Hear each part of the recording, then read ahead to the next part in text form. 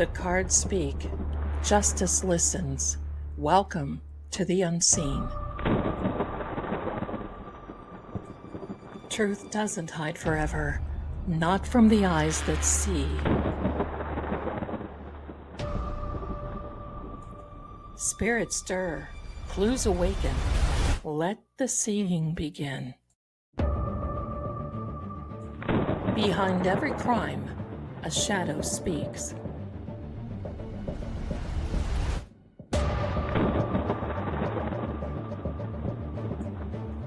I'm Lady Zelda. Welcome to Seeing Crime.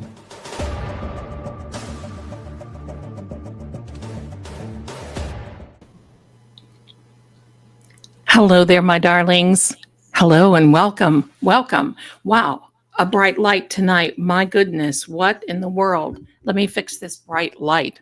I can't hardly see. It's causing me light fog.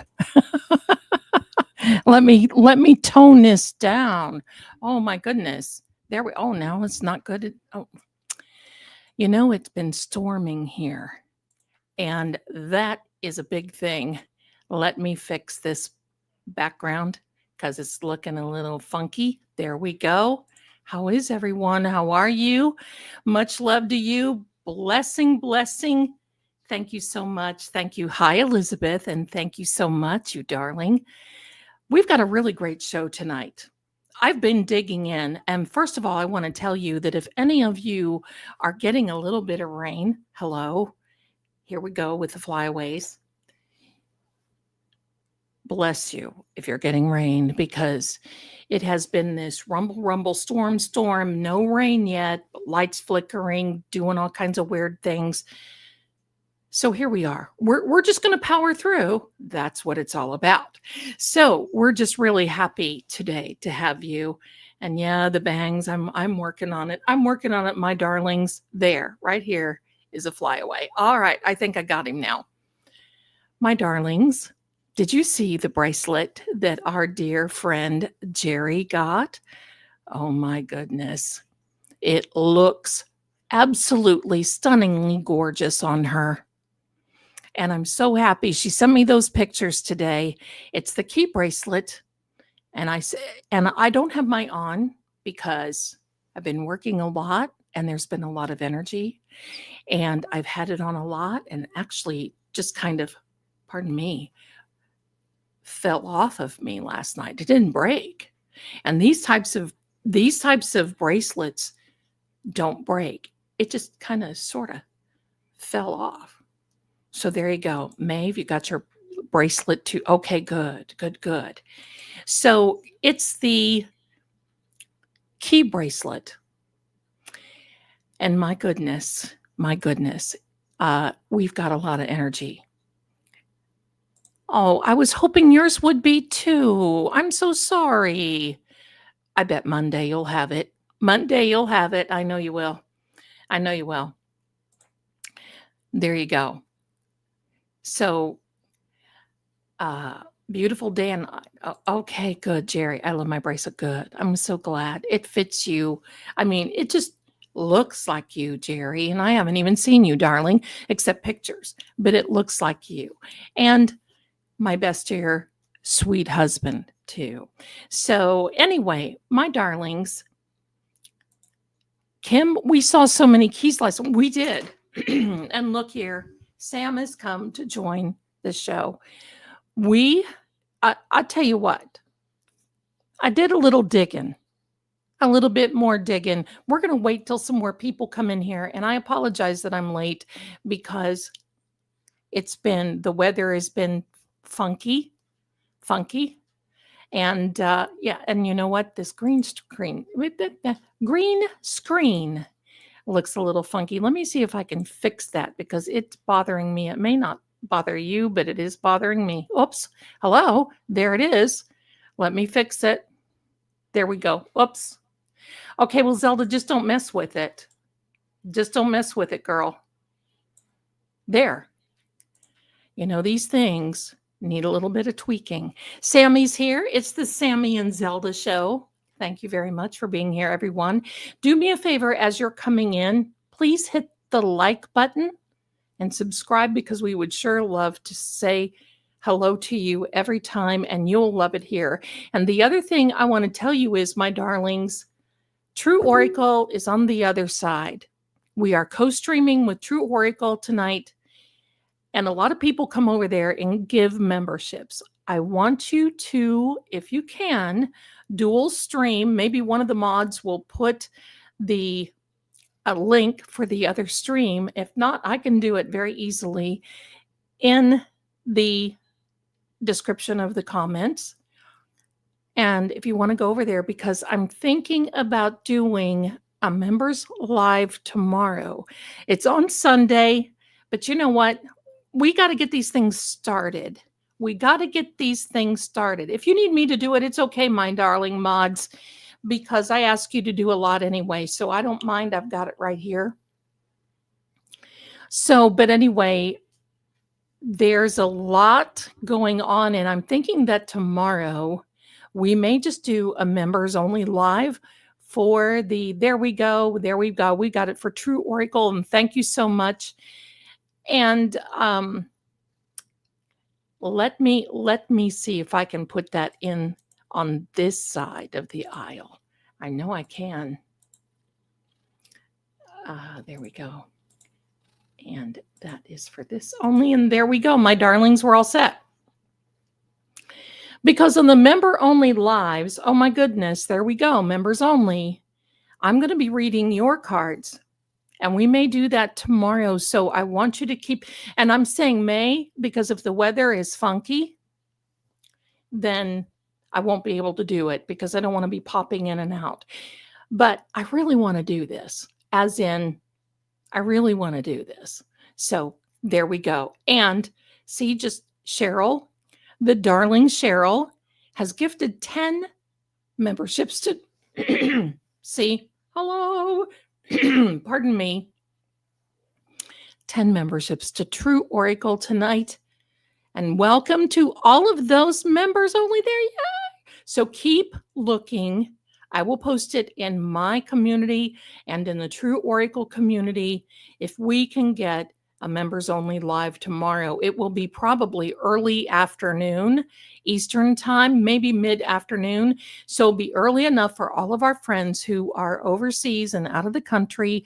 They might be able to make it, because we want everybody to participate. And thank you very much, Patty. You are adorable. Zelda, you look beautiful tonight, and I think your bangs are adorable. Thank you. They, as you know, they're driving me crazy. So if I could just do this and do this, I'm cool. Although I have bangs, I know what a pain in the behind. Yes, they are. But thank you so much, honey. I appreciate it. I'm just kind of getting used to this particular cut for the bangs, but I'll power through. So there we are, my darlings. Let's see. I saw 1111 in the lower right-hand corner. My husband passed. Oh, honey, I'm sorry. That freaked me out a bit. Well, don't freak out. Everything is okay. What I want you to know is on the intro, and I've got a new outro. So when we leave tonight, then I want you to hang in there for the outro and let me know what you think on the outro. I was able to get that done today. And we have a very special person who is supposed to be coming in later on this evening and saying hello to us. So that's exciting too. So remember, the EVP device is how it works, is a binary code. That's it. That's how it works. It's the ones and zeros, binary. It's how the frequency stacks up. So there we are. Annette. Hi, Annette. I'm so excited about tonight. I can hardly stand it. And thank you for the warm welcome. Annette, thank you for being here. I'm so excited to have you in here. New people are so welcome here. And you're going to love this community, because we are we're snarky as all get out. Hey, bring on the snark tanks, right? Bring on the snark. And we're very classy, and we're mindful of each other, and we're mindful. And even though sometimes we have a mouthful, we're not going to say it here, because we know We know. So there we go, my darling. And look at this. Look at this. Roxy, 5 Fate and Fortune memberships. Welcome to all of the new members. 15 new members. Everybody better hang over there right now because I will be reading your cards. It'll be free. And I want to do that for members. So bottom line is how this will work is during a membership live, we'll take one question after the other. Multiple questions we'll ignore because if you spam the chat, we'll ignore it. Okay. And I don't think anybody in here is going to do that. So we'll do it one at a time until the veil has closed. I can't do it any longer, but I'll be reading your cards. One question, no legal, no medical, no pregnancy. Other than that, it leaves open a total big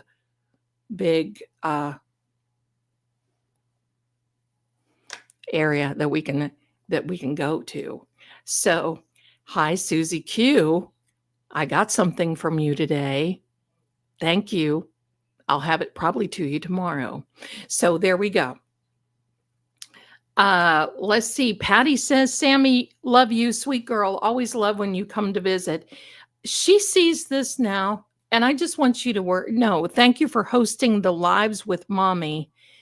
It's kind of like they all sit around here. She's looking over at Riley because he's sitting behind the monitor, kind of standing there and saying, okay, when are we going to get the turn? That's what she does. So there we go.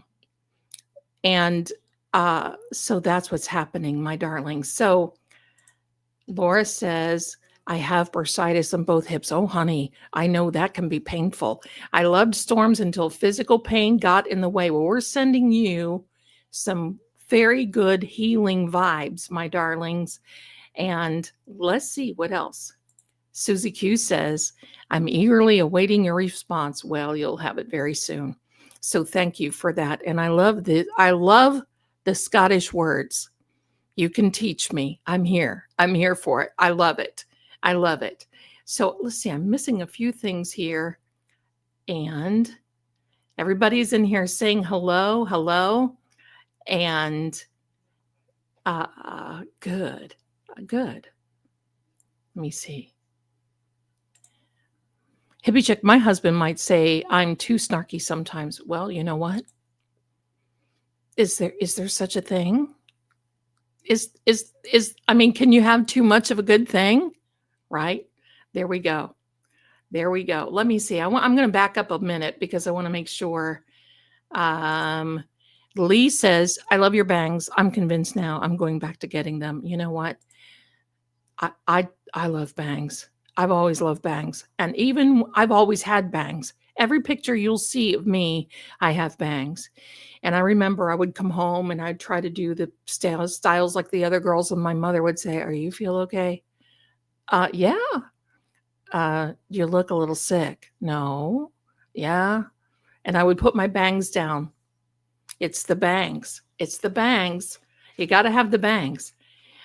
Oh my goodness. Nook 274. Hi, everyone. This is my first visit here. Compliments of my sister. Well, welcome to you and your sister. Thanks, Annette, for bringing your sister along. You're going to love this because we do a lot here. Okay. So I'm going to tell you what, my darlings, I did a little bit of, not a little bit. I've done a lot of bit.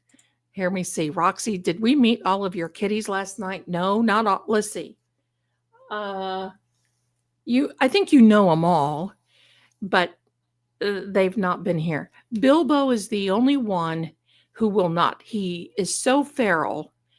Bilbo he's the sweetest little fellow, but he's a nipper. And so when he was born, he nipped. And so it was very hard to hold him. And I've been trying to really hold him now because, that's her son and her husband with some of the kitties. I know. Some things you just can't control when your back is turned. So anyway, when he's just so sweet, and his name is Bilbo Baggins, and when I get mad at him, I call him Bilbo Bagman, and his little feet were so long when he was born, that's why. So, I'm really working with him to get him, and thank you for reminding me because I wanna show you something. Um, I'm working to getting him so I can hold him, and he's getting better, but he can only take short things. When my son moved back here, during that, 2020 commotion, we're gonna call it that, he was so scared, we could not find him for 2 days, and finally, I went to the kitchen, and the microwave hangs from the cabinet in the corner, and it hangs very low. And I was getting under there because I store some extra casserole dishes. I was getting under there, and holy smoke, something moved. And I'm going to tell you, I screamed like a banshee. My son came running out and he looked, and there was Bilbo tucked clear back in the corner. And he's full grown, but he was tucked clear back in the corner because he was so afraid of my son. But now, when my son will come out of the room, he's the first one to run to him. So there you go. There you go. Feral, feral, feral. Now, Amanda, that cracks me up, and I got to show you something. You're going to love this. Let me try to show you. I saw this today, and it just cracked me up. I had this in my folder, and you guys are going to love this. See? Wait a minute. Let me get this out of the way. It says, "The man who invented autocorrect has died. Rest in peace." And that's for Hanky Brennan. Only it's not so funny. Hank Brennan. I was going over a few things. I'm going to let that up for all of you to see this. I love this. Hank Brennan. I was looking at him today and how he mispronounces things. Nefarious. Did you call law enforcement? Now look, there's an accent up there, and I love all of the New Englanders. I think you can correct me if I'm wrong, but I think he's got that old colony snark. And oh, Sammy, pardon me. The tickle is real. He's got the old colony snark happening. And when he does the Hank Brennan, and who writes his motions and his briefs with all the typographical errors and these run-on sentences, that drives me out of my gourd. Thank you, Andrea. Beautiful. Look at this beautiful lady. I say girl because I feel that in the world, everyone is younger than I am. So if I call you a girl, it's not meant bad. So anyway, I was going through all of that, and it came to mind of one of these kind of joke memes that I made a long time ago, and I can't find it. But it basically says that autocorrect is my worst enema. That is for Hank. Autocorrect is my worst enema. So there you go. So, my darlings, I have some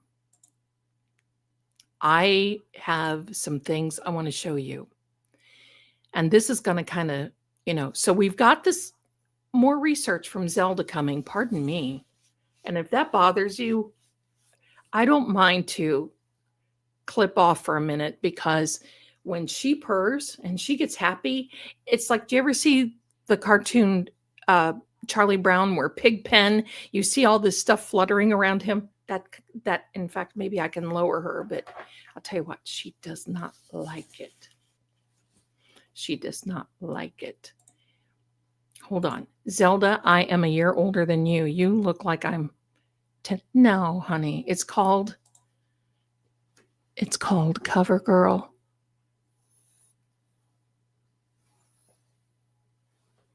There we are. Fate and Fortune. Well, I know who this is. This is Mrs. Marie. And this is, I love your red lipstick Zeldanator. She calls me the Zeldanator. And I don't know, I can't remember. She gave me that nickname a long time ago. Thank you, Mrs. Marie. She is in here. This is actually makeup she sent to me a long time ago that she never opened and used. And this is a combination of like 3 or 4 mixed with a brown pencil. And God forbid I don't run face first in anything because all you'll see is lips. So there we are. Okay. Oh no. Okay. Amanda, I don't think you have to worry. In fact, I know you don't. Sam, oh, whew, goodbye. And thank you very much. Vielen Dank für deine Freundschaft, bitte. All right. So I've got a little presentation that I want to make for you. And so hang in there, my darlings. Maybe get your pens, your paper, your pencils. This may be another this may be another note taker, but it's not going to be as long as what was the last time. So Pierre says a beautiful electric storm is passing through right now. Energy. I love it.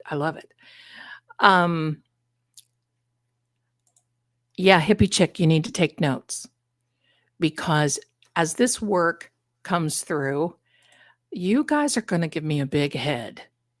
Zelda, your lipstick is nice and rich. If I can remember what colors I mixed, because if you would have seen me, I came out. See, I always test it on camera, and I came out and I felt like there was a fire engine on my lips. And I'm like, oh, heck. I can't, I can't do that. I'm not used to that. So I ran back in and I'm mixing. I ran back out and I thought, that's not quite right. One more swipe. It's all said and done. Okay. So there we are. Sue says Hank is a repellent. I don't think you're that far off. A lot of us in oh, hi, Maeve. I just love that profile picture. A lot of us in Massachusetts do not pronounce word correctly. You are forgiven. I'm just talking about Hank. It is learned. Our parents, grandparents, etc. Yes, it comes from old Puritan English. We don't hear vowel E is A, etc. Well, my darling, yes. And I'm sure that you are fantastic and you pronounce, but I think it's just him that grinds me. So I don't want anybody, and my apologies if, because I'm not here to hurt anybody's feelings, but thank you for that explanation. But I'm sure it's not you. It is Hank the Tank. So there we go. Kim, you're good. Listen, I don't worry about when you guys come in here. Look, you see this? You know what I did to my lawyer the other day? I got to tell you this. You know how they have all these emojis, and my lawyer likes to talk in emojis and that sort of thing. And he and I are very good. I mean, I've known him for decades. And he texted me the other day and he said, something, whatever. And, I'm giving him thumbs up and, he's telling whatever and something. And I wanted to give him like, you are number one. Well, I made a mistake. I did not have my glasses on, made a mistake. And I flipped him the middle finger. That's why I don't use emojis. And he wrote back and he said, really, you feel that way? And I put my glasses on and I said, oh, no, I'm so sorry. But he laughed. He thought that was so funny. So do not worry about typos because look, I've got nails. Look, we're past that. We're past that, my darlings. All is well. Annoying. Yeah, that's one way. As a SPED teacher, I would say Hank has an auditory dyslexia. Oh, in my opinion. Well, thank you though for that. That makes some sense. If it comes to Hank. So, but thanks for clearing that up. I appreciate that. Aaron, Hank says Alessi wrong every time. I'm convinced it's on purpose. Of course it's on purpose. He says Alisi. Does that not grind when he was doing the hashtags and hash value and all that? And when Alessi, attorney Robert Alessi, corrected him, I will never forget the face that David Yannetti made. Never. Sitting there, trying to hold it back. There we go. All right, got to have this.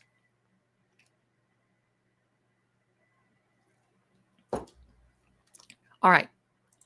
Deanna Zende. Zelda, I wonder if you can wear battery-powered watches. The answer is no. I can hardly take any medication except Aleve. I don't have to right now, thank God, and all the heavens. If I drive a car with a carburetor, I have problems within that car within 3 to 6 months. Any car with a big, intense electric system, look out. It can fry at any moment if I get upset. And so I have to be just very, very careful, but I cannot wear an electric watch. I love watches. Seriously, I love watches. And I will wear a watch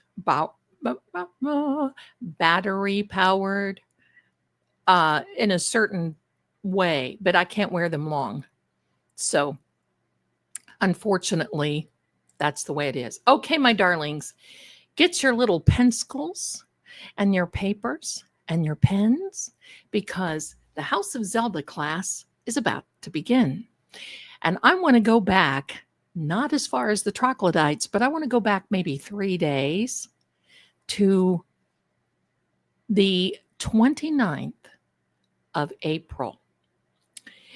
And the 29th of April, there you go, Amanda, there you go. The 29th of April, I'm pretty sure, is when Carrie Roberts testified. If I'm wrong, tell me. But I know she was on the stand on the 29th. So I have a little something. I'm going to wait for somebody to confirm that just because I saw it. And I just want to make sure it's right before I tell you what's going on with Carrie Roberts.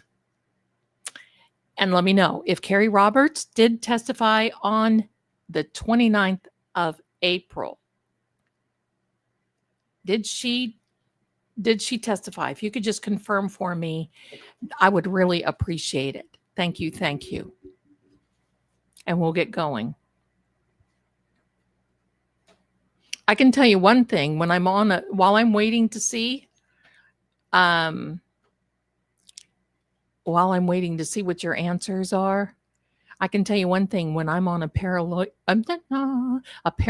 investigation, I can't wear anything, and it's very hard for me to touch anything electronic like these devices because between the paranormal and between me, the devices go boom. You look at you guys. If nobody told you, they have, but thank you so much. That is a perfect shade of red for you. I'm going to have to write down, I mixed 3 shades. Now, in person, I don't know, but on screen, yeah. Okay, so let's just go with thank you for your generosity and your very kind comment, by the way. Thank you, Little B. Thank you, my darling. So let's go. I'm going to go with April 29th. So yes, we're just getting started, Lou. We're just getting started. April 29th is the date that I have Carrie Roberts on the stand. And this is what I've got. Okay. So hang in there, my darlings. We've got a little something here I want to share with you. I did a little bit of numerology for Carrie Roberts. And pardon me, I'm going to be reading some of my notes so I don't get things mixed up. And then we're going to go into Jennifer. So when you break down the date of April 29th of 2025, it goes into the number 6. 6 is a mirror of more of morality. It's a mirror. What does that mean? The number 6 is often seen as responsibility, truth telling, a moral compass, and karmic balance. And especially with dealing with family, friends, loyalty, and the justice system. However, Jennifer, with her little meddling, caused her to have a shadow. Carrie, a shadow. How did that happen? Well, when Jennifer and her sister Denise were sitting, and Peggy O'Keefe suggesting that they make a plan, and it was a plan. It was not a timeline. It was a plan and maybe a timeline together that caused a shadow over Carrie because a mental decision was made to use Carrie to mirror what Jen was saying. You see now? So when she testified on the 29th of 2025, it revealed guilt. So the number 6 on that. Now, this doesn't apply to any of you. I just want you to know that if you do any of the numerology and it comes out 6, this isn't for you. And this is not meant for anybody personally. This is based on testimony of Carrie Roberts and Jennifer McCabe. So this caused a shadow, and I can't see your comments right now, but I'll go back through them when I get back to the main screen. This caused a shadow right now when Carrie was testifying. It was a shadow of guilt. Oh, it gets better, or maybe worse, as far as she's concerned. Manipulation of facts to protect others. Now, this is the numerology about it. Now, one thing I want you to know is I didn't go in with this, okay, I want to dig something to find something nasty. I just kind of knew it was going to happen because of the situation and almost the perfection of the timing and the numbers. Because you know what? This stuff doesn't lie. And it's just so crazy right on. So it causes this shadow over Carrie Roberts of guilt, manipulation of facts to protect others, emotional reasoning, overriding the truth, and the performance of righteousness without substance. Now, I'm going to give you a little graphic that I want you to see. I think this is it. Yes. This is a strength card, and it is sort of inverted. Is that not cool? Sorta inverted. We know what else is inverted.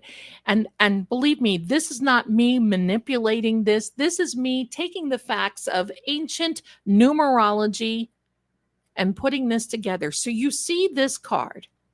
I hope you can see it. You may have to, but I want you to look very closely behind it. I can't enlarge it anymore. I would. I wish I could. Let me see if I might be able to. Let me see. No. Hello, that's me. Let me see. No. Where are you? Card. There we are. No. Let me see if I can split it here. Oh. Nope. I can't get it any larger than what it is. My apologies. I want you to look in the back of this. Do you see the High Priestess card back there? Keep that in mind. All right. So let's continue. That, what you see right now, is a tarot echo. But let's back up a little bit. Okay. Backing up a little bit. Let me see here. Not only does Carrie have the strength card reversed, and you know I don't read reverse just because that's just the way it is for me. Doesn't mean it's wrong, doesn't mean it's right, but it's reversed for her. And not only is the tarot or the strength card reversed, which the strength card in this particular case And this particular layout and meaning with numerology and the way that it lays causes fear of the truth, silenced courage, meaning if she did have any courage to come forward and say anything, she's been silenced, and moral weakness. And I hate to say this, it's my opinion, but it's the opinion of the cards that the moral weakness, you can see this through her character on the witness stand. Now, this other card, and you see it here in the graphic when you're looking here, there is a shadow period, a shadow of a high priestess card. Now, as you know, that you've probably heard me say a dozen times or more, all water comes from the high priestess robes. The high priestess is a very spiritual chick. Let me just say that. But this water that comes from her robes is a water, it is a basis of truth that flows. Water is a life force. And with it being shadowed, if I can talk, and covered, that whole water element of the high priestess card is covered. The high priestess, when shadowed like this, means that there are secrets kept, that that knowledge is being withheld. So it's very true that she has withheld something and intuition ignored. Bottom line, she knew, but she chose silence. And now silence speaks louder than what her words did. That is a very, very frightening thing. Carrie Roberts followed. She did not lead. There's less fire and more frost, and that's no pun intended for the weather. But even frost melts beneath karmic heat. She misled, she withheld, and the energy knows it. And that, I'm going to be saying very, very much so, is going to be very disturbing for Carrie Roberts going on. They could recall her. I don't know if they will, but they could. And these are things that are esoterically known and seen by the jury. Now, I want to continue. Let me get a little drink here.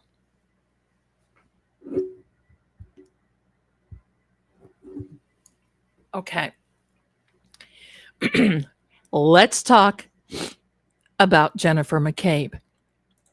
And resisting arrest, she was dragged. But I believe that it is of her own volition. And when I say that, I mean this.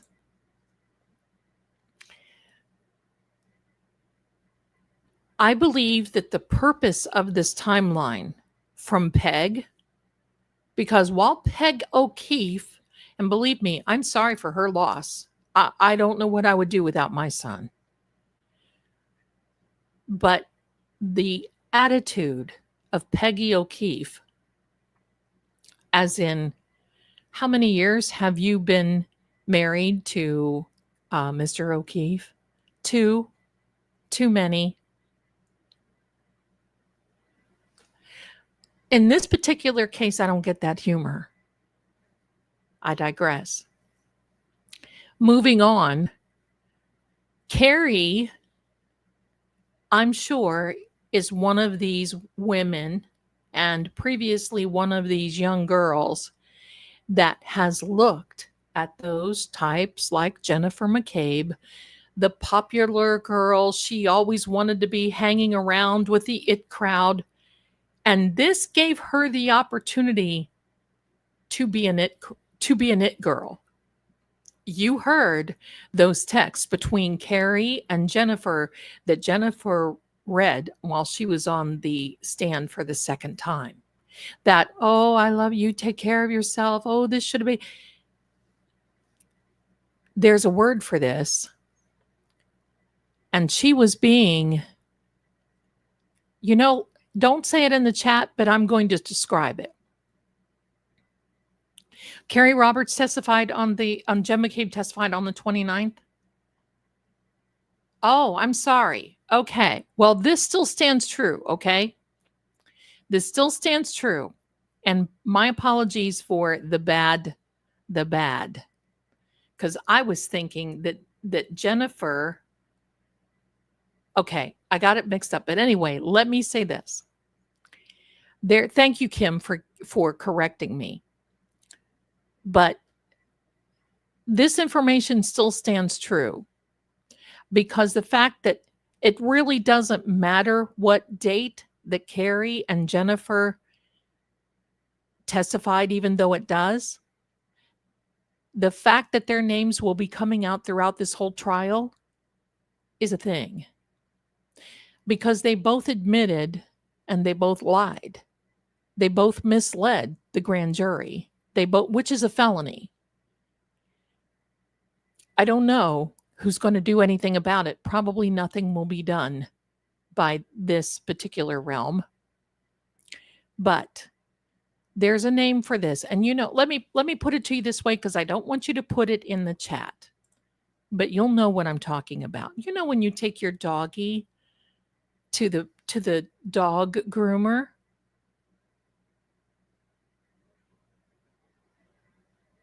I want you to look at it as though Jen is where Carrie went. And it was Jennifer that knew what she was doing. Now, as far as Peggy O'Keefe, I do not believe that anything of this, that she knows any of this truth. What I do believe is that her hatred for Karen was capitalized on by Jennifer and by Carrie. Jennifer is using everyone. Jennifer is using everyone in this particular case. At the helm of Brian Albert and those who really have thought about this. Now, I want to talk to you about Jennifer McCabe. So let's continue, and then you'll see where I'm talking about. Now, let's go back to Jen. As we know, Jennifer has some very dark numerology analysis. As we talked about in a former live stream, the time of 2:27 p.m. equals the master binary number of 11. The universal day number is 16:7, okay? The time vibration master number, the binary number of 11, is illumination, psychic spotlight, not insight, but a spotlight, divine truth, or delusion. When you see this, I could not believe this when I finally got all of this information out.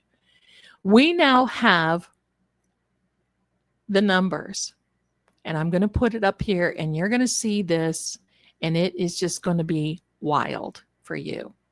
Watch and see. The numerology, and this was for her testimony yesterday, equals the Tower card in the tarot. She has a Tower mind, which will be exposed, which will collapse, and will cause inner reckoning. Oh, let's continue, my darlings. Let's continue. The two together, these two numbers together, the 11, and see, it turns out to be 16, which reduces into the number 7. It causes electrified karmic accountability, which means that her karmic accountability is heightened, as in put to the front of the row. She is torn between illusion and awakening, and she is to the point where she can't tell the difference between one or the other. She is haunted. The numbers around this show she is haunted by previous choices trying to rewrite themselves through speech. See, part of the plan and the timeline has some very disturbing things behind it, as you know. In my opinion, I wasn't there. I can't say this truthfully that I wasn't there, but in my opinion, Peggy O'Keefe hates Karen so much that she will just go along with this timeline. It doesn't matter if she saw Jen prodding and putting into Carrie what needed to be said in order for this to happen, because Carrie wants to be popular and hang out and have a friend so badly that she's willing to compromise herself for this cause. And quite frankly, I believe Carrie knows the truth, and I believe that she knows better. But she has been brainwashed. Can I say that? In my opinion, yes. Now, Jennifer, this is all about Jennifer, has been haunted, and it's the haunting comes by rewriting the truth through the plan and through the speech. Now, here's another little thing I want to show you, because you're all going to love this one.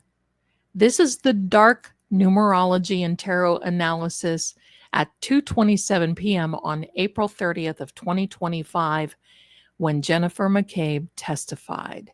There is her first universal day number, which is the tarot card, which is catastrophic revelation. And you could see that in her face during the times that many times when Alan Jackson was cross-examining her and truth was coming out. It causes destruction of false narrative, which means she tore down the truth and rearranged her words. Divine justice delivered in public. What's the divine justice? Everyone can see through her. And believe me, the jury can too. Now, so I'm going to talk about this justice card right here. You're going to love this. The justice card, in correlation with, and believe me, all this numbers and research that I've done, and I started this yesterday and finished up probably about 3 hours ago. I was kind of in a panic because I wanted to bring this to you tonight. The justice card equals legal consequences, truth versus manipulation. You know who's being manipulated. You know this. And insights into motives often brought into balance by external forces. What does that mean? The darkness that she has caused has brought the insight into this motive. And I also have another little insight I'm going to share with you in a minute. Together, the Tower card and the Justice card equals this. The lies that she has built will be measured and brought to light brick by brick. So at precisely 2:27 p.m. on April 30th of 2025, under the electric eye of the master binary number of 11, Jennifer McCabe stepped into the Tower card. I have chills. I don't know about you in the chat, but I just had to stop for a second. Her words, once cloaked, were pulled into justice's light. Now, what does that mean? Well, AJ and his beautiful, fantastic way of cross-examination pulled some of the truth out of her and exposed her. All it took was one little exposure, and she just kept exposing. When she stepped into the Tower card, her words, once cloaked, were pulled into justice's light. The universe didn't blink, it recorded. Just remember, you know that card that I show you all the time, the world card, the card with all the little scribes and the wheel of fortune, all the little scribes in four corners that represents the four gospels of Matthew, Mark, Luke, and John. And note that everything that we do on this earthly plane and in this meat suit body that we have right now is being recorded, and there's no erasing it. There's no inverting it. The heaven, our Father, and the universe have all the metadata, so you can't fudge it. And now, in this courtroom, it wasn't just the jury listening. It was the energy of every unspoken truth waiting to be heard. I don't know about you, but if I were them, I would be scared. And I don't mean physically. Because the Tower with Jennifer McCabe, and you can see it very closely, shows collapse, scandal, and divine exposure. She's being exposed, my darlings. Divine exposure. The justice card right there with her is accountability and karmic weighing of the truth. The lies that was built will be measured and brought to light brick by brick.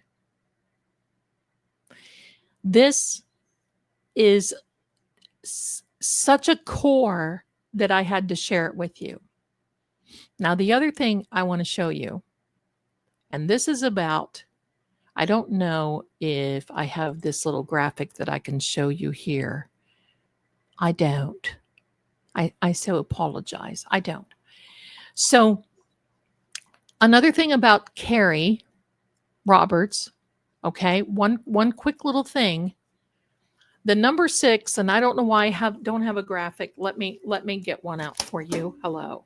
The cards are flying all over tonight because believe me, my darlings, this is big news.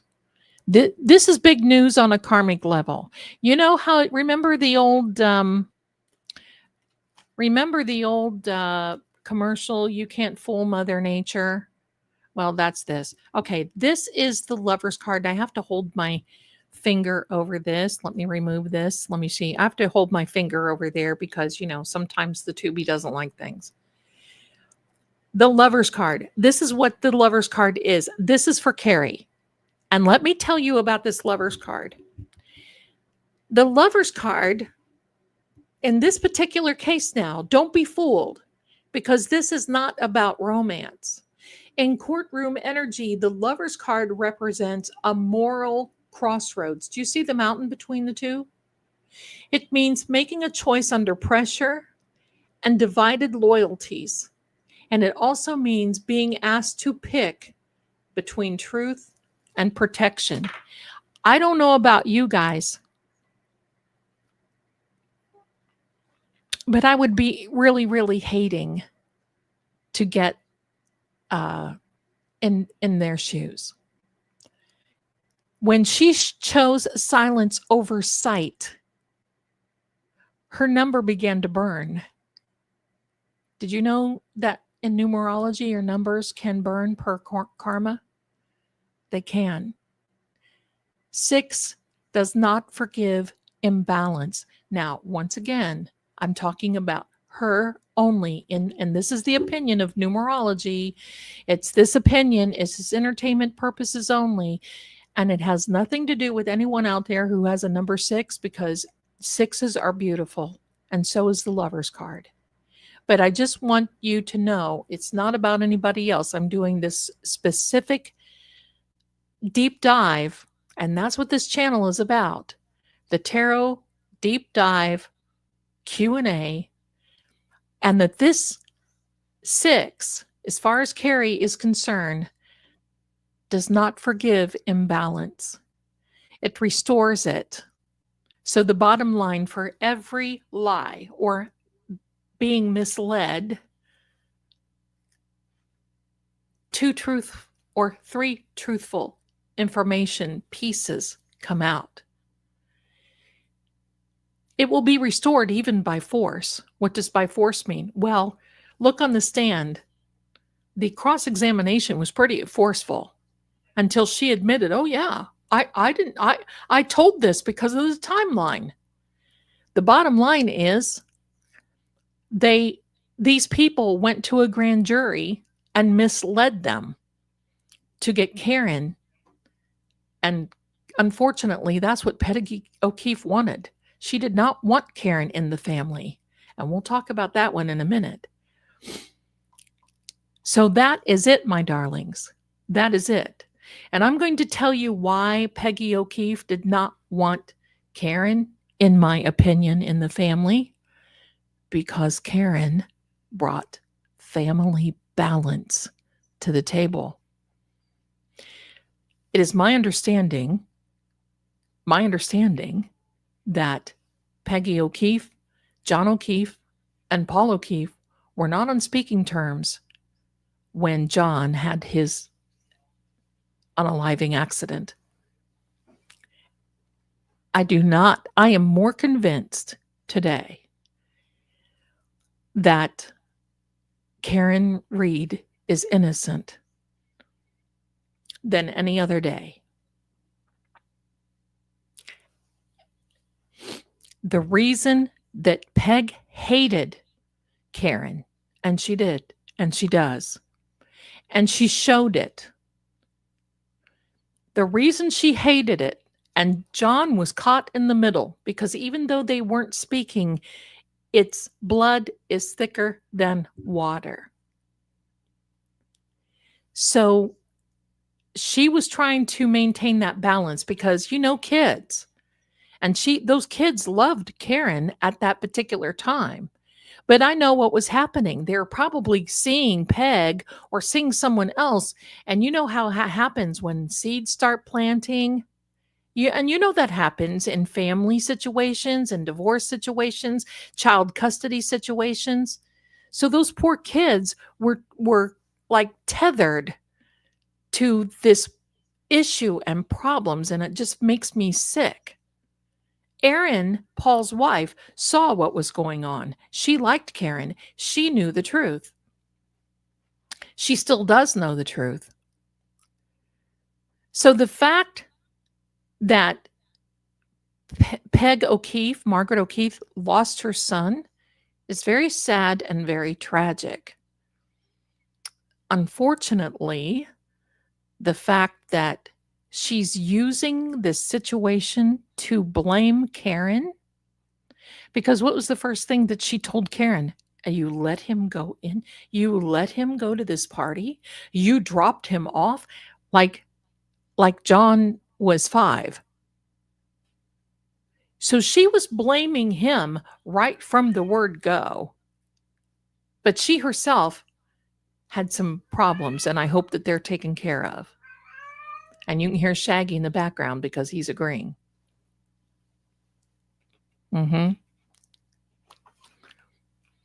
So, some things in these situations are better left unsaid. Pardon me. But I think that there are some things that should be said. And I'm going to tell you, I think Mr. Keefe knows the truth as well. And he's tired. And he's tired of it. There you go, Jerry. There's your Shaggy. There's your Noodle. And I can tell you, these 2 women, regardless of what happens to them through this trial, has sealed their fate. Imagine being in Jennifer McCabe's shoes.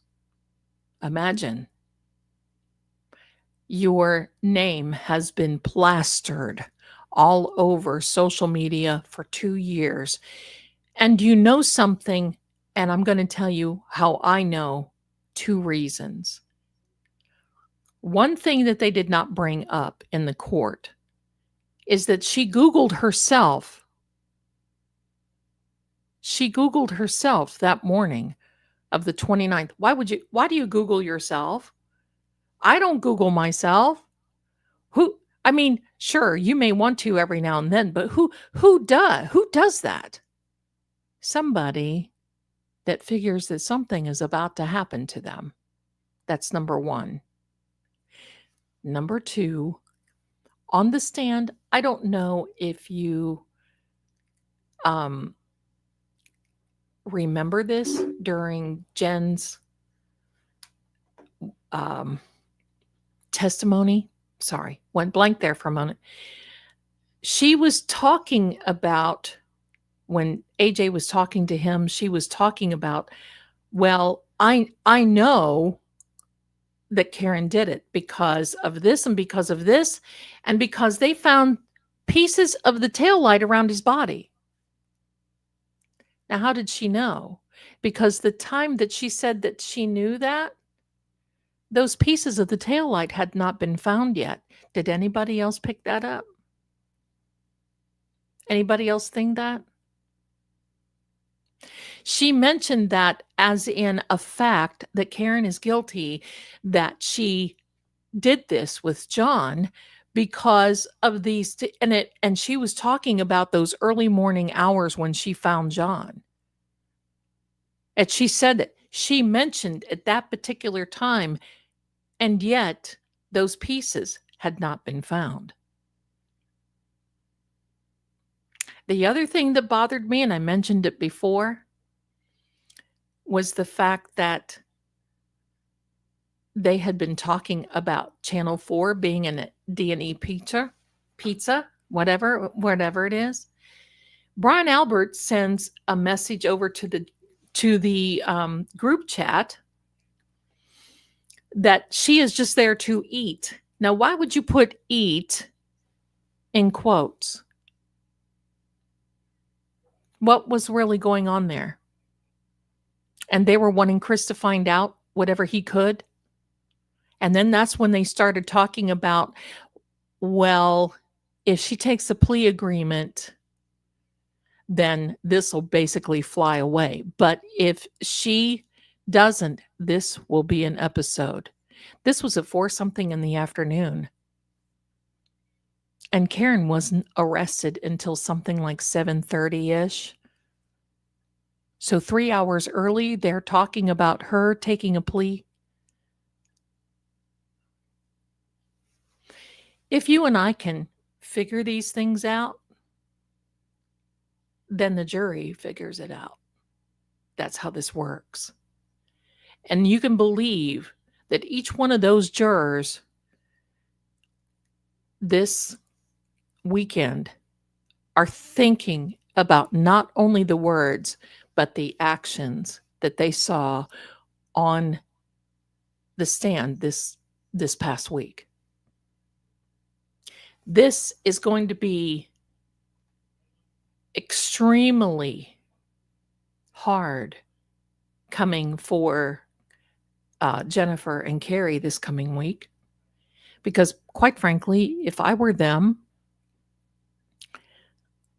I would be looking over my shoulder even more so. Because all of a sudden, you don't think that their husbands are saying, "Oh my God, you admitted on the stand," and especially Carrie Roberts' husband. Imagine this, especially Carrie Roberts' husband. You don't think that she went home and he looked at her and said, "Are you totally, completely out of your gourd, Missy? We do not want Jennifer McCabe over at this house. How long do you think it is going to take? How long do you think it's going to take before that group is going to be not a group any longer?" I have something I want to throw out here, and it's just I just want to throw it out here to you. I just want to throw it out here to you.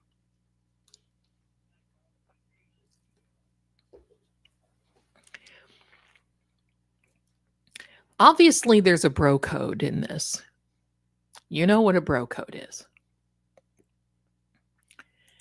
Yes, my darling, I'll be glad to do that. There's my little, oh my God, look at that. Look at that little baby. Oh no. Okay. I see all that little sloth stuff on it and I just cry. Oh my God, it's so cute. So anyway, okay, back to this. The bro code. I will do that for you, Shannon, and thank you for asking. Kim, bravo. No one person.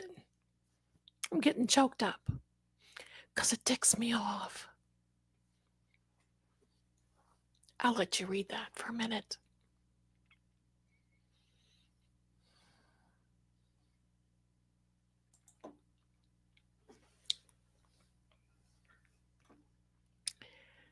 I can't even say that. Okay.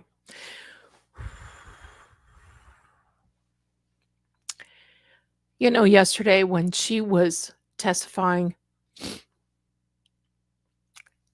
and she had the cross around her neck and she started getting flushed and upset and was making all this dramatic, traumatic type malarkey.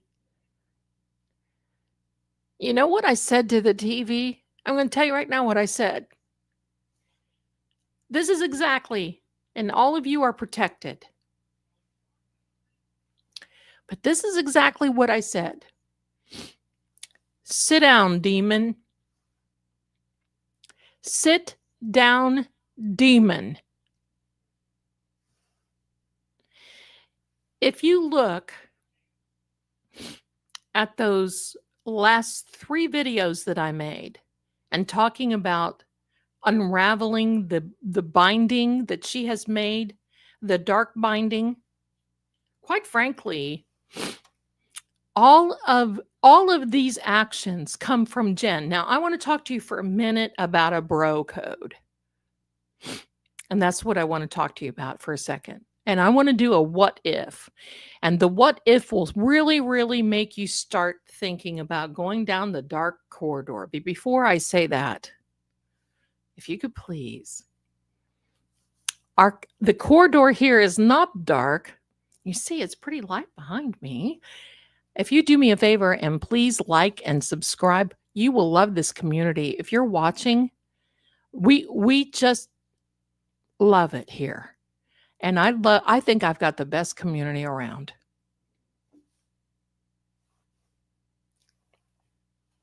Thank you. I want to think of something. I want you to all think about something. Pardon me.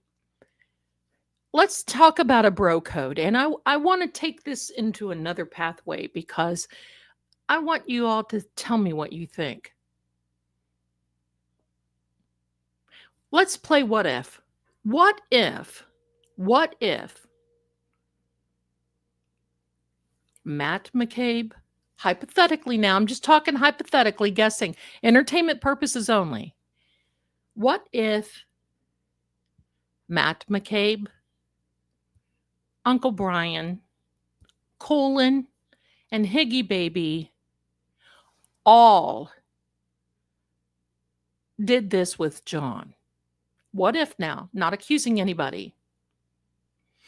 What if? And you know, just think about this. It happened. The circumstance happened.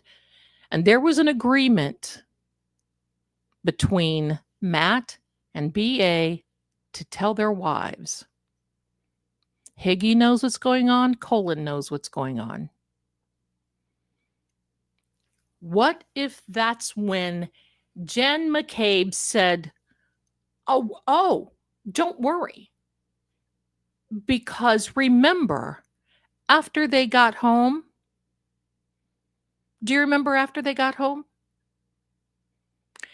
It was recorded on Jen's Apple Health data, however you want to say it.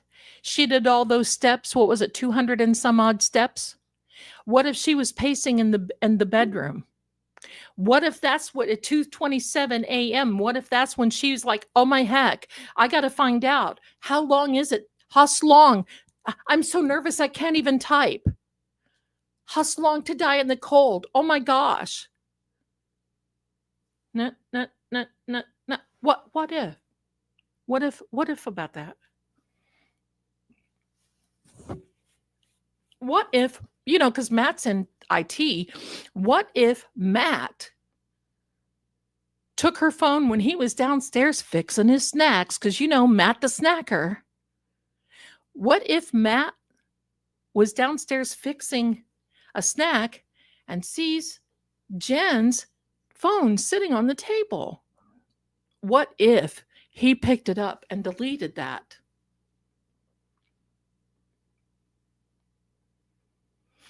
These are just sort of, kind of, maybe sort of happened. Remember the bro code. Because the one thing is, I do not believe, pardon me, if that bothers you all, please let me know and I'll, disappear for a minute to do the tickle thing. What if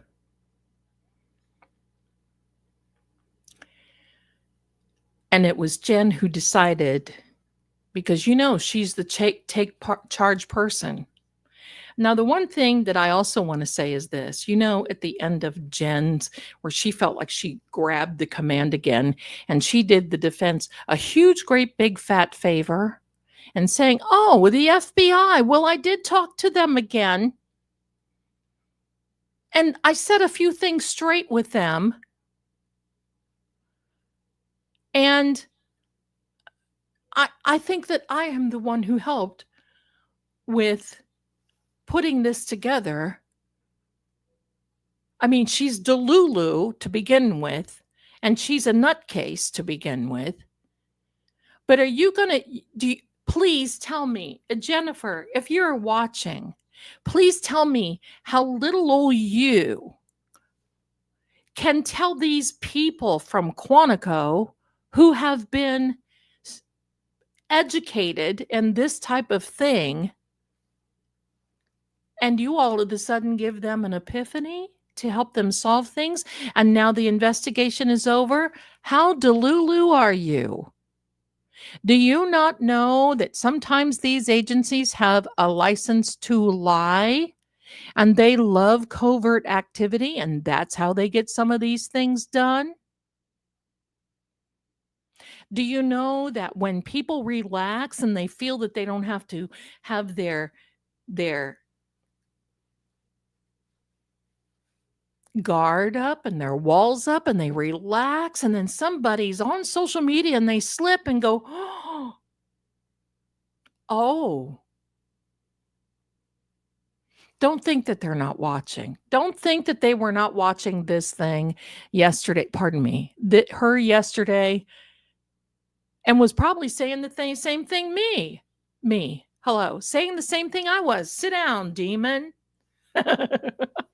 Okay, all right. There we go. Okay. Now, the other thing that bothers me is that they are saying that it is very close where they found John, that the fire hydrant and the flagpole are very close. If you look at those pictures, no, they're not. No. See, the one thing about Jennifer McCabe, in my opinion, is that she feels that when she speaks, what was that commercial? When she speaks, people listen, because that she feels that she has such a degree of self-importance and comes off so believable. I'm sorry. Now, every time I see an ice cream truck, I'm wondering around what G-man is running around with it. That's the whole thing. Kim says the FBI Quantico data forensic expert provided proof that Jen McCabe made the 227 search with only one delete out of 4,560 searches on her phone. Amen, Kim. Amen. And she thinks that she's the big woman on campus that saw Jen. Maybe they have some openings at the FBI and you should apply if you are that talented. Perhaps you could be a cryptologist. That would be great. You know what, Jen? I bet you would be a great cryptologist because you were able to take this timeline that you manufactured, in my opinion, and take that timeline from 12:32 a.m. to 12:45, but you sort of kind of squiggled it together to say, oh no, I saw Karen outside at 12:45 a.m., but no, I didn't see her. I looked out the window. I didn't see anything. I didn't see her. I didn't see it. I didn't see it. Jen, please apply today. Go to the website, fbi.gov, and apply for their cryptology department. I bet you would just be taken up, eaten up, just like that.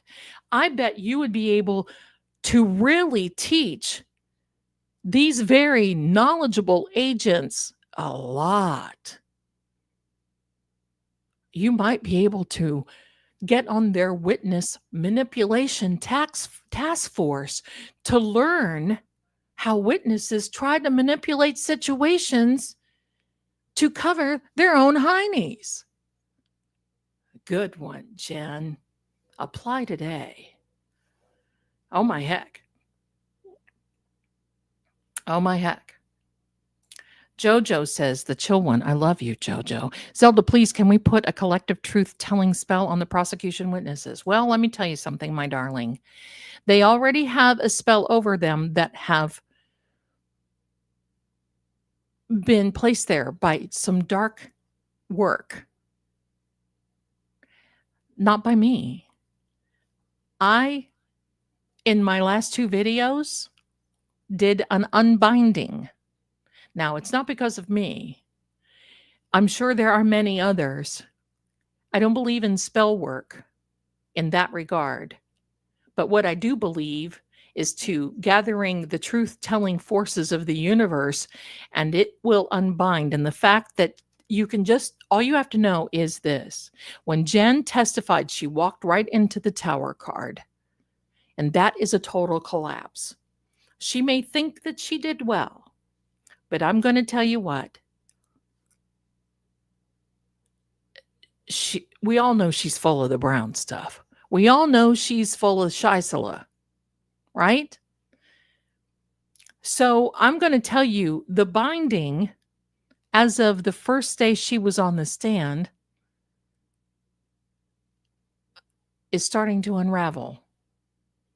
And it's even more unraveling because the more we go on, and just think about this, my friends, we haven't seen any other of these other witnesses. We've only seen a few, a handful. So just think what's going to be coming out. More truth. But throughout this whole trial, you're going to be hearing about 227. You're going to be hearing about Jennifer McCabe and Carrie Roberts throughout the whole trial.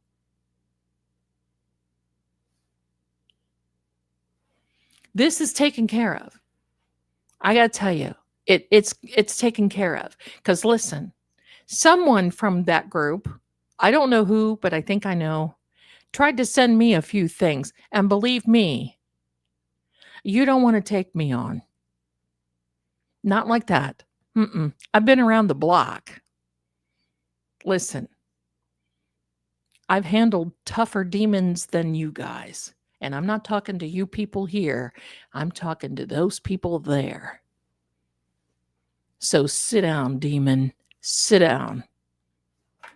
That's what you all have to start saying when you see this on the stand. Sit down, demon. Sit down. Don't put up with it. Don't get scared.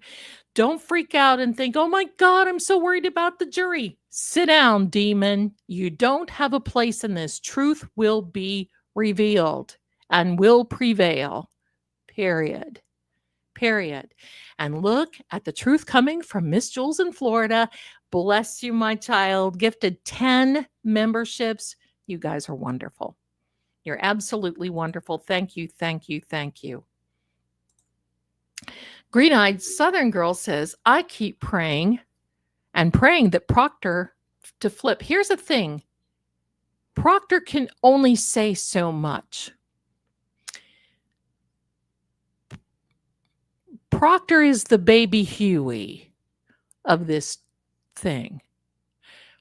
They used him to get across the narrative. And when he proved himself unworthy, none of these jokers stood behind him. He came to their rescue. He listened. Can you imagine listening to her day in and day out for months? We should send him an award. But can you imagine? He was bad enough. But can you imagine? And I want you to think about this. The CW cannot, they have him on the witness list. They should, here's their job. Hank's job now is to get ahead of all this bad crap that is coming out. His job is to get ahead of it. He is the one who should call Proctor to the stand. I highly doubt he will. And I bet the defense will call him to the stand and say, listen, because you know what? We haven't wait till we hear from Trooper or Lieutenant Tully McGillicuddy. McGillicuddy? Yeah. Wait till we hear from Lieutenant Tully McGillicuddy. He's going to get up there and he's going to say, no, she didn't tell me this. I wrote down what I know. Why would I? Because they all know that they could get in trouble for filing a fake police report. And for some reason, Quantico Jen feels that we're all just going to be starting to believe her. Oh no, I made these reports with these police officers and they wrote it down wrong. I don't know about you, but every police officer that I know doesn't manufacture things unless they're, and even as bad as Proctor, he was doing his little thing, but I think he wrote down the truth in that. Yeah. Sit down, demons. Sit down. Sit down, you guys. You guys get me on this roll. Listen, you should have heard me when Jennifer McCabe was testifying. You should have heard me when I was doing this research. Gone, oh, heck no. I was sitting here writing everything down. Oh, heck no. Right. Oh, heck no. I was just like, hello, we're here. I want to show you all something. So just remember when Jennifer McCabe walked in that day at 2:27, she walked into the tower card, my darlings. There you go. See, there's two people. Oh, I wonder if that's Carrie and Jennifer. But there's something I want to point out here. Do you see this person is falling out, but they're falling face up? This person is falling face down. The reason it is because sometimes we can make such a grave error and mistake that we don't see what's coming. Sometimes we do the opposite. Sometimes we make such a horrible mistake that we know what's on. We know what's coming. This is number 16. It reduces to 7. That matches the numerology of when Jennifer McCabe testified at 2:27 p.m. the first day she started her testimony. She walked into this tower card. How much do we really think that's going to heal? How much? I don't think none. The one thing that I have not mentioned, and I mentioned it before, is that you're going to love this. You're going to love this. Yes, I got my cards. I don't want anybody to worry. This case is making history and it's getting attention.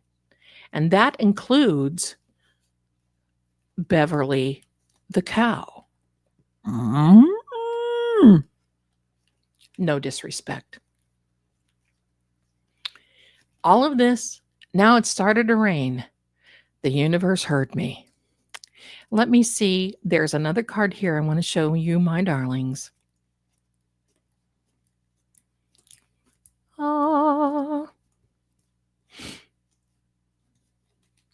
To say that I like this kind of thing, that I enjoy it, no, I do not. But to say that I feel it's a part of I don't want to say my job, but I feel it's a part of my calling, that if I don't share this stuff with you, how dare I? But that's just me, because see, I have that researcher spirit. I have the research spirit. Let me show you these, my friends. These are the 3 cardinal cards. Now, we saw this one. Oh, look at that. That's pretty chummy looking.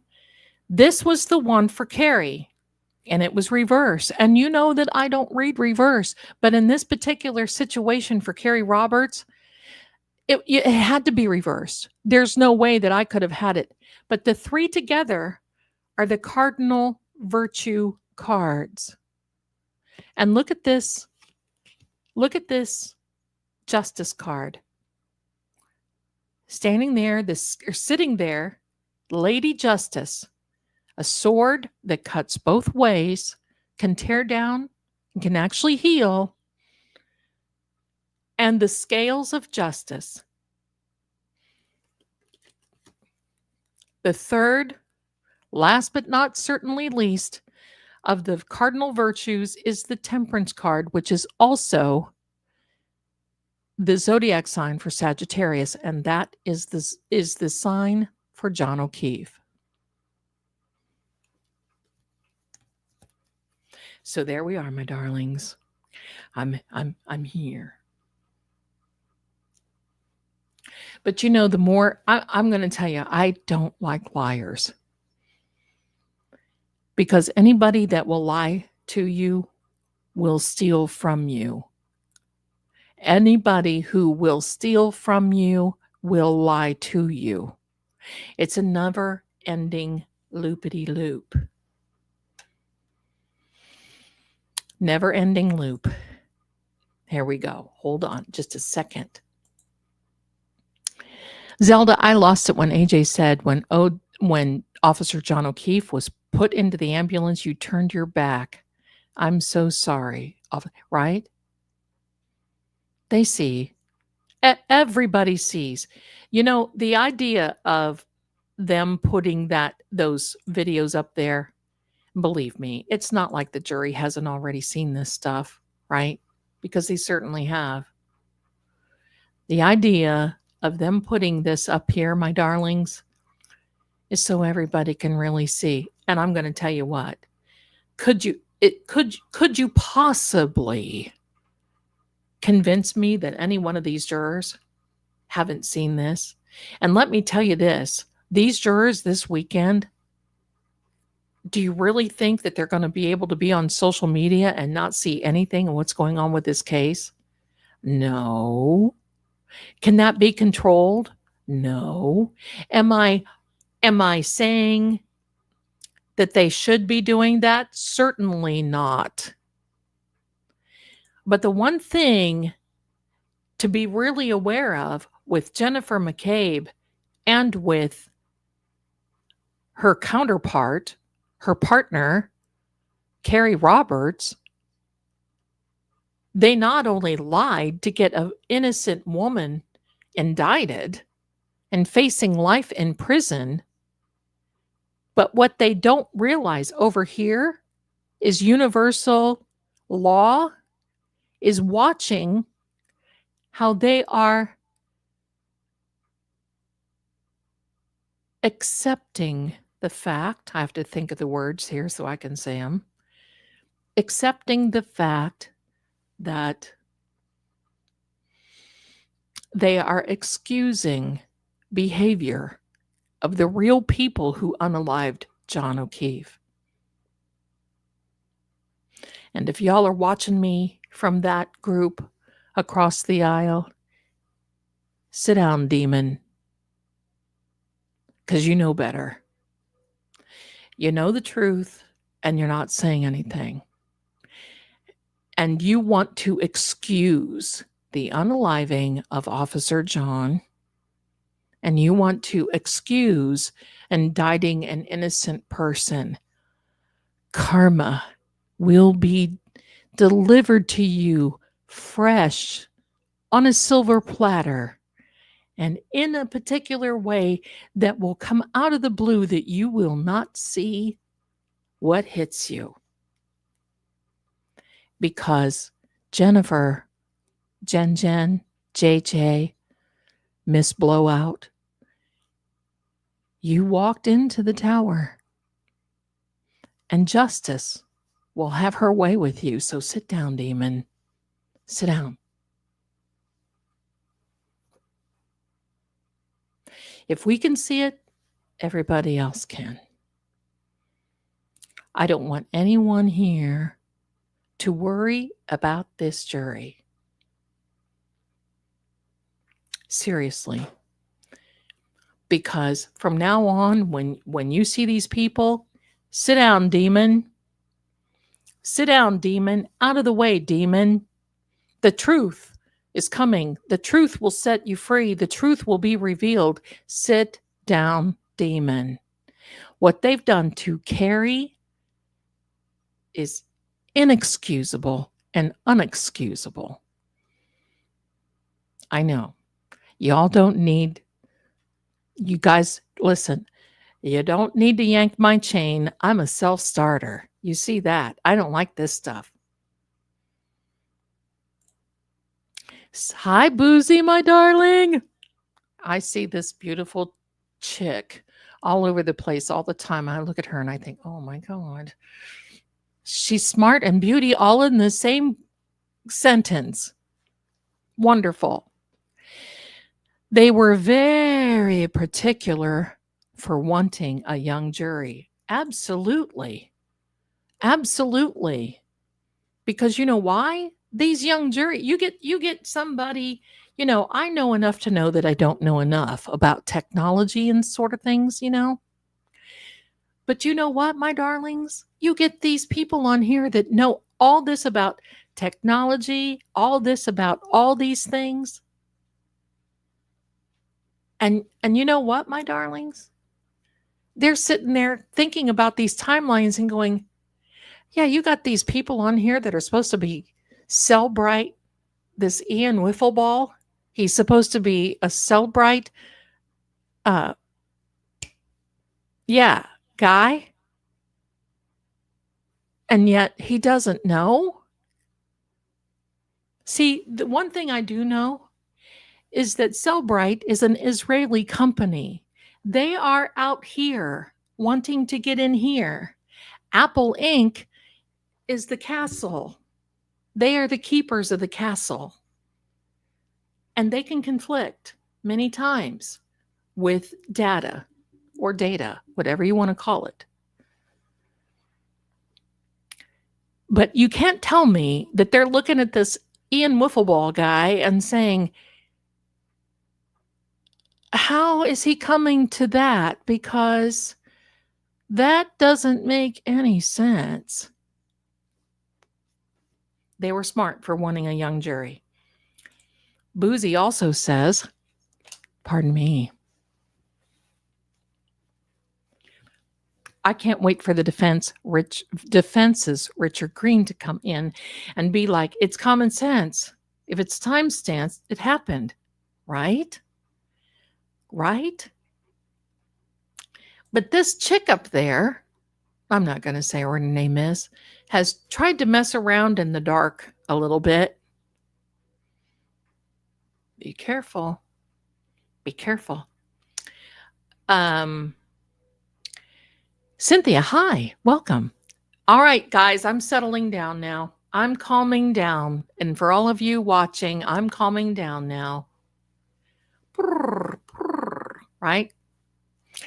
Peggy was more than willing to get up on the stand. Have you heard what Turtle Boy has to say about Miss Peg from what I've yeah. I mean, I don't like to talk about that type of thing, those things and, whatever.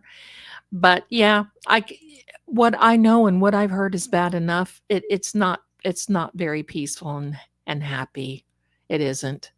It's very sad. The whole thing. Yeah, the whole thing. Love the new microdots video with all the sound and trucks in front of the house. Well, you know what? We're going to play that tonight. So hang in there. We're going to play the new microdots video. So let me take a look here. Here we go.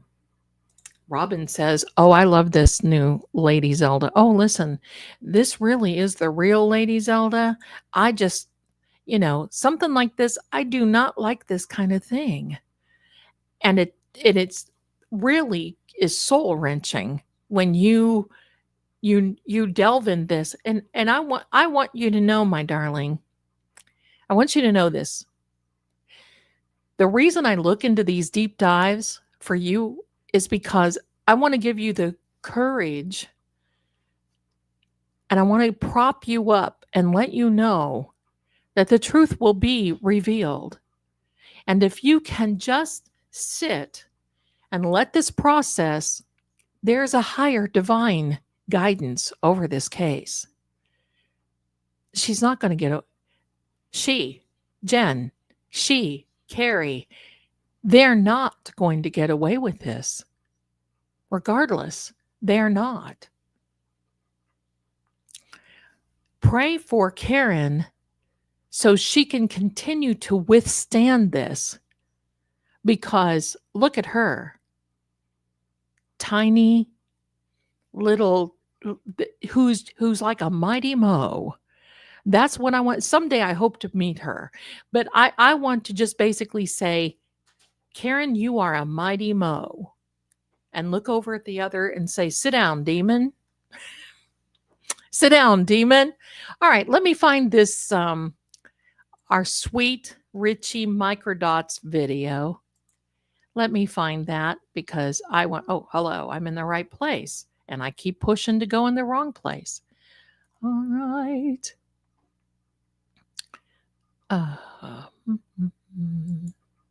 There we are. Okay, because I want you all to see this new. So pardon me for the bombastic outburst there, but hey, we got to keep things going.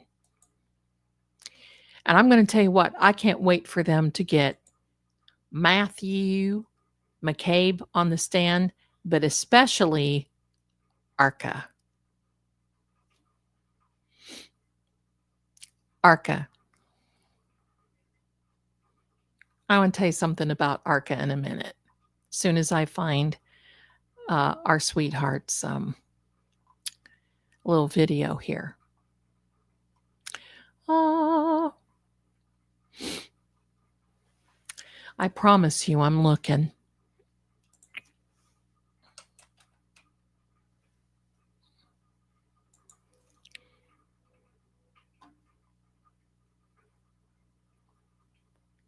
Here we go. Hello, let me start this over because you guys, I don't want you to miss a thing. Don't want you to miss a thing. Give me a second. Let me set this up, my darlings. Here we are.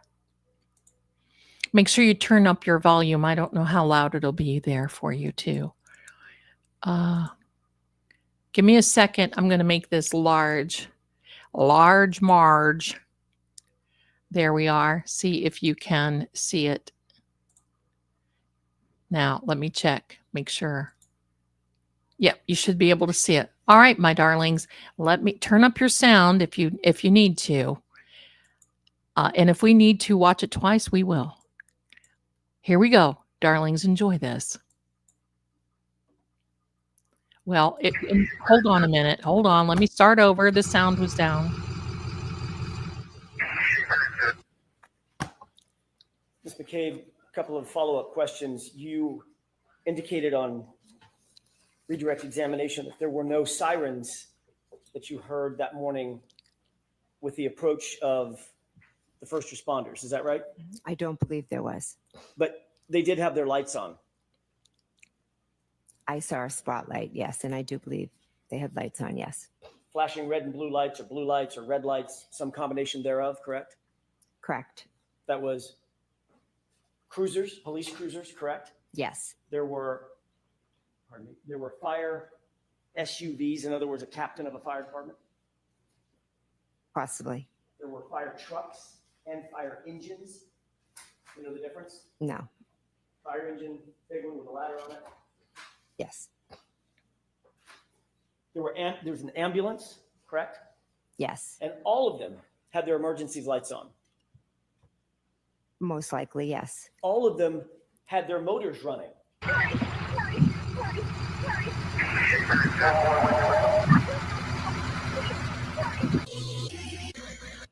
So is there a reason that you're so resistant to admit that there was a cacophony of sound and noise outside of 34 Fairview? No. Okay, so there was, correct? Outside on the front lawn, yes, yeah. Side lawn. And there was also some people yelling and screaming at a high pitch, right? Yes. Both Miss Reed, who was yelling and screaming, correct? Correct. And Miss Roberts, who at least at some point told her to shut the fuck up. So, Carrie, you got to get off him, honey. He's saying he'd been out. Correct? Correct. You had no reason to believe they weren't okay. A man was dead or dying on their lawn, and your sister's not answering the phone, and nobody is coming out to the chaos of Karen Reed screaming on the front lawn.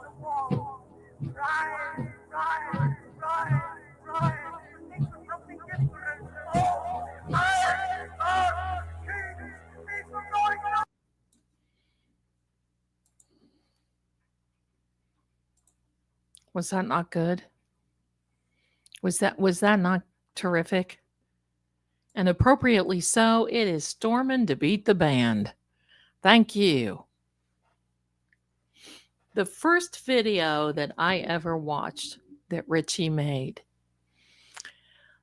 I think I held my breath the whole way through it. Maybe we need to watch that video. Do you guys want to watch another video of Richie's? Should we watch another video just to kind of get us? Do you think we should? Put a 1 in the chat for me if you think we need to watch another video. Oh, hold on. Somebody's texting me and I'm going crazy. Everything's going crazy here. Okay. I think we should watch another video, just kind of like stay in the zone. Let me find. There is one that he had, and he actually revised it, and it was called, I believe, Fatal Error. And seriously, my darlings, and this was when I first started watching all of this, and I'm not kidding. Seriously. I don't think I caught my breath. I know I didn't. I didn't catch my breath. Let me get this video queued up for you right now.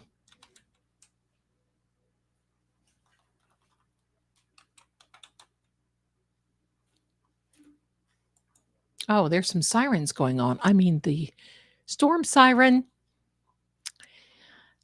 That's okay. We're here. We're going to sit down and we're going to sit right through it. We're going to sit right through it. Let me see here. I'm going to need to find this one.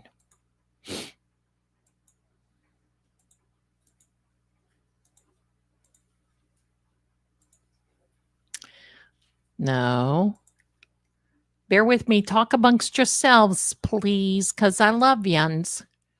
All right.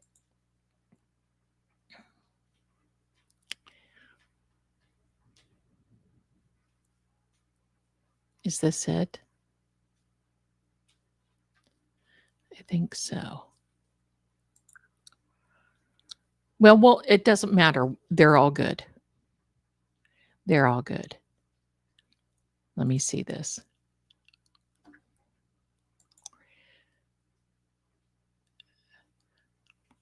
Well, Zelda, I can tell a few little things are, this one is 42 minutes. Don't know if you guys want to watch 42 minutes, but I can tell you this.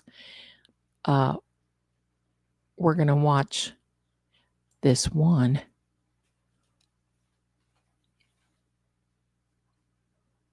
The one that I like. Okay, here we go. Give me a second. Give me a second. I love him. I love him. I love him. Okay. Let me get it real big for y'all so you can see it. Please adjust your volume. Rosebud. Oh yeah, he does have that too. I noticed that he does have that, Boozy. Thank you. Rosebud, I don't like to play other people's content without their permission, or I would. So I'm very careful of that sort of thing. Maybe sometime if I can I don't know them. I really like them and admire them. So maybe someday, sometime I'll be able to do that. But so let's take a look at this. Let's take a look at this video from Richie. I'm gonna make me really small. There we are. And I want you all to enjoy this because I know I do. Here we are. Oops. Watch it again. There we go.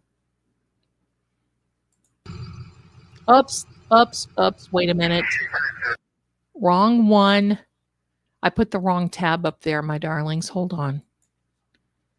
Gee, Zelda.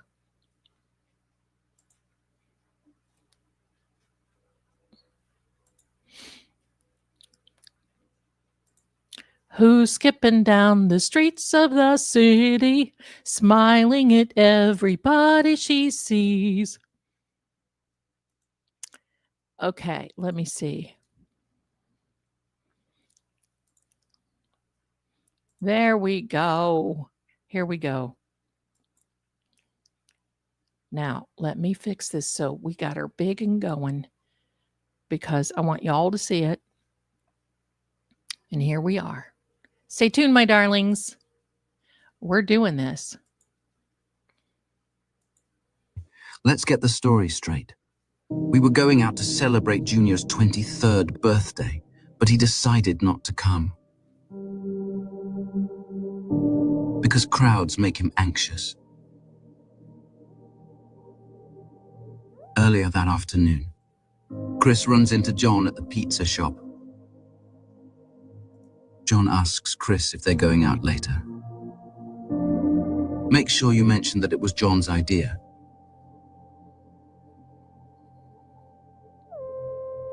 Chris invites John to meet them at the waterfall after he closes up. Feeling groovy. And tells John to text him later.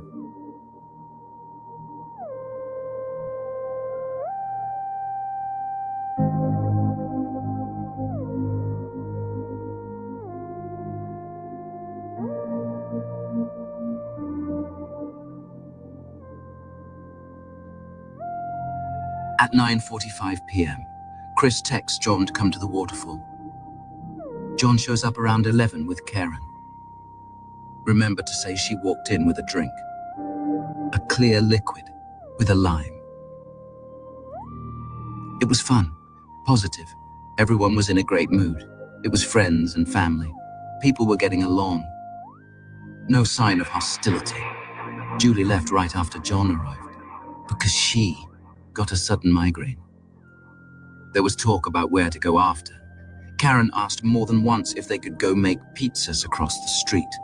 Being a nuisance, she kept asking and asking. And then someone mentioned going back to Brian's house. It was an open invitation. Anyone could have come, although no one else did. I wasn't specifically invited myself. The Alberts left with Higgins. No one noticed any tension. Jen walks out with Karen and requests she rides over to Fairview with her, but only because John and Matt were still inside, helping the band clean up. It was innocent.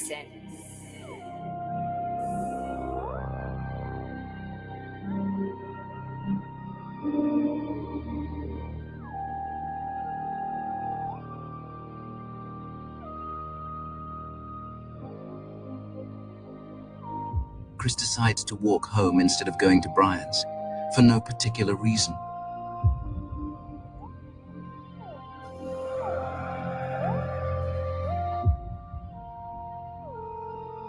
There will be a lot of questions. When they ask if you noticed any arguing between Karen and John, don't say no. Just say, I wasn't really paying attention.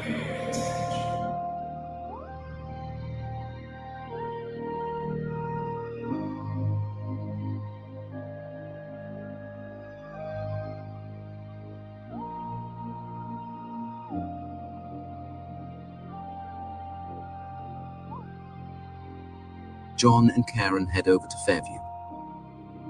But they've never been there and aren't exactly sure where it is. Jennifer called John to provide directions.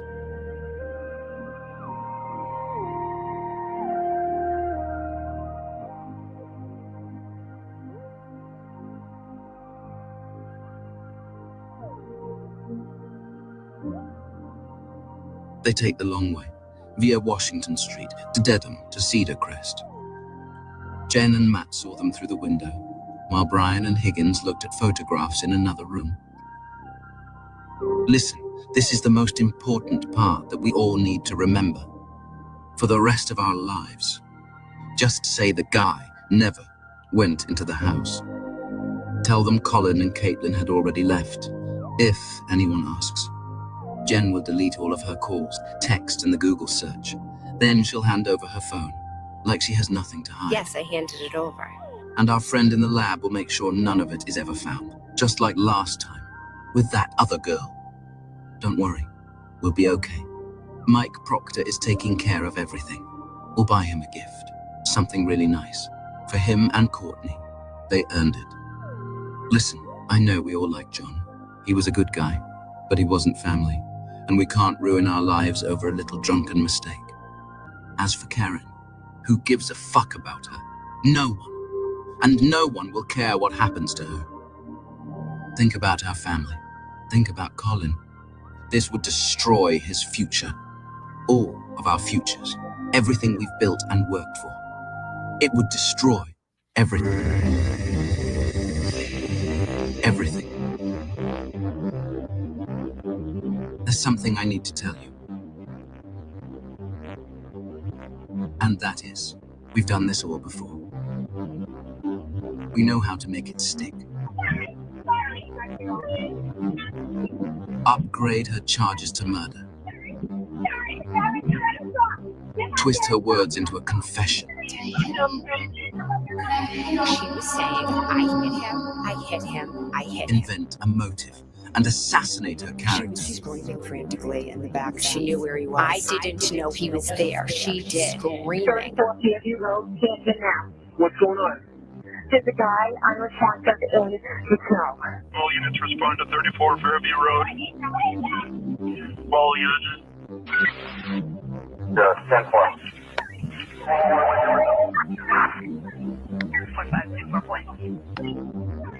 Don't come out of the house.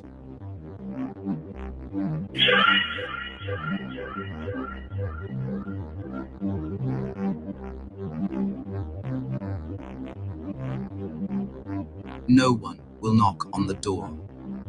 They know better.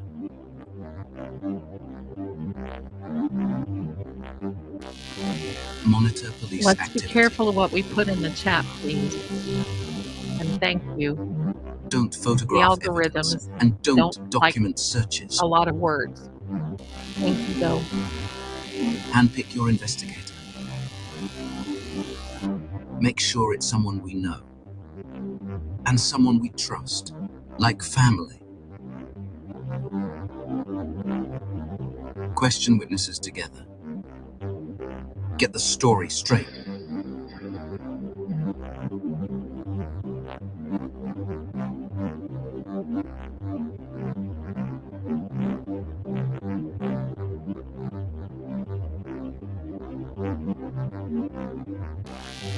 harass those who ask questions, then claim it was you who's been harassed. This is harassment. We are all receiving. Just like a lot of harassment. Arrest journalists. We have ways of getting anyone who causes problems. Legal ways. And other ways.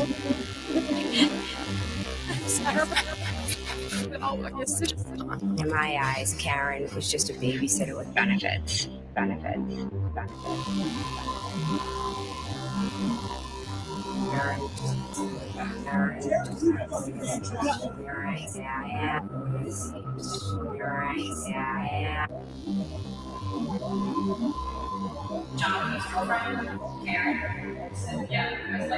She sucks.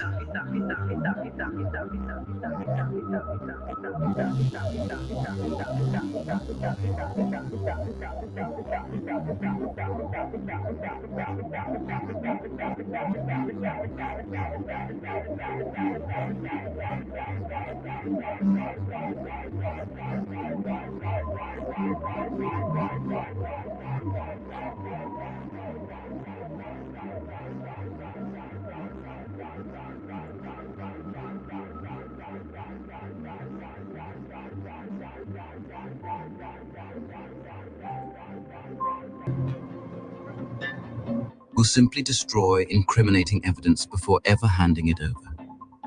We can't just give them a video of 4 cops smashing her taillight with a hammer. That just isn't going to happen. It's only a problem if the court makes it a problem. And so far, there haven't been any consequences. Listen, you don't need the truth on your side when you run the system.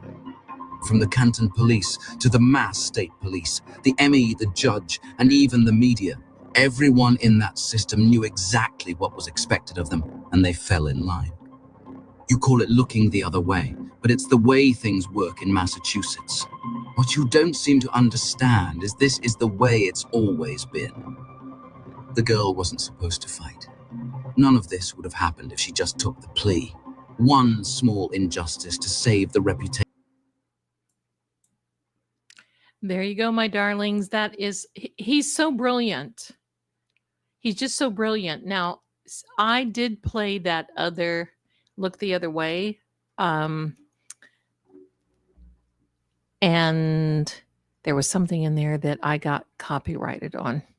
So it's unfortunate. But anyway, isn't that outstanding? I mean, that is just beautiful and wonderful and all those wonderful things. So just, every time I just am so engrossed in his work. I love his work. I'm intrigued. Wish I could do work that well. You are quite welcome. You are quite welcome. Yeah, he had a couple of really good songs on there, and I got copyrighted, so I had to go back and take that out. I might even get copyrighted for this one. I don't know, but it is what it is. So anyhow, there we go. So that's what's going on, and I love it. I love him and his work. I think he has brought so much understanding, but I don't know if there's a little something in here that many of you picked up on, and that is, he said, if she pleads out, because, you know, they've had these texts for quite some time, and I want you to know there's more about to come out. May will be an unbelievable month for Karen in a very good way. Pardon me. A lot of this is going to be coming out, and it's going to be something else. And, you know, my question is, in the previous video, Jen's sitting there and saying, oh no, we didn't hear anything. No sirens, no anything. How could you not? I mean, that's just crazy. That is just, I mean, she really expects that? I do not believe that that the jurors are going to believe her. In fact, I think they've come out of this first week with an idea of what in the absolute heck have we just witnessed? Please tell me that we're not going to sit through another 8 weeks of this. I can bet you. I can bet you. Right, Boozy? I mean, when I first got involved with this, it was about a year ago when I first got involved. And I started watching the trial, and boy, I went on a deep dive immediately. I looked everything from autopsy photos to the 911 calls to everything. And it's like, oh my gosh. That I just couldn't fathom. And hearing Karen scream like this in those, I mean, and holding it against her because she didn't take her shoes off when she went in John's apartment or in John's house looking for, my heck. Oh my Lord. It just gives me chills. Elizabeth. Zelda, you said a long time ago that Jen would go down still lying till the very end, and she will. She believes everything that she says. She's ingrained that. The dark. Tracy says, my bedroom is in the back of our house, and I woke up when one fire truck was parked in our cul-de-sac. Unreal. They didn't hear those engines and air brakes, right? Right? I live in an area where it's a condominium unit, and the parking lot is away, and there's another side that is several hundred feet away from our unit, and there was an ambulance that came one night. You know, they always, not always, but sometimes they send out a fire truck, and it was way on the other side of the complex. And I come up out of here like it was like, what the heck has happened? What's going on? And I mean, I was in my sleep mode for once. And the first thing I do is I get up and looking all around thinking, okay, who's going on? What's going on? And, you know, you look outside and blah, blah, blah. That's just a normal thing to do. I cannot wait until Mrs. Chung testifies. And, you know, they're going to ask her right away, Mrs. Chung, did you hear the ambulance and everything? Did you hear everything? Of course. Of course. Just next door. Hello. Hello. Let me see. Let me get back here. Kelly, yes. They were so mean to her. They are. They're horrible. And the thing of it is, nobody really knows what she's gone through. And it's no wonder that she takes that mocking tone and those cutting room floor edits that Hanky thinks it makes him look so brilliant. It just makes me crazy. Yep. So there you go. Super Pat. Possible jury tampering and no. I think everybody's going to be very on their P's and Q's. I think everybody's going to be not messing. They know they've messed, but you saw them so far. They know the defense has the goods. And they're not going to take any chances. And quite frankly, this is a young jury. And quite frankly, there's been so much media that I think if anybody tried to do anything, game over. I don't believe that will happen. But let's pull a card. I'm here and I'm ready. Let's pull a card. Let's see what happens. Pulling a card. Here we are.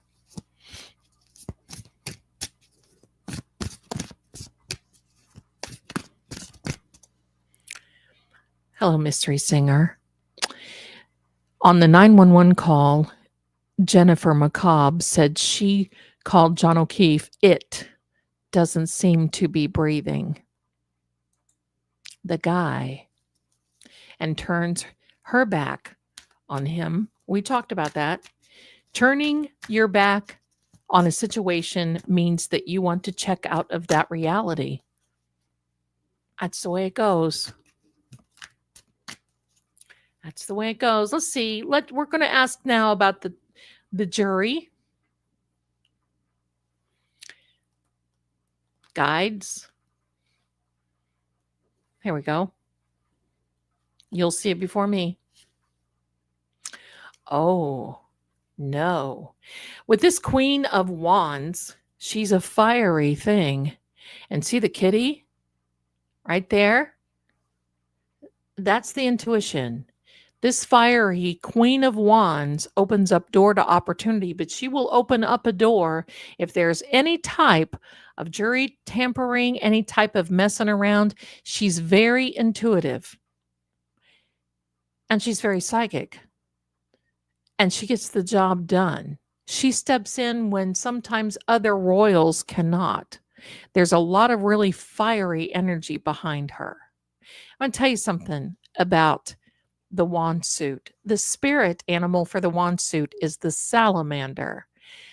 Now, that's kind of an odd little spirit animal to some degree. However, the salamander, supposedly, allegedly, is supposed to be a little creature that can go through fire and never be singed. Now, I would not suggest trying that, and I would never try that, and I don't know, but that is why, because usually, I'm going to say 99% of the time when you're going through something like Karen, and you've got that type of spirit or spirit animal over you, the great thing about that is this queen and this energy makes sure that while you may have to go through the fire, you may come out a little smoky, but you won't be singed.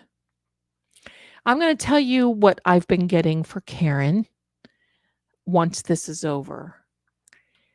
I do believe that she and maybe even her family will be moving. I don't know where, and even if I did, I wouldn't disclose it. I do believe that she's going to be okay, but they will be filing lawsuits immediately. And I've got to tell you something. Jennifer McCabe and her clan are more worried about getting a lawsuit because, I think they're planning on Netflix and book deals and all kinds of other stuff. Miss Blowout 2025.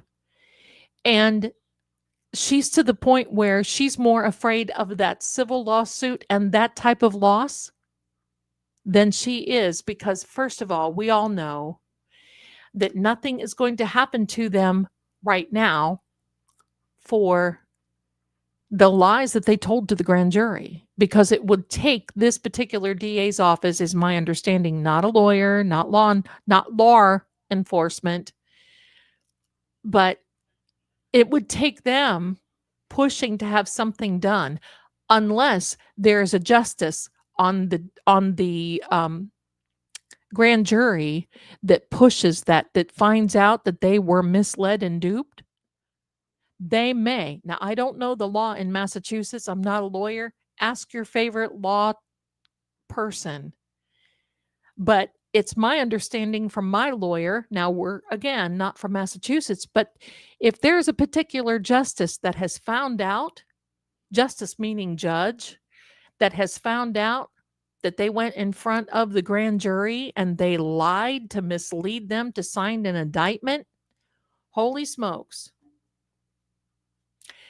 That may be a problem. So I don't know. If that particular justice who was on the grand jury says, oh no, we're not, I mean, he could call the feds. He could call whomever. Again, not Massachusetts. But that would supersede the fact that Meatball Morrissey, And there would be nothing that he could do because, see, he's already being looked at for not filing charges against Farwell for Sandra Birchmore. There's still no state charges against him. And I still don't believe that Morrissey wants to put any state, because he's thinking, oh, well, why? The feds have him. Why should I do that? The reason that he's not putting state charges against, in my opinion, the reason that Meatball has not filed any state charges in Massachusetts against Farwell, because they would have to open up a case that is much bigger and probably as big as the feds. And they would be expected to then hold Nicholas Guarino, Gitmo Guarino responsible, all these other people responsible. That was, right now, they're kind of sitting back here in limbo. But I don't know if you noticed when Nicky Guarino was on the stand, he seemed to have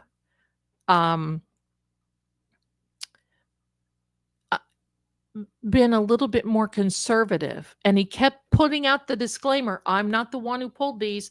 I'm not the one who pulled these.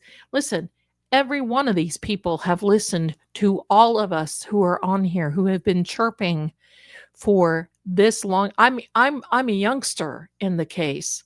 It's been a year for me. A lot of you have been at this for 3 years, 2 years, 3 years. It could be ever, whatever. But you can't tell me that none of them are listening to the chirping. But he's pulling back because they see, first of all, what's happened to Farwell, and they see what's happened to Proctor.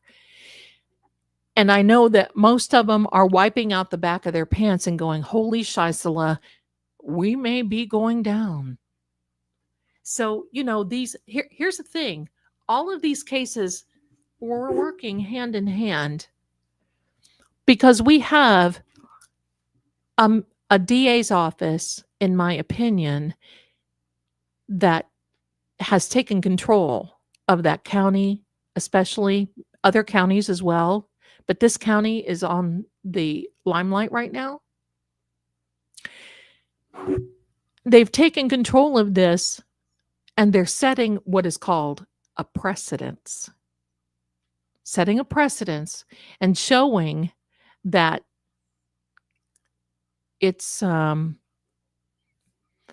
curtains for most of these people. Because look, the decision from the Colonel Noble about Proctor superseded Morrissey. Morrissey couldn't do anything about it. I think he tried. Guarino was on the stand reading the text messages between John and Karen in the most undescript,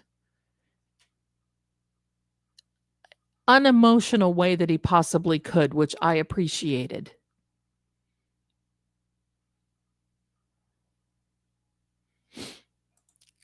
Resisting arrest. I have this dream. Every time I'm in there, I keep thinking, please go in there. Please get out the bracelets. Please. I want to see these people. Most likely, here's usually what happens in these types of, and again, I'm not law enforcement. I'm not a lawyer, but I know a lot of people, and I've been involved in a lot of cases, and I've talked to a lot of people, and most times what they do is the feds talk to the little fish to get to the big fish, because it's the little fish that will squirm the hardest. And they usually have families and all kinds of things that they need to protect. So if the feds come calling, it's for the little fish to go after the big fish. Because the one thing is that they will not grab anybody unless they have absolute testimony. Now, most interestingly enough, be careful of the things that you're putting in the chat, please. And thank you very much. I appreciate it. The algorithms don't like certain emojis and don't like certain things. I appreciate, just be careful, please, because that'll get me banned for a week. Thank you. The big thing that they have to be careful about is the ME. I can't wait to see the new ME that the defense has. I watched her in the Dr. Kurt Turk case. She didn't give a crap. She stood right up to the DA. The DA tried to discredit her over and over and over again. And she just didn't care. And she, quite frankly, what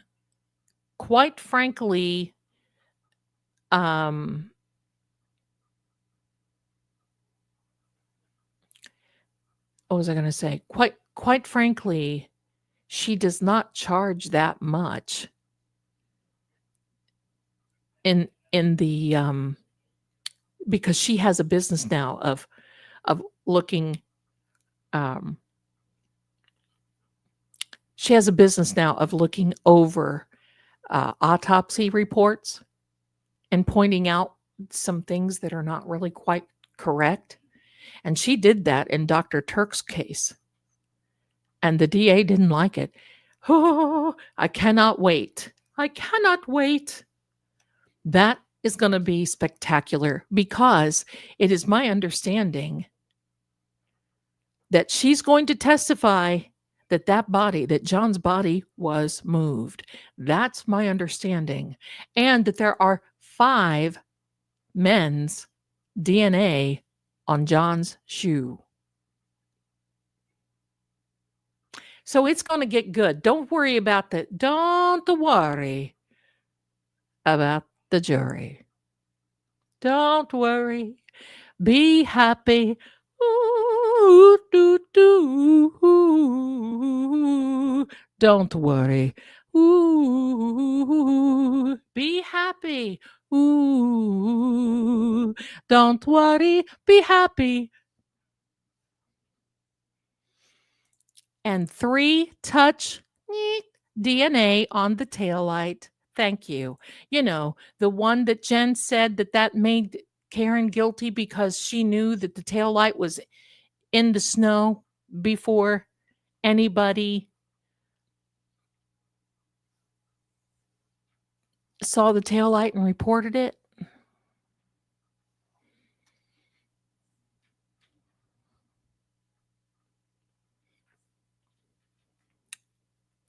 Yeah. So we've got some great things coming, my darlings. There's no reason to even be concerned or worried. We just got a little taste of the crumpets. We're getting ready to have a full out tea time.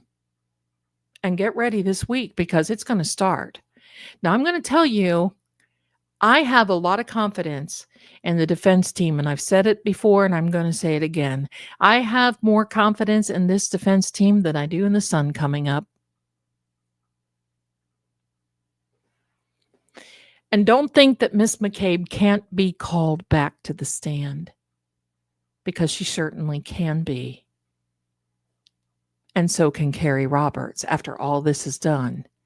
I cannot wait for Mr. Green to get on the stand, like Boozy said.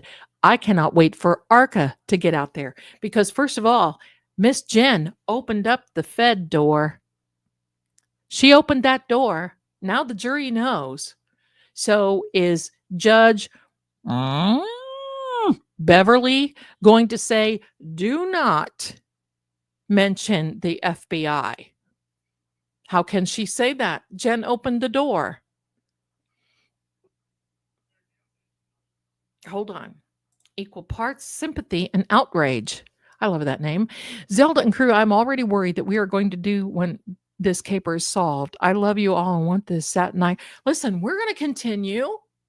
Listen, we will have plenty to be talking about this. And you know, the unfortunate part about this is that there'll be more cases, but there will be more to come, because when this is over with Karen, then we go on to part 2. And part 2 is when Karen is found not guilty and acquitted, she will be filing suits against all these people, and we will be sitting back and we will be watching. And that is the absolute truth. No worries. I will continue. That the whole idea of my channel was I started because I wanted to just be talking about these crime things. But the more I got into the Karen Reed case, the more I got. I mean, as of yesterday, as of today, there's 336 videos I have so far on Karen. That's a lot. That's almost daily in less than a year, because I started posting on her, I think, in June. Verdict Watch was the first one that I ever did, was the Verdict Watch. So don't worry, we're going to be here. And Zelda, did you know Jen got her teeth fixed? And no, I don't think she got her tooth fixed. I don't think so. If you take a look at her, Karen's haircut and the highlights, yeah. That's why I was saying blow out Jen. Tracy, those pieces would have been in the street right where all the responding vehicles parked. Some would have been crushed to dust after being run over. No way they would have found all those pieces, right? I mean, you know what my question is? Did they ever check the wheels and the tires of these first responders that came out there? Because if the snow was packing, think about it, and they're driving, it's just like picking up a stone that could still be in the treads. Did they check for that? I don't think so. Taillight pieces could have been in the treads of those, even the cop cars, even the black and whites. All the responders that went out there could have been in the treads. Did they check? No, because they all knew what they were doing. Well, it looks like she had her teeth whitened because I think she had the spray tan going. But yeah. So Kim says, I laughed out loud literally when Bev called Carrie Roberts Jen McCabe, and when she called Jen McCabe Carrie Reed. I did too. But you know, the one thing that I want you to remember is that is a sign that all of this is unraveling. Because if Auntie Bev is somehow understanding that certain things have to happen, and if Hanky is understanding that, you know, everything, the CW, everything, in my opinion, that right there is a sign of the unraveling. Think about that. Think about having a thread on a sweater and you just pull it a little bit and the whole daggone sweater starts to unravel. You're going to start seeing that. And all of these witnesses that are going to come out for the defense, I mean, we're going to kind of struggle a little bit going through this. We probably got another 8 weeks of this, at least probably. But if you think this week, just wait. That's all I got to say. This week is going to be, I mean, look, David Yannetti wasn't even done with that forensic lab tech that was on the stand yesterday, Friday. And she was already grinning and laughing at him. And he says, oh, well, thank you very much. You already answered my question. She basically said, oh, yeah, they're not that good. It could be wrong.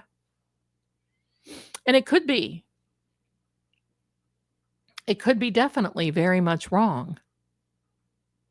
So every witness that the CW, which in my book stands for common wusses, can be refuted immediately. Why?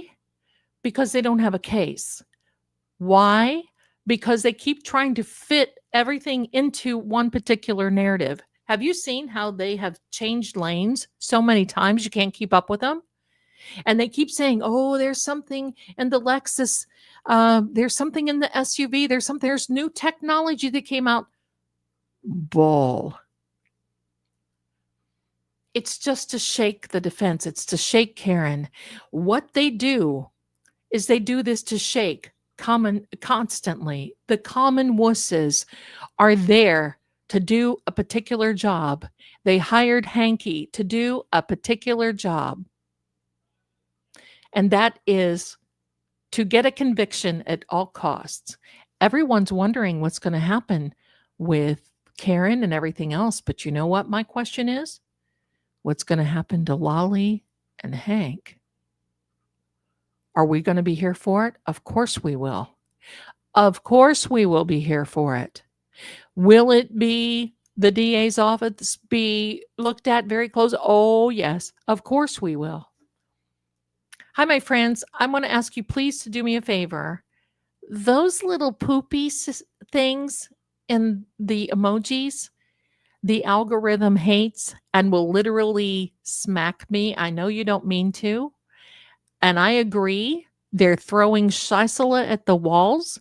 But if you can refrain from using those, please, I would really appreciate it, because for some reason, it's fine. For some reason, and it could be because of this case, the algorithms are like, hello, they're going wild. But I want to think about this. I want you to think about this, okay?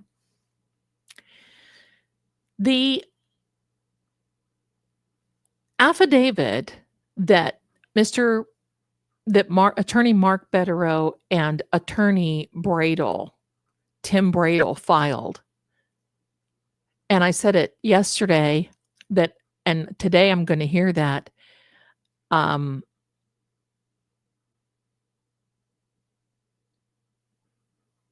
on a minute. Who said I was mentioned? I should be able to share.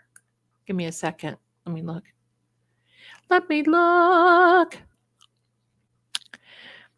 Mary Frances. I see your comment about I was being mentioned, so I should be able to share. I'm not so sure who mentioned me, but anyway. Let me know who mentioned me and sharing, because I don't see your comment. I couldn't post it on the screen, but I see it in True Oracle. I'll be glad to answer it. If I can't find it though in my side. So anyway, they were talking to the judge in Aiden Carney's case. Thank you. That's so funny. Thank you.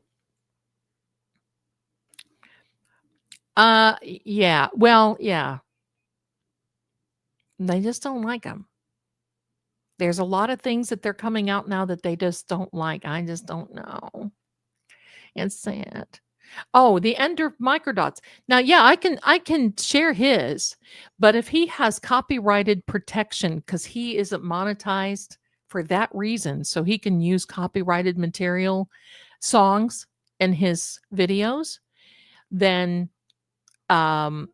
he doesn't have to worry about copyright issues. I'm monetized, so I have to worry about that. So yeah, I have his permission to play his content in my, whatever you want to call this, get together. Let's call it a get together. So, but anyway, this judge talked about this. And they kind of poo-pooed. Oops, hello, no pun intended. They kind of like, kind of chuckled over it. And then attorney Tim Bradle basically went toe-to-toe with him and said, look, we have the receipts. We've got the signed affidavits. We've got this. And they were like, are you sure? I can't believe that the DA's office would pay her. And they're like, you know what? She's been on social media saying that she works as an undercover agent for, I think, I'm paraphrasing, but they said, you know, she's come out on social media and basically said,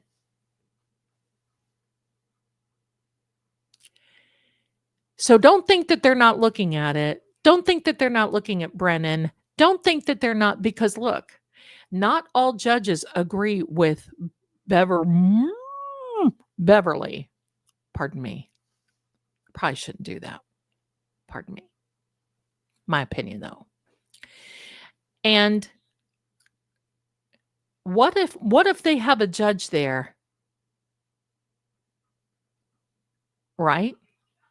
Imagine, what if one of these justices saw what was going on and is aware of what's going on with Aiden Carney's case over here and all that stuff on the affidavit, and then thinking about what's going on the Karen Reed case, and they put 2 and 2 together and they think, oh, wow, we've been misled by Carrie Roberts and who else? So don't be surprised if you don't see anything between now and the time that everything is over, because they're gathering info and they're watching. And if you're watching, hi. I hope you've learned something here. That this stuff will not be tolerated. It doesn't matter. This is a worldwide event and a worldwide case. Now, my darlings, yeah, don't worry. Believe me, I think that these guys are on their big P's and Q's. They're going to be very careful, because now, see, the defense is coming up with some big time receipts. And I can tell you, the whole defense team, bringing it. They know. If I were a witness, I would not want to. Sorry, shoulder. I would not want to testify. They're all taking notes. You can tell by some of their testimony, some of the things that they've said. And for Jen to show up not looking like she would, belonged on some hard TV episode show should mean something. They're taking notes.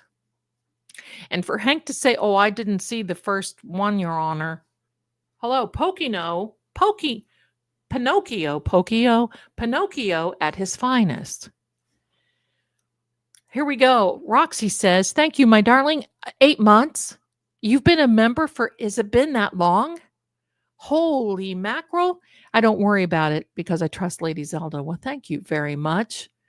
Thank you. I appreciate that. I'm not always right, but I do my best, and that's all I can do.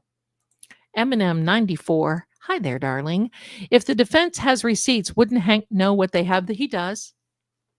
He does. He knows every bit of it. And it's mind-blowing that he thinks that he's going to be able to convince a jury that she is guilty 100% when he's got proof positive over the last 4 days, that his case is Shisela. Pardon me. There you go. There you go. Miss Jules sending rain and lightning your way. Yeah, we're getting it really big. During Microdot's video here, woo! Woo! It was coming down and being, this is a great question. And thank you for asking this. What does it mean to walk into a card? Let's start back here a minute. There's been some dark stuff going on, manipulation tactics, etc., from some people there, not saying anything anyway.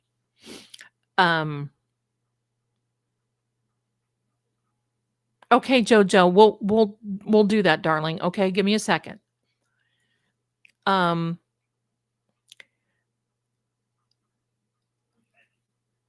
fact that she's trying to manipulate the universe, which the universe is all about white light, truth, justice, doing the right thing, and all of those pure things. led by the water from the high priestess robes of ever-flowing life and light, goodness, all those good things.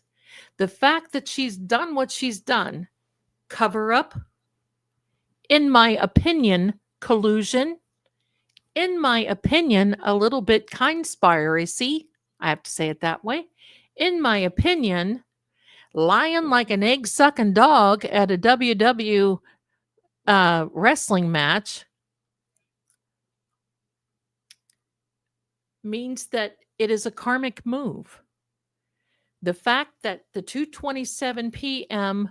date and the date of the day that she numerology I can't even talk, and analysis thinking means that that was a divine move from the universe to move her into that position.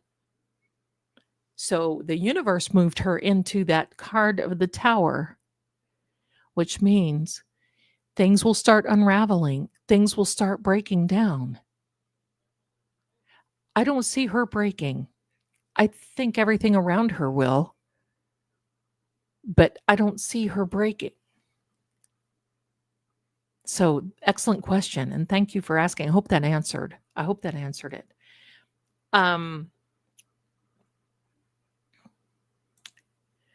Maeve, does anyone else absolutely marvel that this is a worldwide audience? I marveled at that every day. Karen was not an entertainer, a defense. Is the defense is an F. Lee Bailey, right? Not covered by legacy media. A simple blogger uncovered all of this, right?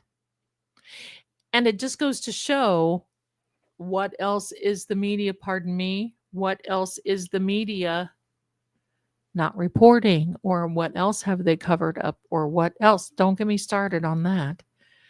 Crazy. There you go. Born a Hawkeye.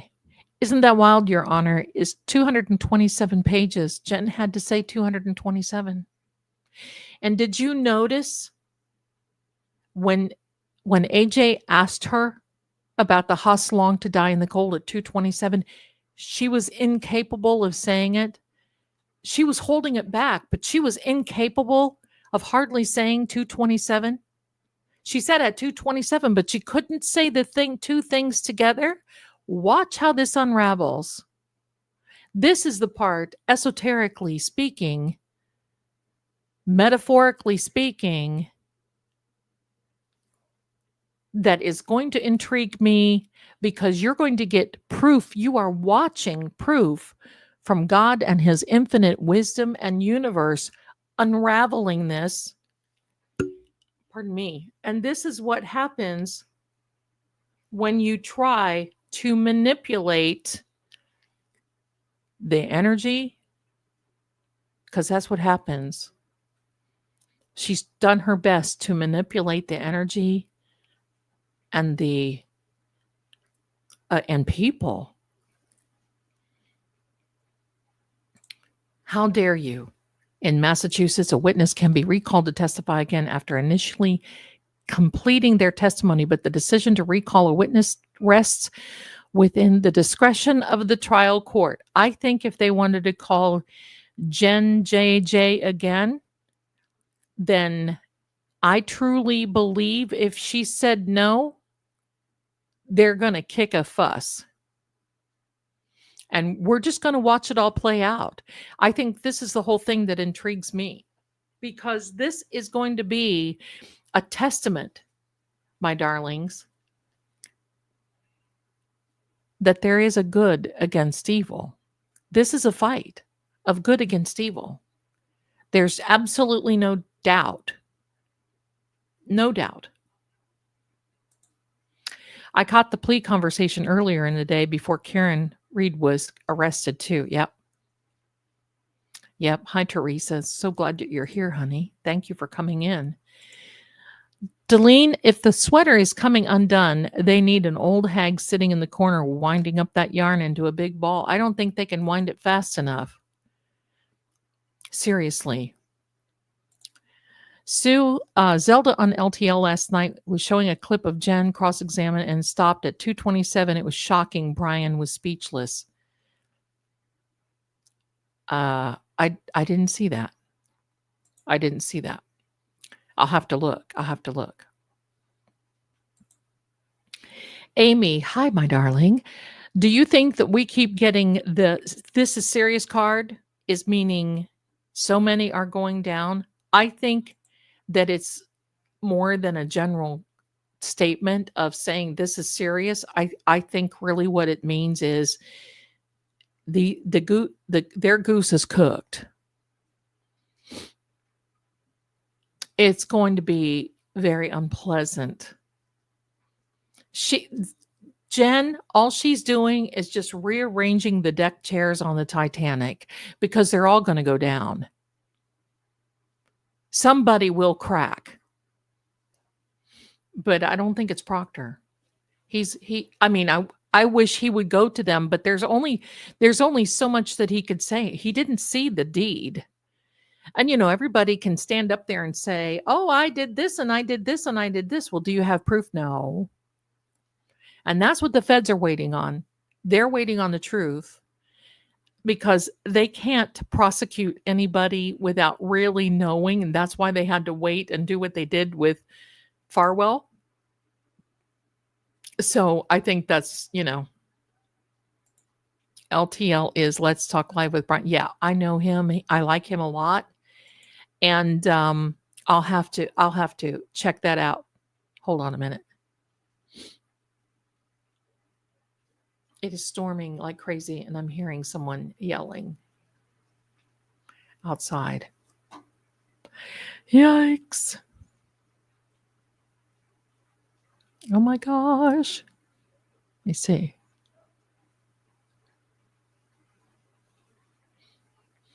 Well, here we go, my darlings. Give me a second. Let me see.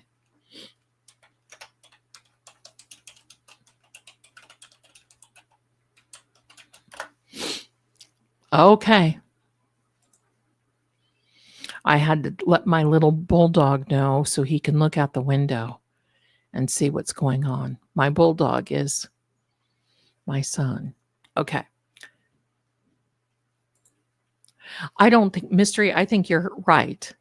I don't think Proctor is going to take blame of Jennifer McCabe's report. I don't believe she is either. I think that, and I really don't even think that Lieutenant Tully McGillicuddy is going to be able to get up there and say, "Oh no, I screwed up." I think they're going to say, "No, we rewrote the report as we were told." Now they may hem-haw around, but that's the whole thing. Yeah. Okay, well, I'll check him out. I'll check that out. All right, and then Mary Frances says, "Love, light, and truth will prevail." It will. And see, this is what gives me the confidence to bring these little things to you that I find in numerology,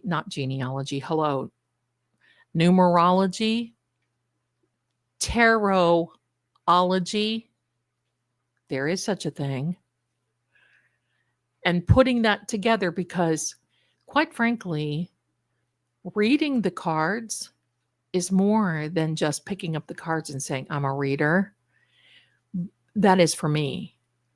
Many are so talented they're able to do that, but I'm not capable. I mean, I have to research. I have to know what's behind what it is that I'm touting. I want to know. So that way I'm not pushing things that aren't really the truth. So far in life, it's worked very well for me. But I don't know. We'll have to see. Amy has a question. Yes, Jen saying on the stand that the feds are done. Really, Jen? How would you know that? And when they are done, that means indictments are coming, as that is how they work. Well, I think she took the word of Hanky Spanky, when he had that press release from Helena Rafferty. Did I say that right? Helena Rafferty? Yeah. because I think they were trying to manipulate the defense into thinking, "Oh, you guys think you're so powerful." But my darlings, listen, I know people from that agency over the years. I'm just not that convinced. I can tell you this right now. If I had a choice to be married to anybody in the world and any agencies, I certainly would not want to be married to an FBI agent. They are trained. They are trained to look you in the eye and say, "You know what? You're right. You're right. Well, thank you so much for your help. And thank you very, very much for everything that you've done. You've been so helpful. And can you not just see that thing just gloating and being a nutcase?" Do I think that they're done?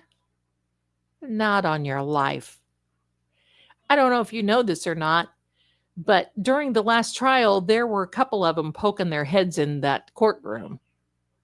You think they're going to be poking their heads around now? I certainly believe that they're going to be poking around. I'm convinced of it. They just, and I'm going to tell you something. Being investigated by the FBI, you just kissed me on the mouth. Dog germs, dog germs. You little puppy. Oh, look at that face. That right there can send you really to the hot place. Do you really think I mean, they are literally so not done. So I just really feel that this is going to get so interesting. I'm sorry. This one derailed my thought when she kissed me on the mouth. Yikes. But anyway, the feds don't play. Oh, they play all right, but it's a 4D chess game that they're playing. They have them convinced. I'm going to tell you what I'm sure that Miss McCabe told the FBI. Okay? Other than, I hit him. Oh, I've got to tell you this.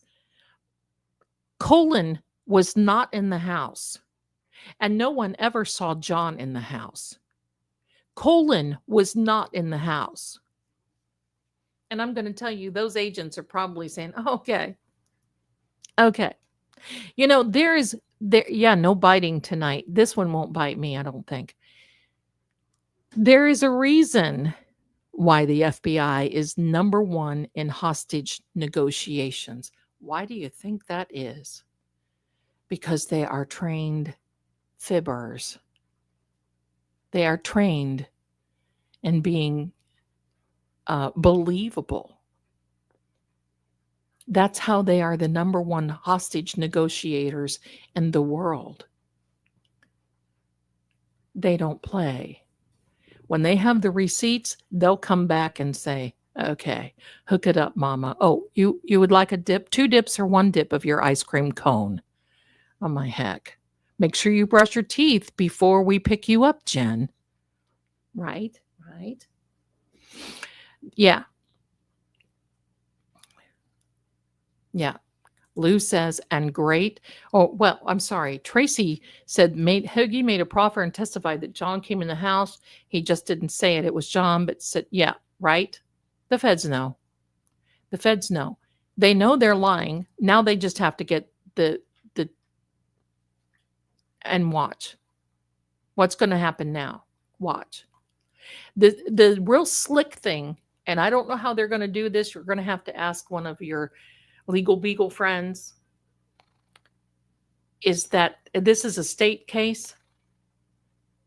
So I think the way they're going to have to do it is go in through the DA's office and, poop rolls downhill. I think that's what's going to have to happen. So definitely, definitely.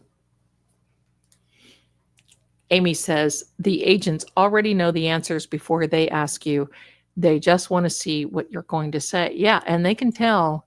I mean, these are body language experts that see this. Very good point. Who wrote this? Christine. Thank you. Fed conviction rate is 98%. That's okay with me. And that's why they're waiting. So many from the last year, since I've been watching and commenting on this. Yeah, Sammy. So many have said, why don't the feds just come in? Well, if they would have come in 2 years ago, we would have missed a lot of this. We would have missed a lot of evidence. And there is evidence stockpiling. And you know, it's just as much a crime to hide evidence as it is to manufacture evidence, in my opinion, supposedly, allegedly. So there we go. You know, Rafferty is retiring. She's probably been gleefully nudged.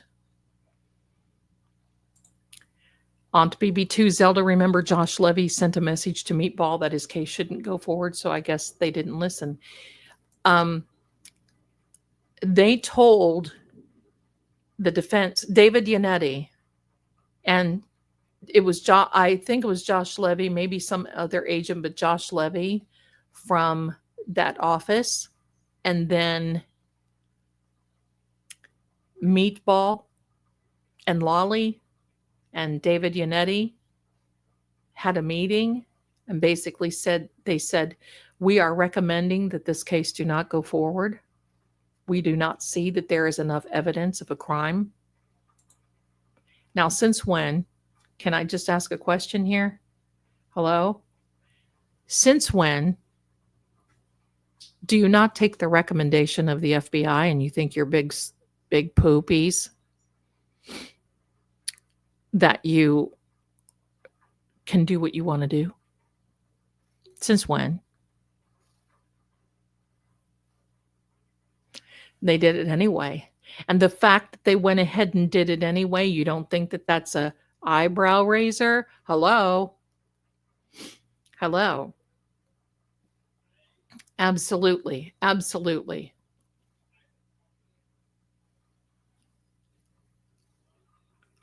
Right? Julie B.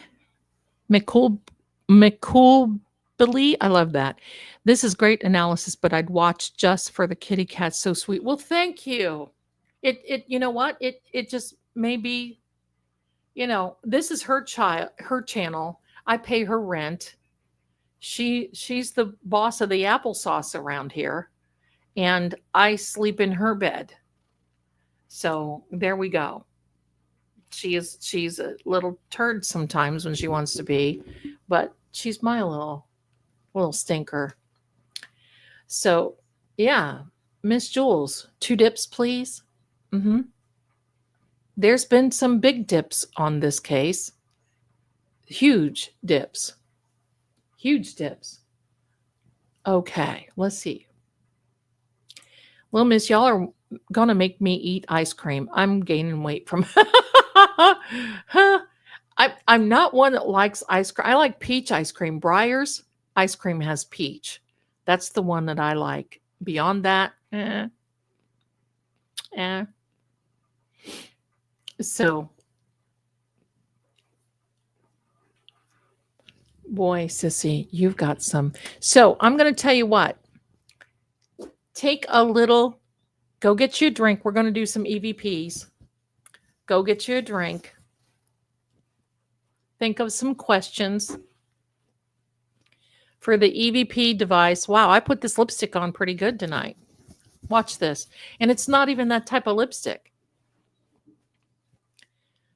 Just a little bit. It's from this side. Right there. Hello. I may just have to I just may have to wait for that. I'll tell you what I'm really into now, my darlings. I'll tell you what I'm really into. I found a Greek yogurt because I love the parfaits from Chick-fil-A. And you know, that yogurt from Chick-fil-A, you may as well just eat loaded ice cream. Hello. So I wanted something that was not, because I'm cutting.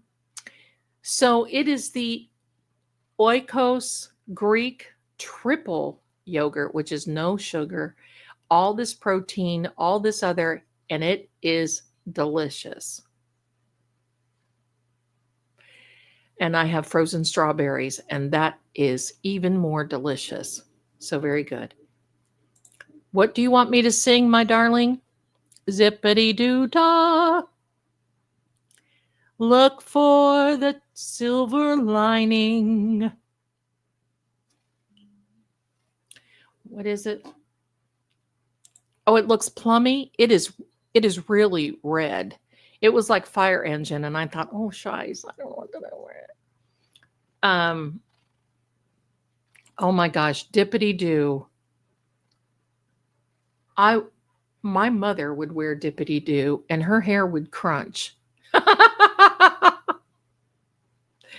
Oh my gosh, it was wonderful. Sue, I don't think that the garage has anything to do with what happened. Just my opinion. I don't think so. I don't think so. He could have gone in through the garage and out through another way, but I don't think so. Kicking down the cobblestones, do-do-do-do-do, feeling groovy, do-do-do-do-do-do, feeling groovy. I don't know the words. I know the tune. See the morning top waiting on me. Life, I love you. All is groovy. Da da da da da da dum. Feeling groovy. There you go. It's a warm up for John. There you are. So, my darlings, Kim, thanks, honey. Thank you. It's a mixture of 3 shades. So I don't know what I was doing. The one looked like I kissed a fire truck, and I thought, oh heck, yikes, I can't really do that. And then I toned that down, and it was 2 tones. So I came back. It was too orange, and then I came back, and it was whatever. Thank you, opera. Oh, did you just hear that thunder? There is a song, and it's an aria. It's called the Easter Song, and it's not very well known. And it is coloratura very, very high. I wish I could see. It would blow out the speakers. I wish I could sing it for you guys. Thunder always happens when it's raining. That's right. Players only love you when you're playing. Women, they would come and they would go. There you go. Thank you, Mystery. I know the words. Got chills. Aw, thank you. Stevie, absolutely. She's the queen. I used to do people's colors. You have blue undertone. I do. And I'll tell you, it is very hard because I'm kind of if it makes any sense, I'm an olivey blue. I don't know if that makes sense, but I can only wear like dark jewel tones. If I wore pastels, I would look like, who are you? And what are you doing on this planet? So there you go. Yeah. 59th Street Bridge, feeling groovy. I know. I love that song. I love how Melanie Little calls Lolly's hair baby shark hair, right? Do you guys remember Rave hairspray and the pump? My sister used to wear that. And she had a boyfriend that had a motorcycle. So she would, I call it teasing. Now they call it backcombing. Backcombing that hair. She had this hair, and it, believe me, and it was like, hello, out. This was in the 80s, of course. And she would spray that head. And of course, they did not wear helmets because back then there were no helmet laws. And so she would spray that hair. And I would tease her and I would say, I hope you don't hit anything because you'll break that before you break your hair. Her hair would not move. She would go out on this bike, motorcycle, and this hair would rave, would not move.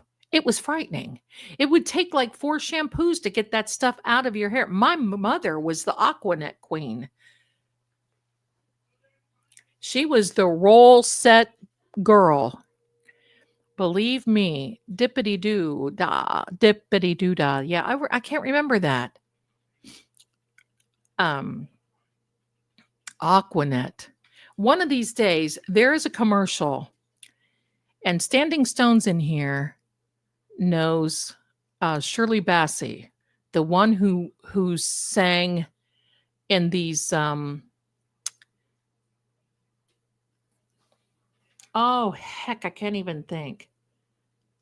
Shirley Bassey. She singed in the 007 movies. You know, what was it? Goldfinger. That one, which I just think that she's stunning. She sang with the London Orchestra not too long ago, but there is a commercial for a watch that I love, and it's called Je le compte. It is French, and I want the watch, and it is $15,000. Will I get the watch? No, but I'd love to have it. And there is a commercial for Je le compte watch that it's reinvent yourself with Diane. I can't remember what her name is, but it is, when I saw that, I thought, that's it. That's my commercial. Reinvent yourself. Now, I could play it and sing the song, but I can't play it and have the song because I get copyrighted. There you go. Manifestation Monday for the watch. Listen, I could have had that watch probably 17 times over the last years. I think it's more than what it is. I think it's closer to 20,000 now. So, and it's beautiful. Maybe I'll do that for you. Do you want me to sing the commercial for you? Put a 1 in the chat. Do you want me to sing that? We take a break from all this heavy and then we'll get into the EVPs. Do you want me to? Just let me know. If you want me to sing I'll play the commercial here, but I will sing it as the commercial is going. Put a 1.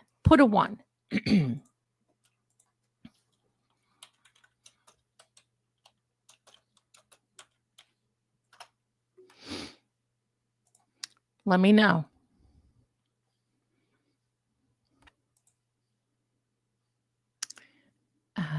It is actually hold on. It is actually Shirley Bassey sang it. Pardon me. It is actually, let me see. No. Oh, here we go, Sam.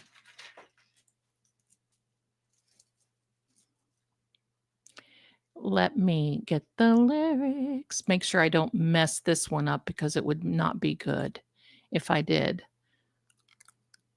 Actually, Andy Williams sang this song. Andy Williams and Shirley Bassey. I mean, this has been a cover song for many, many, many people. I think it's from Love Story. I think is where it's from. Let me see.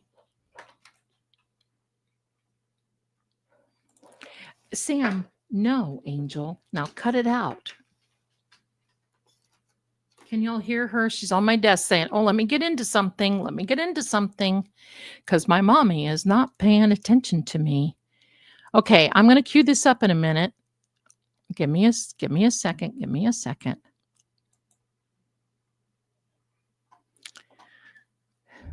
Why is you can't find anything when you want to, but then you... Okay, here we go.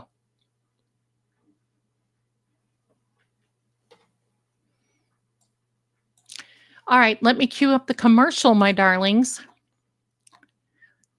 And then you all can see it.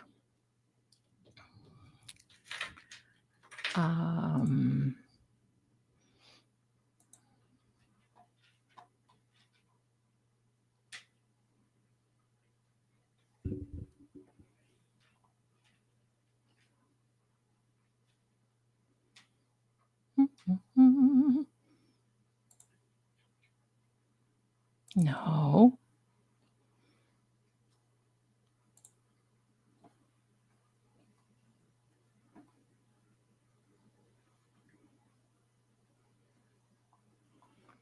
Isn't this bad? I'm sorry. I should have had this done beforehand. You can talk amongst yourselves. It'll all be okay. Oh, I see why Sam's here. She mad.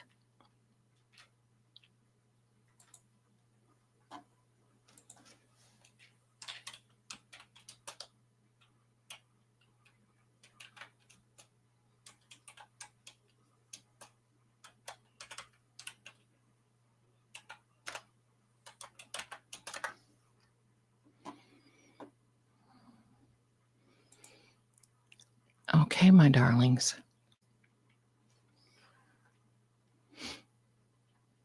I'm going to have to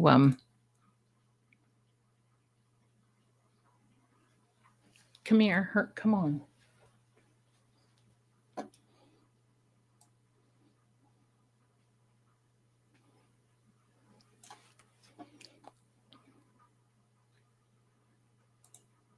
All right, my darlings.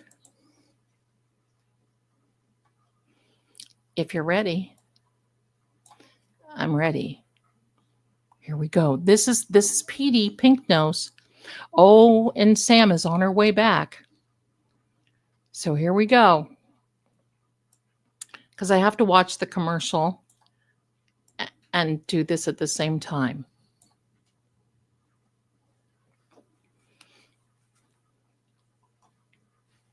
Do not play with me. All right, here we are. Let's get this show on the road. Come on, Zelda. We're ready. I'm ready too. Let's do it. Uh-oh. No, I'm not. Because there's a Salmonator here. No, Sammy. She's mad because Petey is sitting here with me. Sam. Oh my gosh, I'm so sorry, everybody. Let's just chase the cat. All right. Come on, sister. Get up here. Mommy's getting ready to sings. All right. Here we go, everybody. I better put this out here because I may get a little into it. All right. So where are we?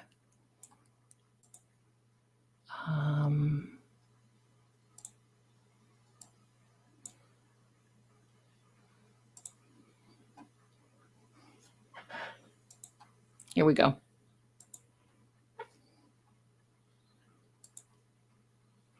Let me make this big on your end so you can see it. Let me see. Should be able to.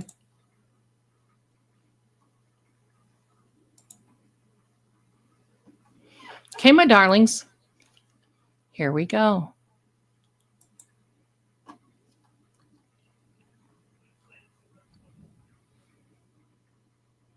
This is Gégé Lecoultre, and you're going to be seeing Diane Kruger.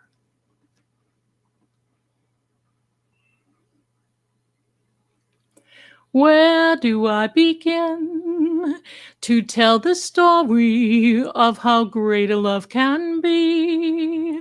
the sweet love story that is older than the sea, the simple truth about the love he brings to me. Where do I start?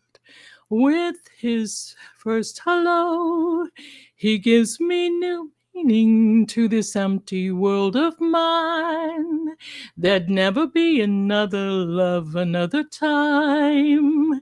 He came into my life and made the living fine. He fills my heart. He fills my heart with all the loving things. No, I don't have the words. Oh no, things. Sorry. And everywhere I go, I'll never lonely. I'll never be lonely. The touch of his hand, and he'll be there. How long can it last? I forget, and I'm so another day. I forget. Oh my gosh, I'm so sorry. And I will need him.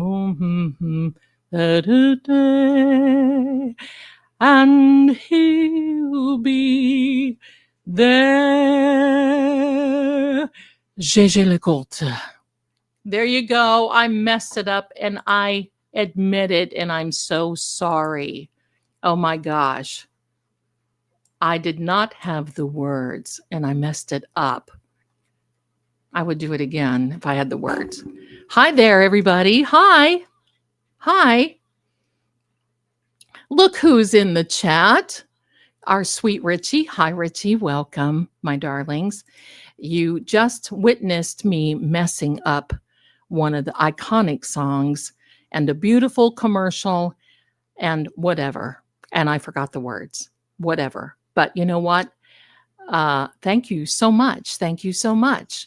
I apologize for that, but you get the drift. That's like one of my favorite commercials. Richie, I'm so glad that you're in the chat. We played one of your wonderful, iconic videos tonight, and you know they still get to me. I'm going to tell you, it's like I cannot hold my breath. And but what we did is because this whole thing, that whole energy just got a little bit heavy. So we just decided to take a break from all of that. We're getting ready to talk about EVPs.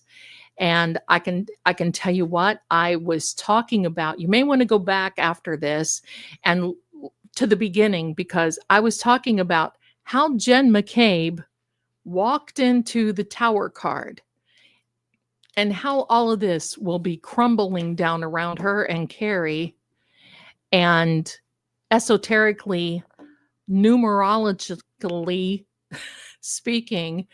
And quite frankly, there's some other things on a 227.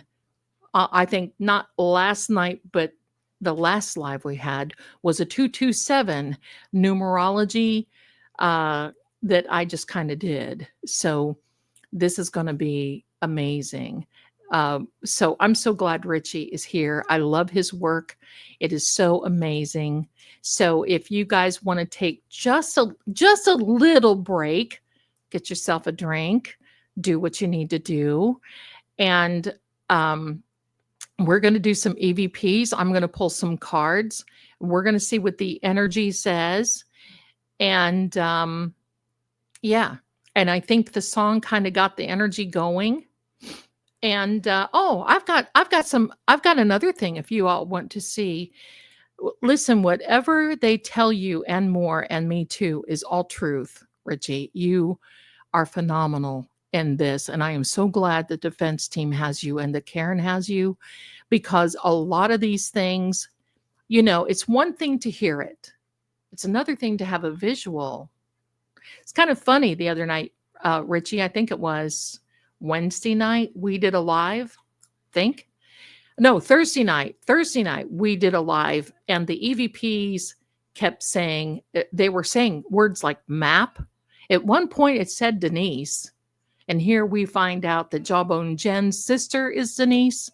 And then the first thing that she started talking about was a map. And AJ said map. We all about, like, oh my gosh. So the words that are coming out are like, wow. It was really incredible. Wait a minute. Oh, thank you, honey, but I meant to click on this. How dare you? Micro Dots is in the house. Thank you very much for your generous $2. I appreciate it. Thank you so much. I love it. I love it. But all of this visuals helps us so much. This is Sammy, everyone. And for everyone coming in, please do me a favor. Hit the like button.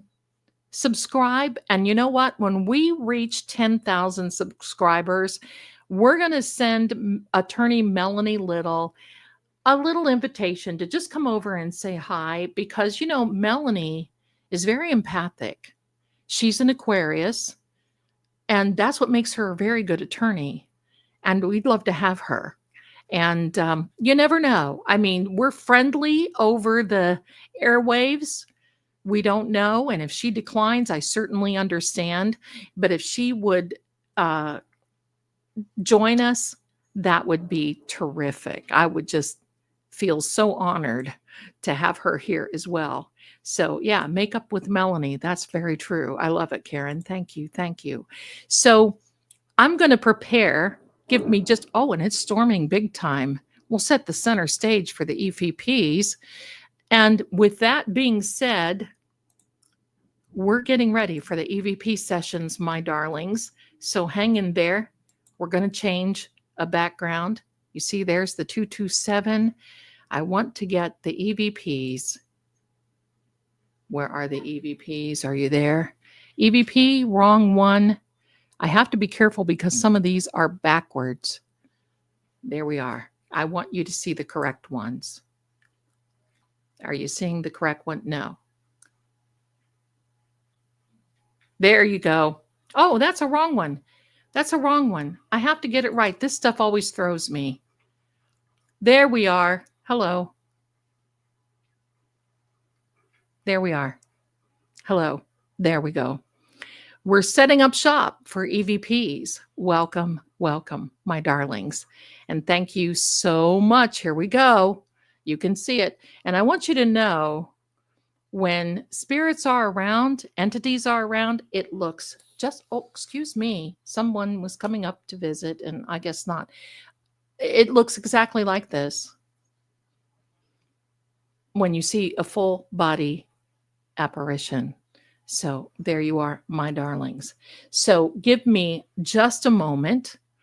I'm going to mute, but I'm going to let this up so you can take a look at it. I'm going to move my green screen just a moment, because I've got a little gap happening. And I'll be right back. And then we're doing EVPs and we're reading cards. Please have fun talking amongst yourself. And I'm going to freshen up just a minute. I'll be right back. I'm going to get another drink. Y'all do the same. And I'll see you back here at the ranch. I'll be right back, my darlings.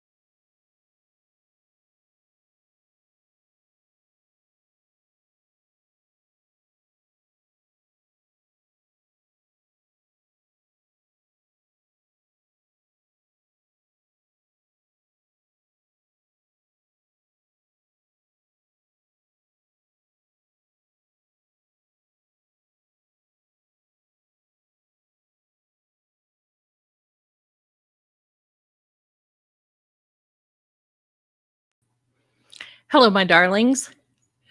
It is storming big time here. I love it. Did I miss anything? Are y'all doing anything without me? Okay. All right. Let's see. I want to make sure that I didn't miss anything. Here we are. I feel like I have to put my seatbelt on because I think we're going to get some really good EVPs tonight. So here we are, my darlings, and I want to thank some people have sent me some Venmos. One has asked to be anonymous, but there is a Patty here. And I want to thank her for her very big generosity. Thank you, thank you, thank you. That really goes to the Dairy Queen Cotton Candy Blizzard Fund. So there we are, my darlings. I appreciate you. We're ready. Kim, okay. Thank you so much for indulging my break. I just had to take a little one. Here we are. So let's go. I'm getting ready to put some things on stage.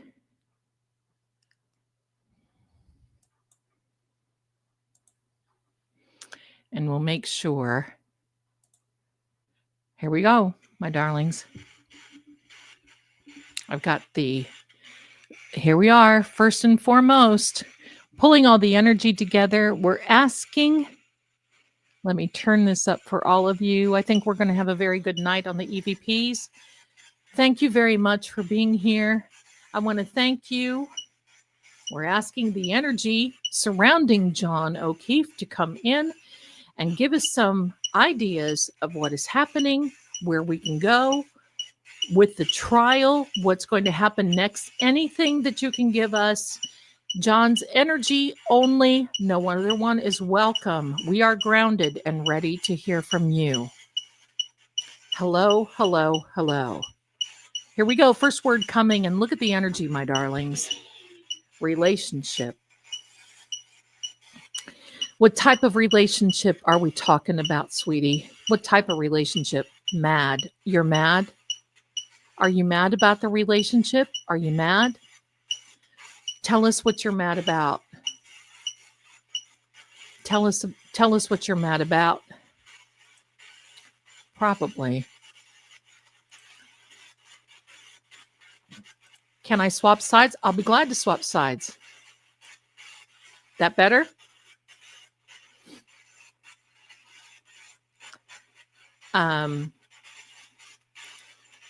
What are you talking about? Are you talking about a family relationship? Are you talking about what type of relationship? Now, remember, we are grounded. So any other,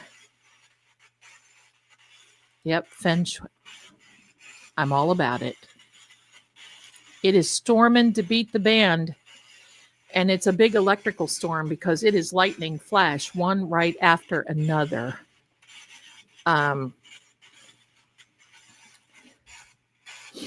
So there should be a lot of electricity for you to be able to come through. Feng shui, that's right. So what do you think? What are you mad about? Tell us. Now, you can mention names. You can mention whatever you like. We would like to know. How do you feel the trial will go this up and coming week? What do you think?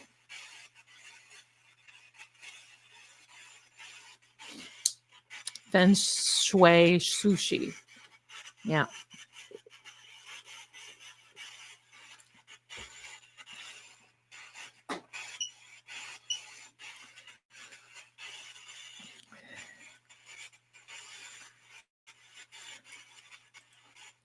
They had some anger in the day of the event. Oh. Okay.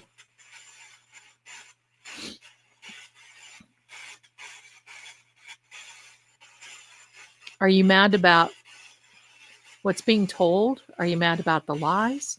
What are you mad about? Tell us what you're mad about. I'd like to know.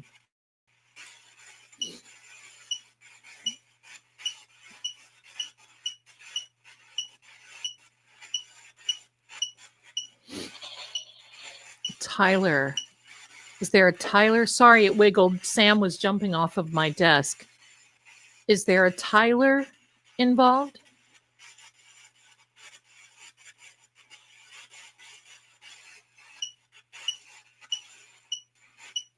Thanks, everybody, for being here.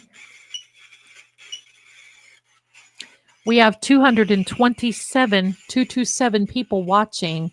If you'll please do me a favor and hit the like button, and please consider subscribing. You'll love it here. But tell us who Tyler is. Do we know a Tyler?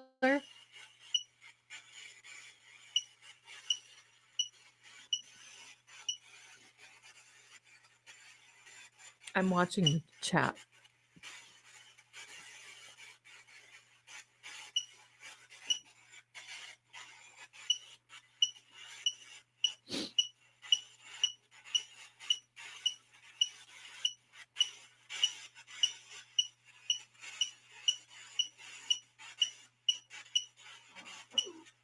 Roof. Could someone have seen this event from a rooftop camera? Is there any evidence from a roof? What do you think? What about a roof? What can you tell us about a roof? Well, it's pretty frequent. Construct.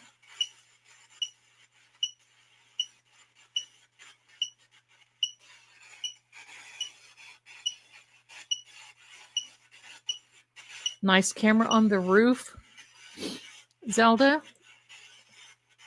Could be Annie Chung. I can't wait to see her. Is there a Tyler family on Fairview Road? Remodeling. I mean, some of the names can just be random. I don't know. But do you think that they're when they made the timeline, the plan, did they construct this? Did they build it? Is that what you're telling us? What do you think?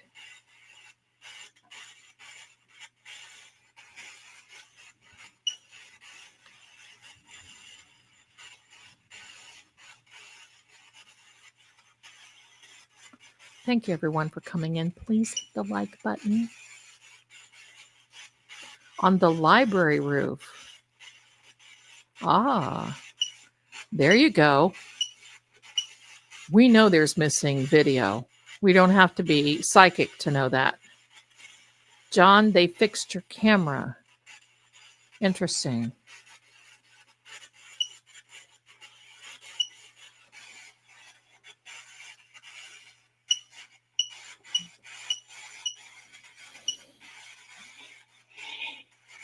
Consider. Okay. Dee Dee looked a little scared in court on Friday when she got called out. Yeah, I think so too.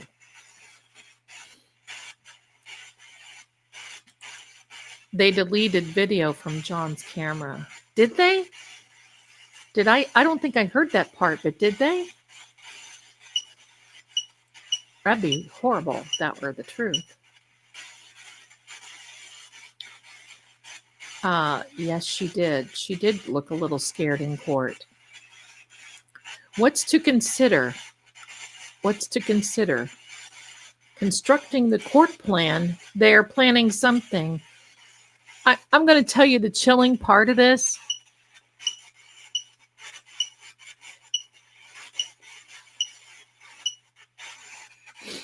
Sorry, I'm looking at the chat.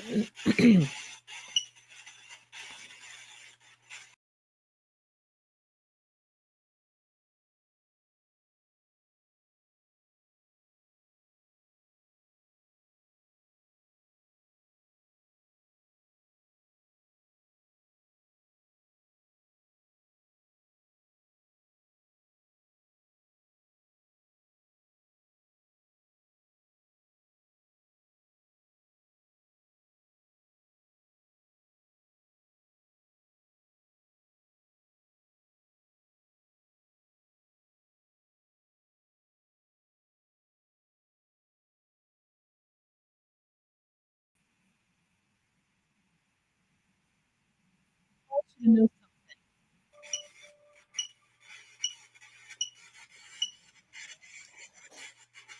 Do you hear music? That just started on its own, and my camera went out.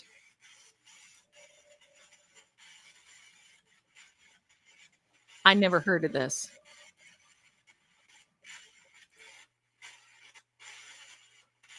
Now that's too wild for me.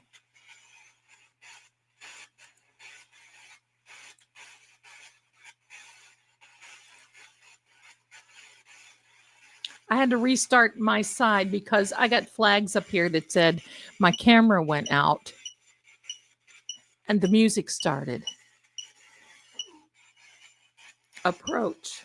Jail approach. Did you see the jail?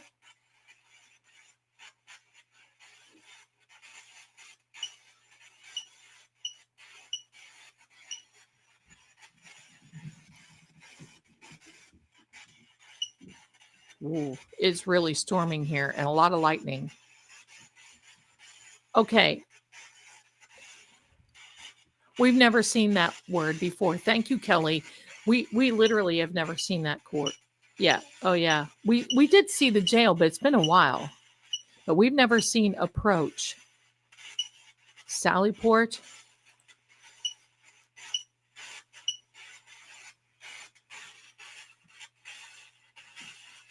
What are we talking about? Approach. What do we need to know? What's happening with there?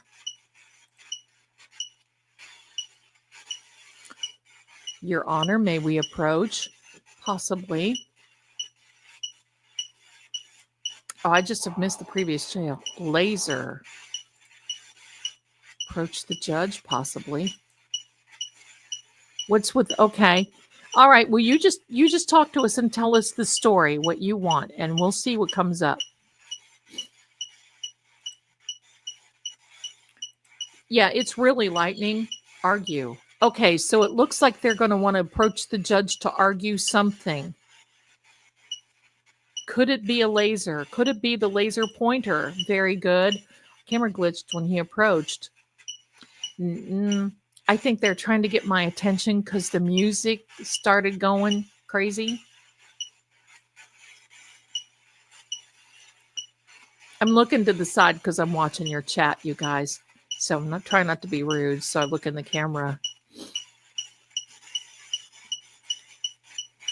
Yeah, we're good. Suitable. Oh, did you hear the growl? Did anybody catch that growl? Shame. Yes, shame on them. Sit down, Demon Jen. Sit down. Who heard the growl before this word? Did anybody hear the growl? Because I sure did. Okay. Shame. Okay. Robert. So are you trying to tell us that Robert Alessi is going to approach and argue a particular point about a laser? Can possibly, allegedly, do you think?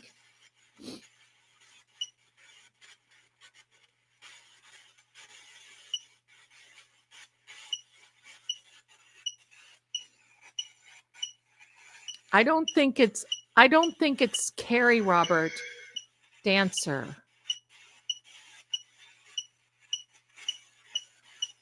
I don't.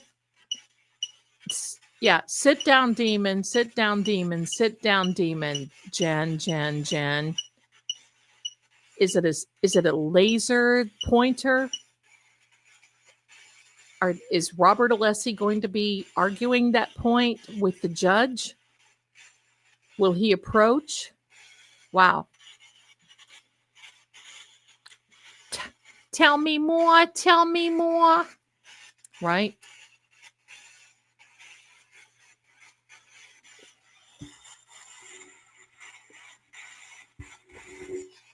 Sorry, I know people don't like this swallowing thing.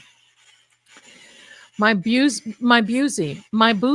beauty laser is probably the distance meter they use to recreate the scene from Top shelf, 34.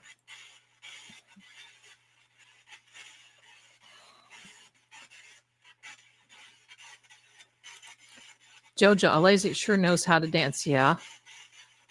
Karen's team is laser focused. Very good. Oh no, no raining men, right? Yuri was seen outside with a new expert a few months ago back, and the expert was using a laser to. Oh, interesting. Cloth. I just as a point of reference, my darlings, and my camera angle isn't good, so it looks like I'm not looking at you, so I'll try. Just as a point of reference, my darlings, do not think John's soul is gone, but do not think that his energy does not remain, and especially there at 34 Fairview. And do not think that he was not there the day that the jury visited, because he knows there's a lot of shenanigans.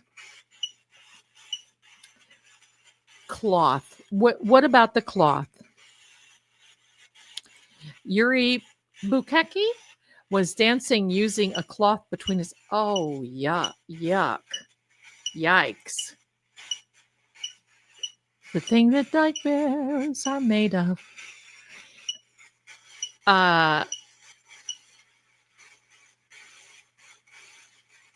Yeah, yuck. I thought that's what they did at One Meadows. 2 doors down. Thanks for being here, darling.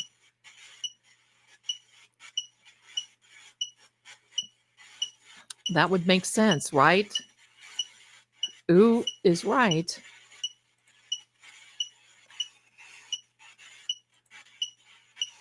I was going to say, what rock do they come out of? But we know that it was the rock at 34 Fairview the other day.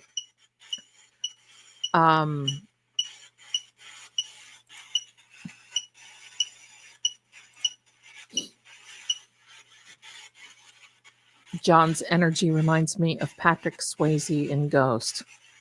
Wouldn't that be great if he could dance too? Yikes. That'd be wonderful. John, I have a son, Robert, and I look to dance. Oh, there you go, Rosebud. They're all cut from the same cloth, Karen.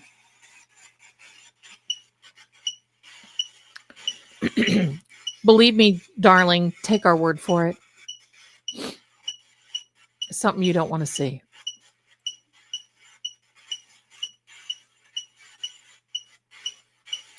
Oh, yeah. Cross.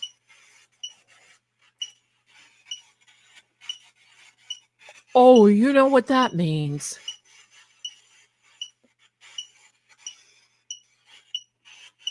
The cross on JJ's neck. Look at this, my friends.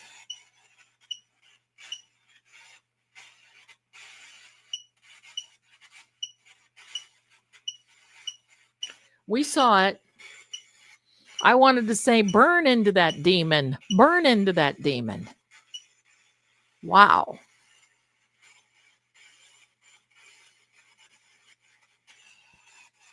Wow. Just wow.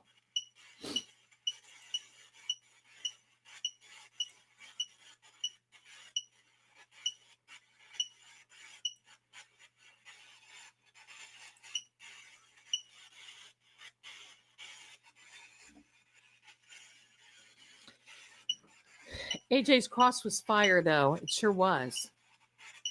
Wow. You should hear the noise outside.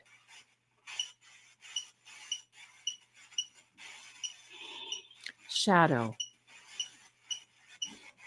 Oh, you know what this is, my darlings. He's talking about, remember when I said that Jen caused and Carrie Roberts caused a shadow? And remember the shadow that I saw in court behind Jen? The first day that she testified, that dark split-second shadow?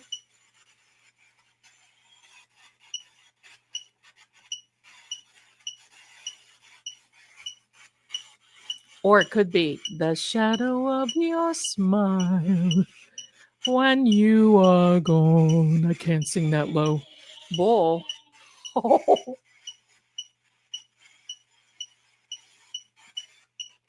She's going to need more than that cross to save her. 'Cause he's right. It's a bunch of bull.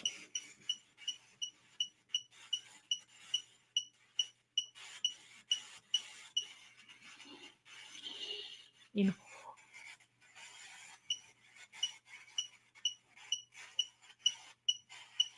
enormous bull, enormous lies.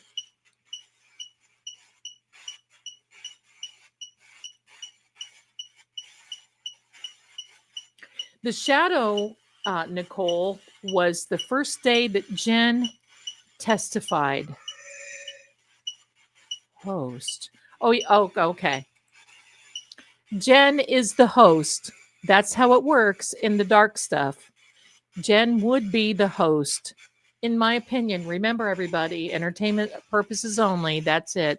And we have 227 people on my meter watching. She would be the host to this shadow.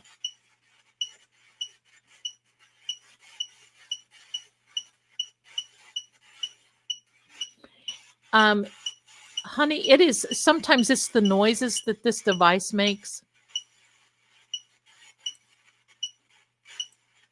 The hostess with not the mostest, but I'll tell you what she has most of. Sir. Sir. Sir.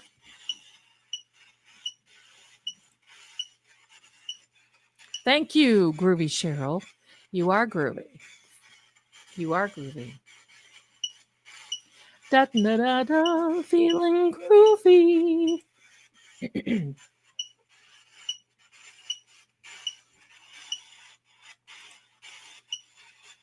Yep.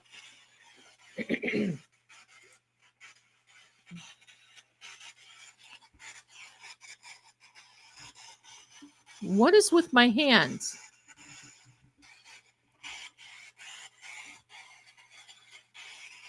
That's wild.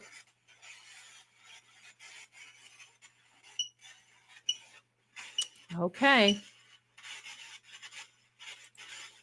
Brian Albert was the host of his Blizzard party.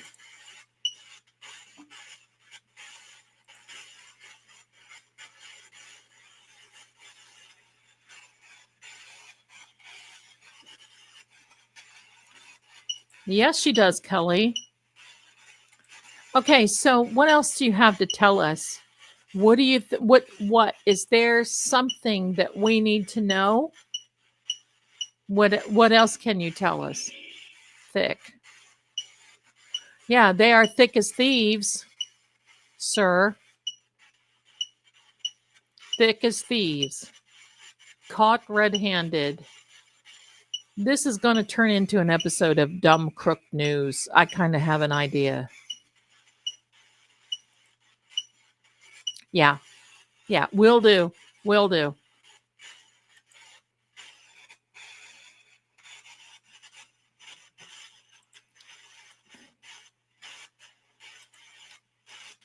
Thick neck Higgins. Higgins thick skull. In the thick of it. My hands are red because they will get caught red-handed. I think that they already have. I think it's just a matter of time. And everyone, thank you for being over here with me with True Oracle. Bless you. I'm going to announce if these storms are okay tomorrow, we will have a live and I will be reading your cards. Members only. Borderline. Borderline. Seems like I'm going to lose my mind. And I keep on getting my love over the borderline. Ooh, laying it on thick. La da dum dum. Da da da da da da da da dum. And I just keep over the borderline. La da da dum. Jen is the host for Evil is. Yeah, She's the hostess with the mostest, but we won't tell what she has most of.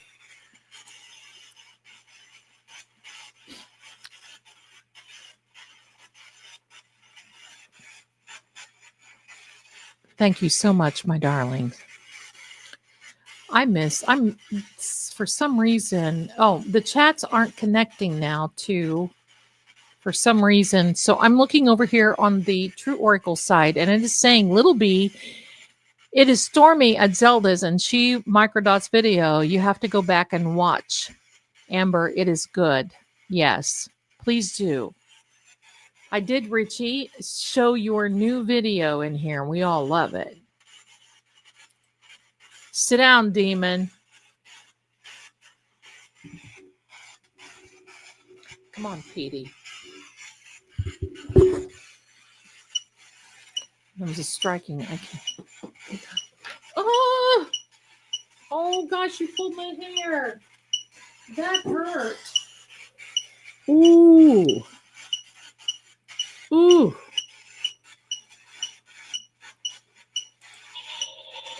Wyatt. Who's Wyatt? Take a seat, bringer of heat. Amen.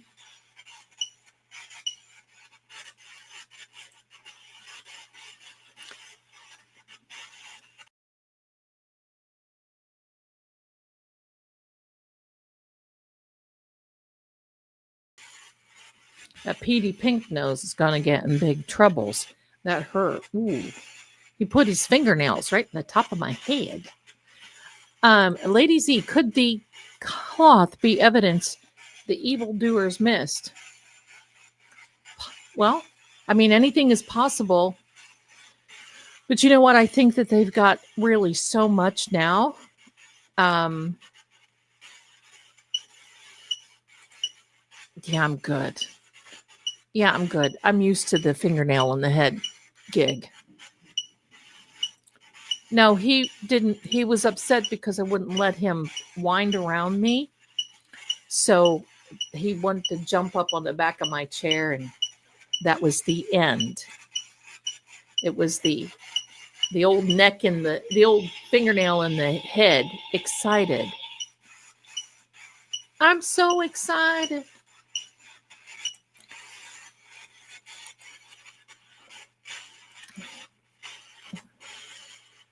Wyatt Proctor. I kid you not.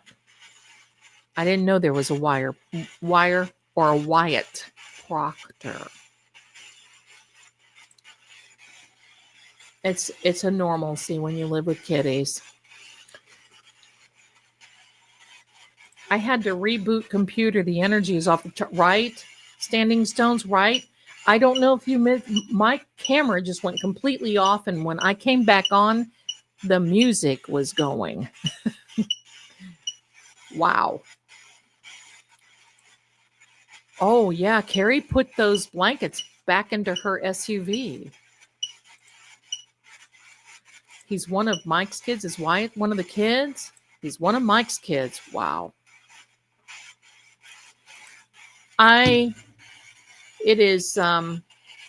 It may be just the camera and all this stuff with because it doesn't look like that on my end, but I'm sure I'm fine.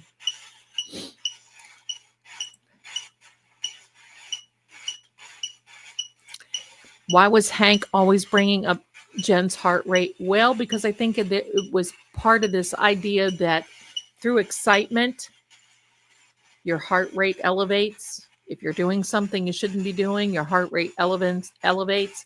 If you're walking, pacing, heart rate elevates. Hip.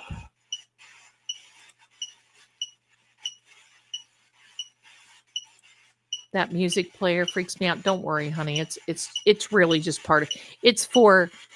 I mean, I can turn it off. It's for ambiance. That's all it's for. It just adds part to this. You know, if I turned it off, look. You see, if I turned that white noise off, it would just be boring. You'd be stuck with me. There we go. Look at that energy. Pierce. Ooh. There was also white cloth laying in the Sallyport floor. Oh.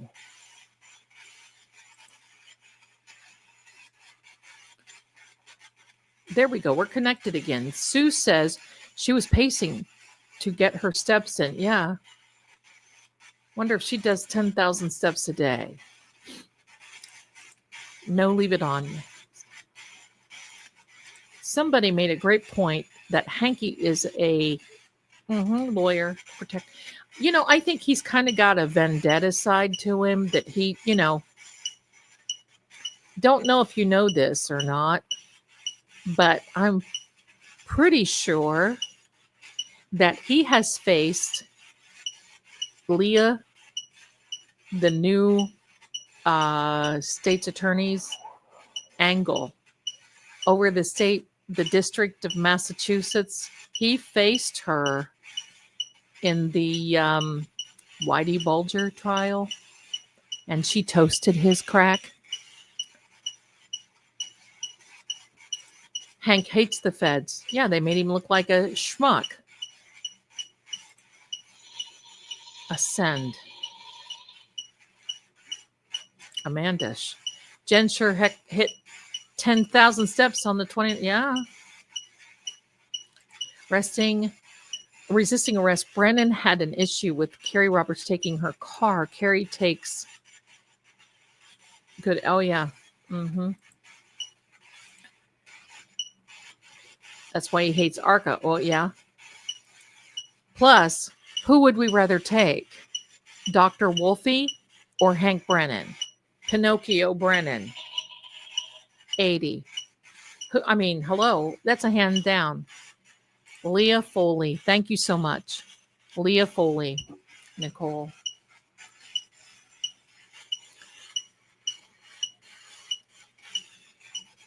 When I saw, you want to know what popped into my brain when I saw Ascend? And I did immediately thought of the Apostles' Creed. Squad. Sorry, that's Sammy jumping up and down. You're right. Hank believed the feds were corrupt over Whitey. You're right. He thought there was some type of collusion in that. He must have a sad life. 80 steps to the house. True on the steps. Yep. Stairs. Ascended into heaven on the third day. Yep. I believe in God the Father Almighty, maker of heaven and earth, and his only Son, our Lord, Jesus Christ, who was born, right? I'll be careful.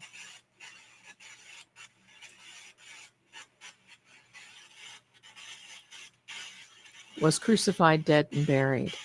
He descended into the hot place. On the third day, he rose again from the dead.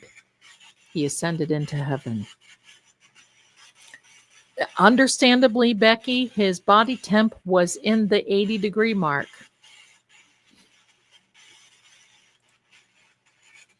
That I'm going to tell you after hearing, because we knew some things were going to be coming out in this testimony with her. After I heard that there was a call at 5:07 in the morning, I'm sorry, it's my opinion, but my friends, that was a heads up call if I've ever seen one.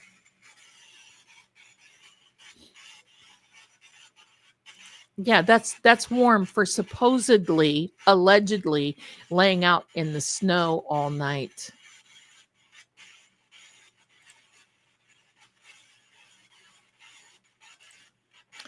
So Brennan just wants to fight the feds again. I see it. Personal, yeah. I think it's a vendetta on his part. He wants this to be his way of saying, well, you may have got me the last time, but baby, I'll have you this time. Right, Amy? She called twice in the morning. Yep. So, tick. That's right. Tick, tick, tick, boom. If this next word is boom, I'm going to fall out of this chair. Tick, tick, boom.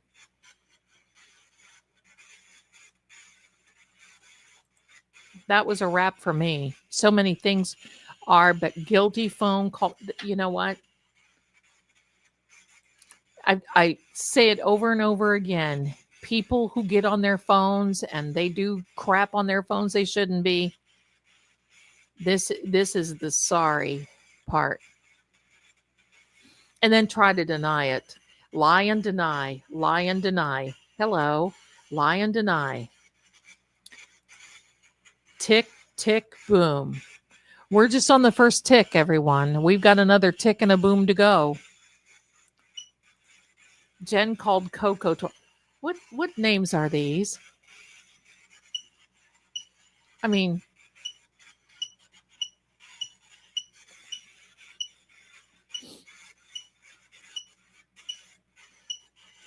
Kim, me too. I'm falling out of my bed instead, right? Hello. If we see another tick and another boom, we know we're on top of it.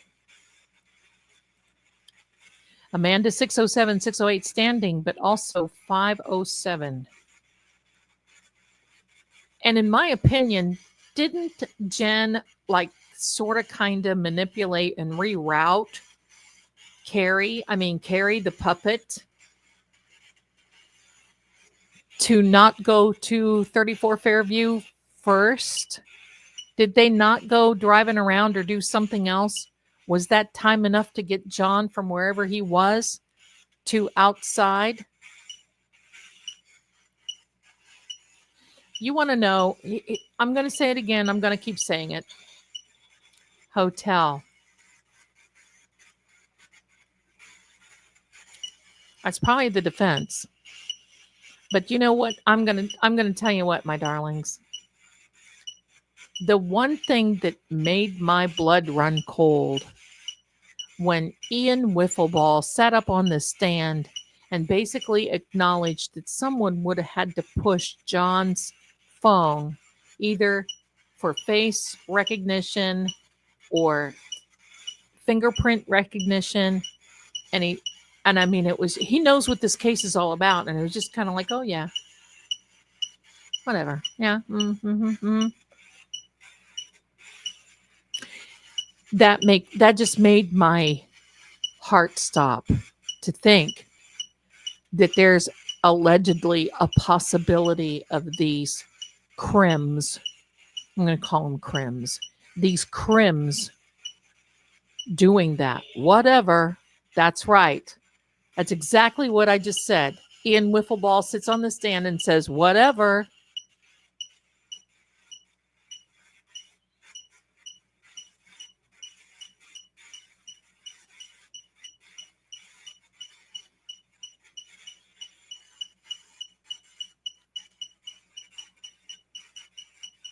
Look at this energy.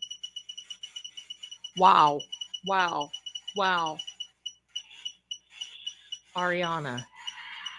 Sick. Seat. What's going on? What's going on? Are you upset? What's going on? Look at the energy. Look at this energy. And who is Ariana? I've not seen that. I can tell you that. Sick. Ariana sick. At whatever. Yeah. Amy says Whiffen really stepped in it. He sure did. He sure did. If that's the experts that the CW or the common wusses have, code red.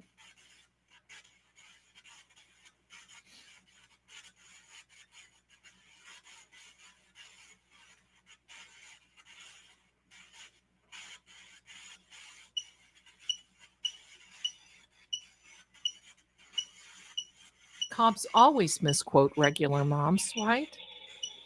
Because, okay, why? It is a beautiful name. That's interesting. Just for a regular mom, a basketball, soccer mom, cops would be glad to misquote multiple police officers, if you want to call them that, allegedly, supposedly.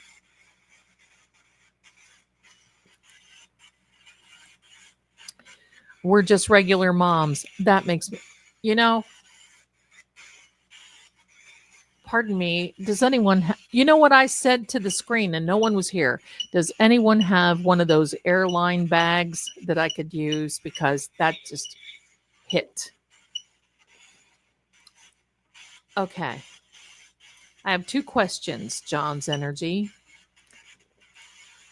How long can you, how long can you tell us that you were outside in the snow? How can you give us a time when how long were you there?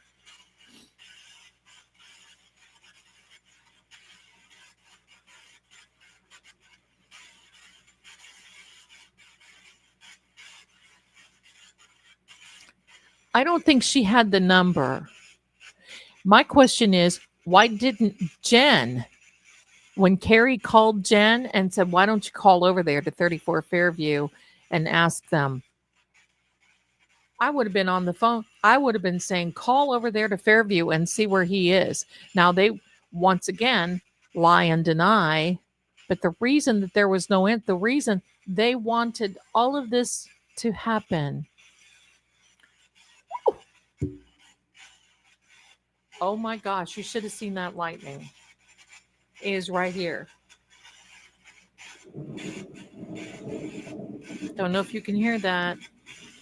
I love it, but I don't want to close. So if I lose you, my darlings, I just want you to know how much I love you, and I want to thank you. And I want to thank you for all of the generosity. I don't think I missed anybody, but I want to thank you for being here. Oh, I think I missed this one. Miss Jules from Florida, thank you. I am so happy to be a part of your people. I love Melanie as well. I am honored for you to be a part of my people, our people. And you know what? If it weren't for me, I am a dork. If it weren't for you, I wouldn't be here. I wouldn't be able to sit here and act silly and do my thing. I would be just doing my thing without being here. And I want to thank you so much for that in case I lose you, because it is getting pretty wild outside. I want to tell you how much I love you. And I'll let you know about the members live tomorrow, because I do want to get a members live in. So if you're not over there, citizenship.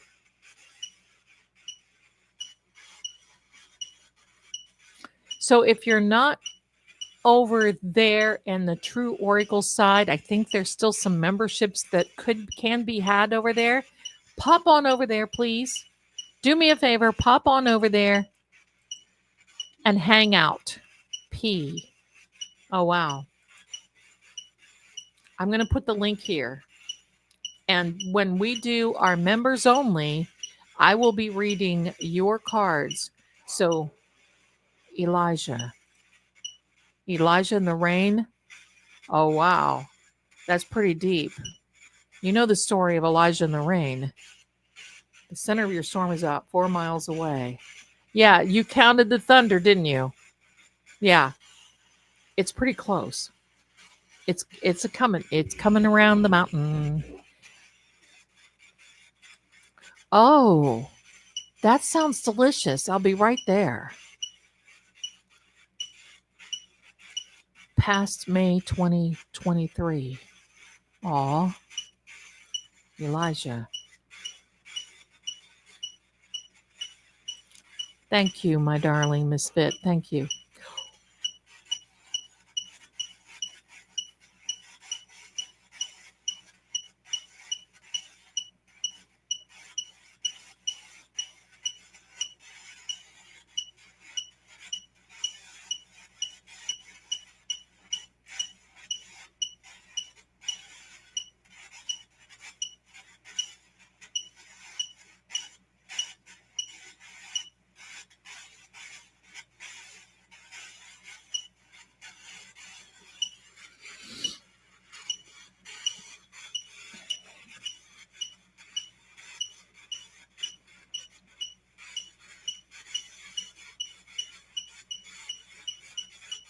Get this energy. Oh, yeah. That's intense. Hello. No. Yeah, that was pretty intense. Rendered me speechless. That's hard to do. The story of Elijah. Hold on a second.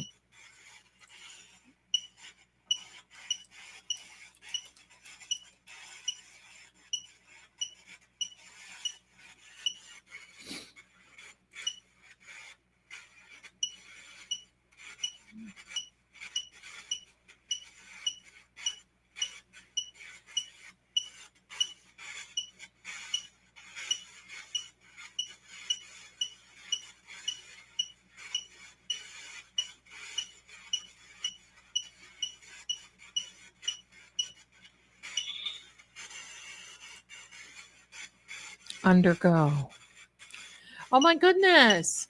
Nicole, bless you, my darling. 5 memberships. Thank you so much for your support. That is so helpful. Thank you, my darlings. Thank you. I'll tell you, Amy, just give me a minute. We'll wait a second, and I'll tell you about Elijah in the rain.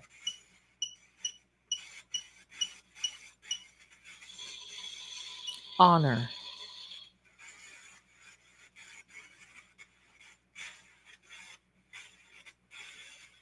Oh my goodness, look. Look over there, everybody. Look at all the people getting memberships. Thank you so much, Cheryl. Bless you, my darling, for your support. Thank you, thank you. So remember, tomorrow I want you to check the tab in my community post and in True Oracle's community post. And I will post the time. I'm going to try to do it tomorrow. Pardon me, that is Sam. No, that's Riley. Shook like an earthquake. And then we'll read cards for you. How's that? And I'm doing a post office run on Monday. So if you need to put an order in for a bracelet or something like that, there you go.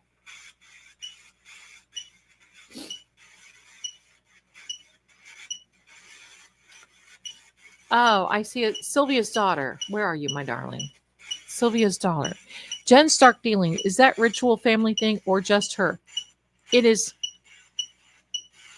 my opinion, Village.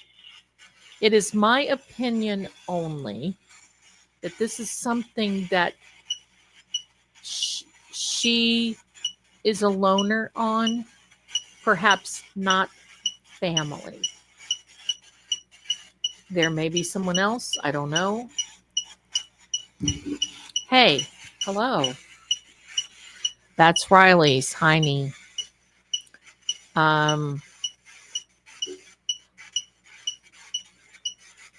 Village Shops in Canton.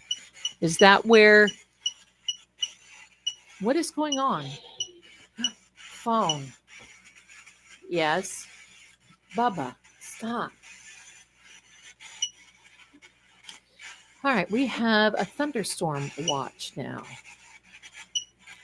The whole town village came to the funeral. Wow. She's not very good at it. Well, she thought so. Here, Bubba, come on.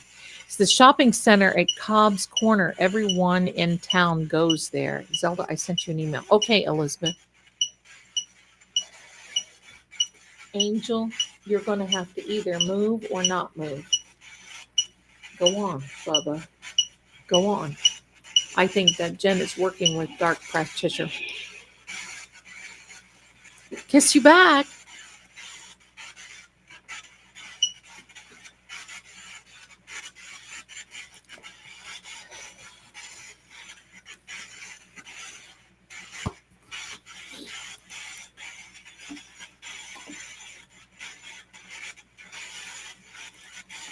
Hi there, Risa. Oh, what a beautiful profile picture, you darling. Beautiful souls in the chat. Hello, my darling, and welcome to you. Thank you so much for being here. I've not seen you before, Risa, but that doesn't mean anything, so I'm going to welcome you here. Thanks for being here, my darling.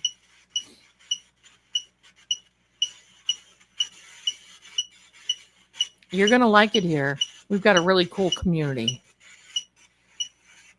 In the Old Testament, the prophet Elijah prayed for and caused rain to fall after prolonged. He actually had a servant by the name of Ahab, and 7 times Elijah prayed for rain, and he would send Ahab off to get something to eat or whatever. And Elijah climbed to the top of a mountain, and he would say, "Do you see anything? Do you see anything?" And Elijah kept saying, "No, but I know there's a big 9. I know 9 women, 9 men." He said, "But I know that there is a rainstorm coming, and it's going to be a good rainstorm coming." And Ahab was like, "How do you, what? There's not a cloud in the sky." And he would send Ahab off again. This is the power of faith. And then finally, Elijah saw what they said was a cloud the size of his hand in the sky. And Elijah said, "Oops, there you go. It's going to rain." And it rained, and it poured, and it rained, and it poured. So that is the story of Elijah and the rain. He was a prophet. Elijah, he's the one who also saw the 10,000 angels.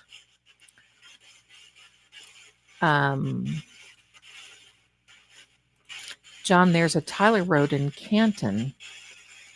9 is intriguing. You can find that story, I believe, if you want to look that up. I always read the King James Version, but I believe if you want to look that up, that story is in the book of Kings, and I believe it's chapter 18. It starts in chapter 18. 9 people at 34? I don't know. Tyler Sutton lost his wife, Ariana. He was a cop. Oh, really? Oh, that's too bad. And it said Tyler, too, right? Faith like the grain of a mustard seed. We trust, we believe for justice for John and Karen. Amen. Thank you. You're welcome. You're welcome. If I can always help in that type of thing, I will. I will. Let me see something. I maybe have a copy of. I don't have that. But I'd like to introduce you to the law firm of Dewey, Cheatham, and Howe. Now, Miss Howe is no longer there, and I think that they're looking for another way and how. So you just never know. But there we are.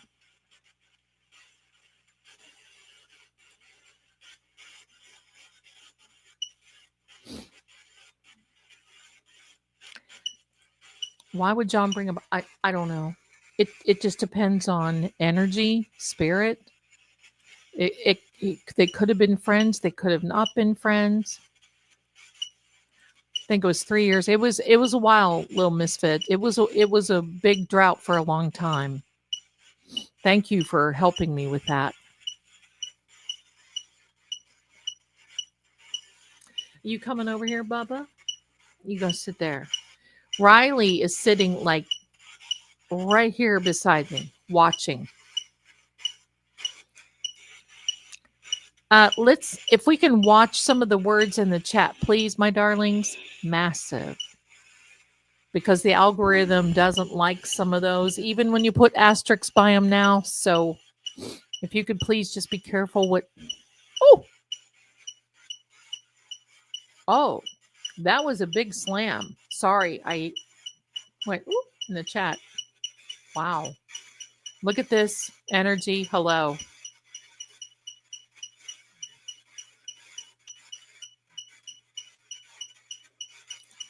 Wow.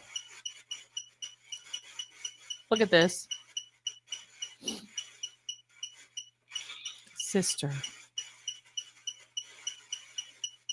Yeah, massive thunder. Speak. Walking. Sister. Is that Denise? You mentioned her before. Massive. Is that massive cover up? Is that who's walking? Is that the steps that somebody took? sisters. No one could ever, we are sisters. Lord help the mister who, oh wait, Lord help the mister that comes between me and my sister. And Lord help the sister that comes between me and my man. Harry. I don't know Harry. Who's Harry? Who's Harry? I'd love to see Nicole talk. I'd love to see Denise talk. Did you see the look on Jen's face when AJ said, "Who is your sister? Is she here now?" Yeah, her name is Denise. Can you point her out? Yeah, she's over there. What is she wearing? You could see. Whoa, woofy. That was Harry Potter. Hello. Do you have something that you would like to tell us? Love that part. I did too. Did you see? I mean, seriously, I hate to be so bombastic and graphic right now, but I could just feel Jen's butt clenching to the chair at that moment when she said, "Oh, your sister, the one who had the plan, the map, the timeline, diagnose."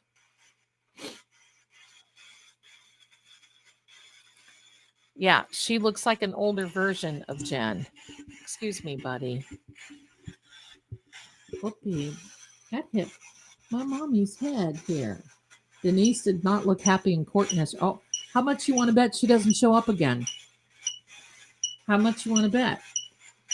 You know, she was probably there as moral support. You know how they are. Yes. Showers for sure here.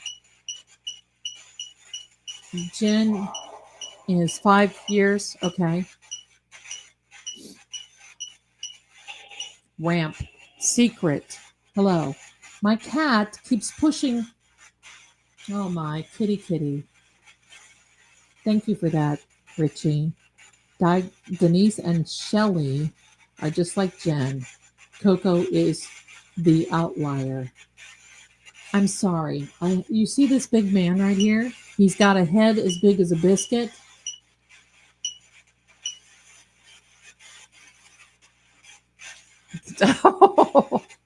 Nicole RM, right? Yeah, Jen was clenching her chair with her little hiney there. When all that, I was like, oh, sit down, demon. Sit down.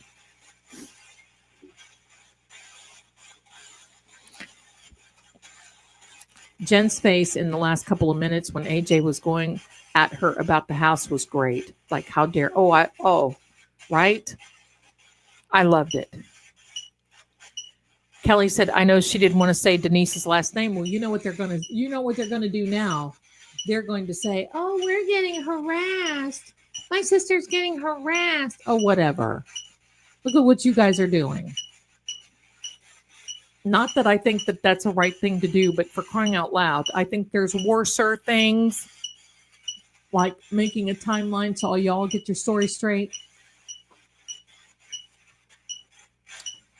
The defense is ramping up to share the secrets of the Mickeys and the Alberts. I'm to the point now where I want to say not only McAlbert, but I want to say McKeith.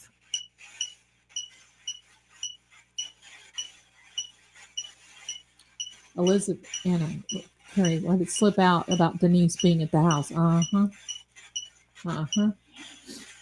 Free again.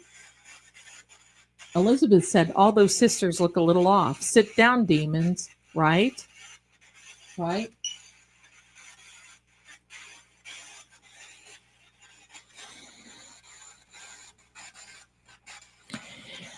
Maybe Denise shouldn't have gotten involved and wrote a timeline then. It seems like it's a matter of deduction, logic, and smarts. I mean, does it not seem like to you that everybody was jumping, including Peg?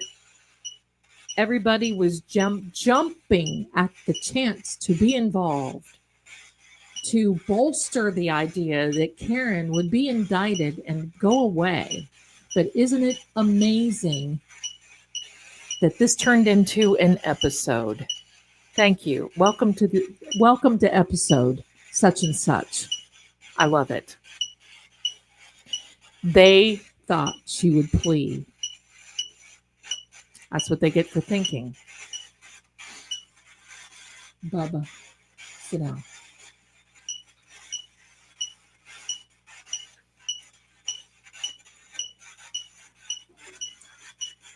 Because he's furious at Karen ruining his reputation, he thinks gets convicted, he will be vindicated.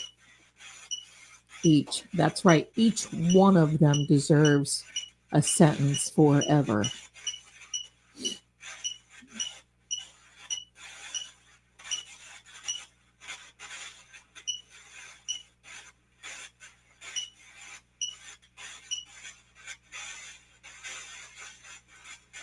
Karen, bravo. If they are innocent, there is no reason they would need a timeline. Oh, what a tangled web we weave. And they're just going to allow this. If any feds are watching, they're just going to allow it to continue on because you know the rules of the road. Never interrupt your enemy or a criminal when they're being an idiot. Bottom line. Let him go. Associate. Yeah, they're all associates. Karen, was the plea text before Karen was arrested? If so, yes. Yes, it's my understanding. Now, Richie's here. He can, but it's my understanding that that was at 4:30-ish something when they were all talking in the group text. And then it was 7:30-ish when Karen was arrested. So they all knew something was going down. They all knew something down. Thank you, someone, for the Venmo. I appreciate it. I'll look at those a little later. I want to just keep watching here. Yes, before. Thanks for the clarification.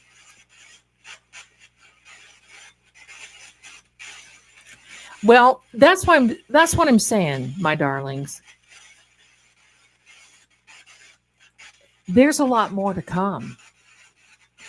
The defense has the goods. There are things that we don't even know. May is going to be epic, and there's going to be something bigger in May, and probably more disgusting that we find out. But these so-called experts that the CW or the common wusses have, in my opinion, are going to be, they're mediocre at best. I cannot wait. And I want you all to know, I've said it once, I'm going to say it again. Those jurors, 9 women, 9 men, sorry, ladies here, and come closer. If you were on the jury and you saw somebody like Jen performing the way she was, oh, I'm just a common man, hello, maybe, you never know. We're just regular moms. I wanted to be so helpful because I am so nosy and I am a gossiper and I am a busybody. I am Mrs. Kravitz and I have to take care of this because I'm a fixer. Now, my friends, if you were on the jury and you saw that, ladies, would you just not go, that's sus? This cow needs to get a life or rent one or something. She is off her rocker. She needs an Academy Award for this performance. We all know she's just bizarre. When I saw that shadow, it just went very quickly behind her when she took I was within 30 minutes of her testimony, the first 30 minutes between 2:27 and 2:50, something or other. There was that shadow that went around, and then I saw it when they panned, and it went between the judges the judge's bench and right over top of Hankey's table, as though it was scurrying. And that happens many times because that dark stuff dark work, I'm going to call it that, dark practice, dark work does not last long. It needs to be renewed. And every time whoever is the person who is renewing it, I'm going to say it in a kind way, whoever the person is who is renewing it has to give up one thing more. It's like one thing is taken from your life in order to wreak this much havoc. And as time goes on, it will just definitely show. There will be a toll that is taken. These things aren't free. That type of work you pay for. And soul-wise, persona-wise, all this other stuff ain't good. She's into something that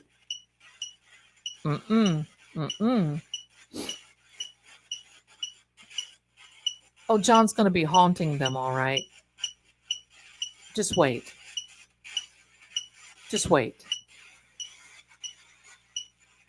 I can't wait to see Arca get up there, because I want Hank to perform like he did in the little preliminary voir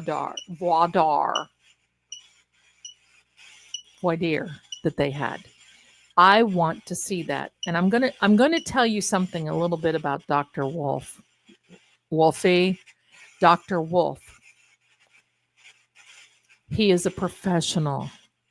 He is a trained professional. Pardon me, they're jumping all over. And Dr. Wolf he understands this whole thing about Hank Brennan. He understands about being aggressed. And I don't know if you noticed this, but he took his time. When there was an answer, he made sure that he not only clarified, but qualified what Hank was wanting. And he understood immediately that Hank, he was aggressive. And he would take a few seconds before answering. He never raised his voice. He kept it. And this enraged Hank, because Hank not only, this was all for the media, my darlings. It wasn't for the voir dire. It was not for the court.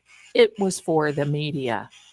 Hank wanted the media to say, "Oh my God, look at him. Oh, wow.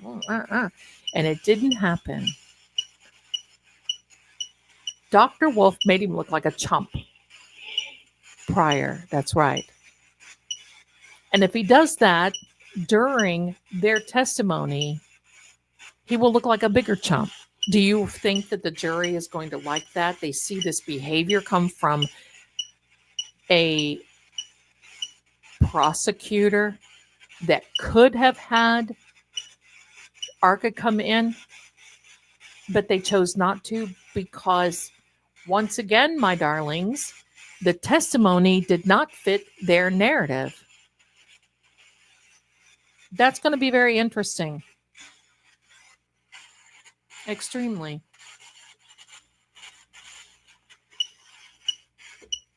Pardon me. I'm sorry if you don't like that. I should warn you.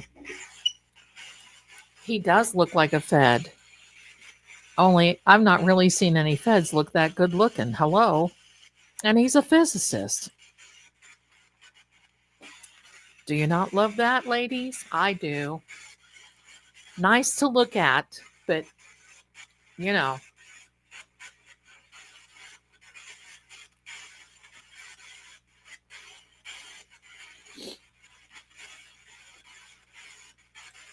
Oh, Karen, I didn't see this. I love the headline on Thursday of the Boston Herald. A pic of AJ lie detector. Oh, that's wonderful. You know, I've said it once and I've said it again. I have more faith in Karen's defense team than I do the sun coming up. Jerry says, we love a smart man. Absolutely. And he's just so fresh looking. I mean, that's horrible sounding track. There is a track. But the reason I'm saying he presents himself so well and so professional. Even the other Dr. Arca man.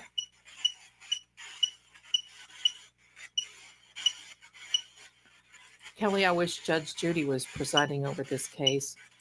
I wish there wasn't a case at all. That's the whole thing. Sadly. Robin, it's a miracle to me that Arca wanted to even get involved in this time. You know what? They could have just literally said no.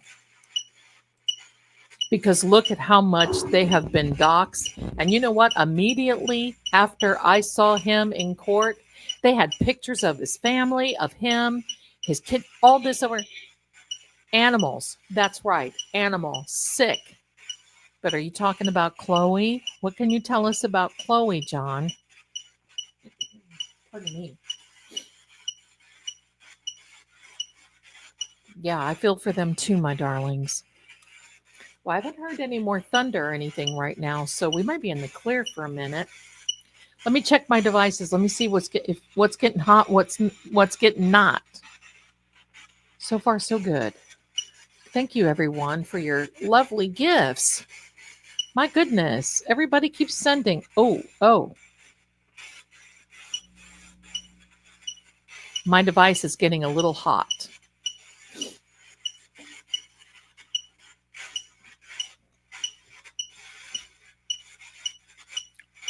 I'm pretty sure Chloe is,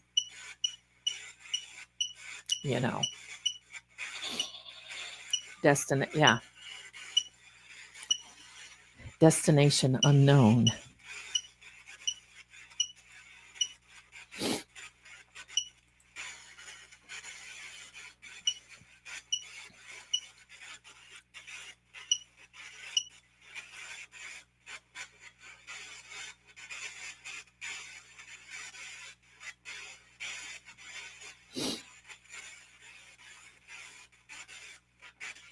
The final countdown. I have something that I would like to show you, and I'll find it in a minute.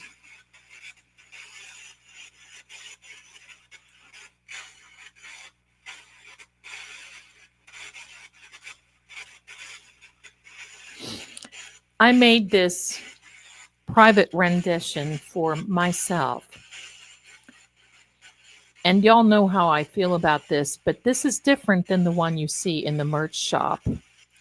This is kind of something that when I get moved and settled in, I'm going to keep for myself, and I'm going to frame it and have it in my office. And that's it, my darling. That is John walking Chloe in heaven. So there you go. Wasn't Chloe's fault.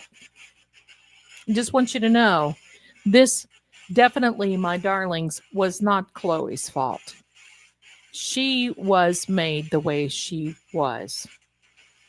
BA wanted a aggressive dog. And you can't tell me, oops, here we go. You cannot tell me that Jen went into the bedroom with an aggressive dog. First of all, I just got to tell you this. I know law enforcement, and I know some of them. First of all, you don't have your front door unlocked. And I know that I saw that door move when Jen, after the ambulance left and after Karen left, Jen trekked through right up to the front door, and I know I saw that door move. They were there watching.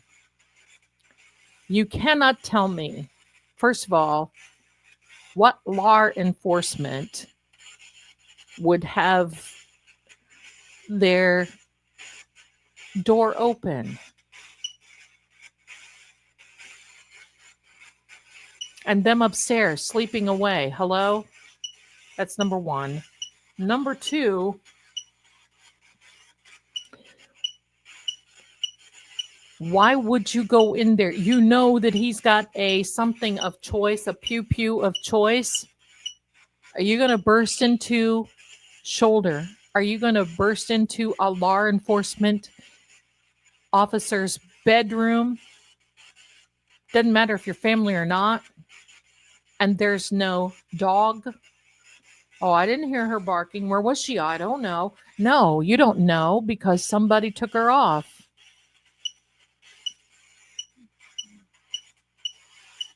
Something big and bad. 45, 3 or Glock, something. Pop. Are you talking about pop? So, my darlings, I mean, lie and deny. Lie and deny. The whole, that's what makes me sick. But you know, there's a name for somebody that will get up and believe their lies to tell.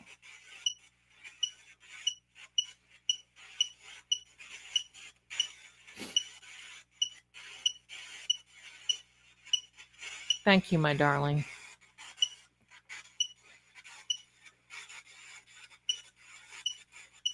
The arm. I got to ask you something because when I saw him in the remote viewing, he had a big, when it showed him laying there, when I was watching another person pat him down in my viewing now, there looked like a lump on his shoulder. Uh-oh. Hello, young lovers. Let me plug in. See, we're getting hot. It just tore out my battery. Hold on. Let me get this. There we are. We're back in business. Hello. Just that quick, we're back in business. Thank God for chargers. I try not to keep them because, boo, they're getting hot. I gotta take this one off the charger for a minute. But if I don't, it just goes zippity-doo-dah right down. Yeah, the batteries are draining. Oh, yeah, I do. Carrie asked Karen out for drinks.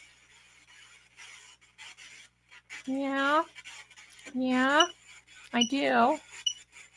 The whole bloody thing is sketchy.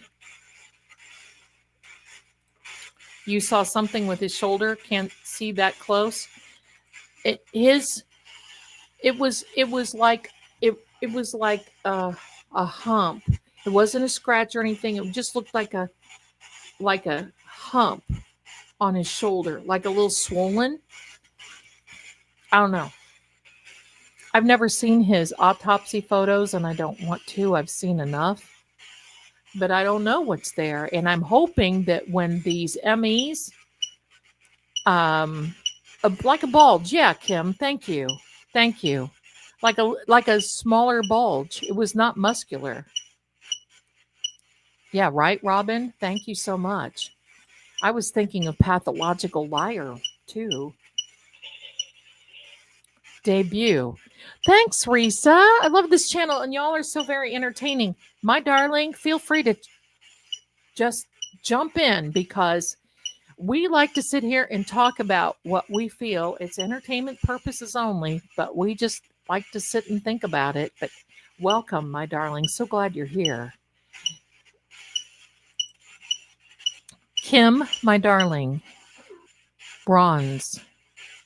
You need to, honey, maybe fix some things so that when people get memberships, you'll get one. Can you fix that so you get one, please? I wish They do have for some creators that they can gift. For some reason, I don't have that. I don't think I have enough people. Laboratory. Ooh, laboratory. Now we're getting somewhere. Now we're getting somewhere.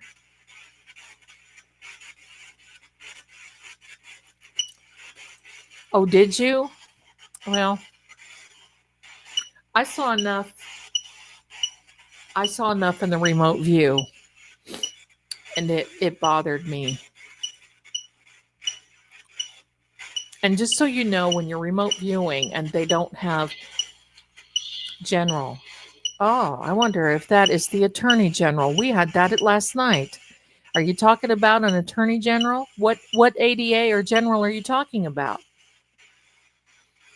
But I want you to know something. When somebody is in spirit form and you're remote viewing, if you see someone without their clothes on, the way that I can describe it is that they look like a Barbie doll. You know everything is there, but there's no detail. And in fact, it's less than that detail. It's just like nothing really.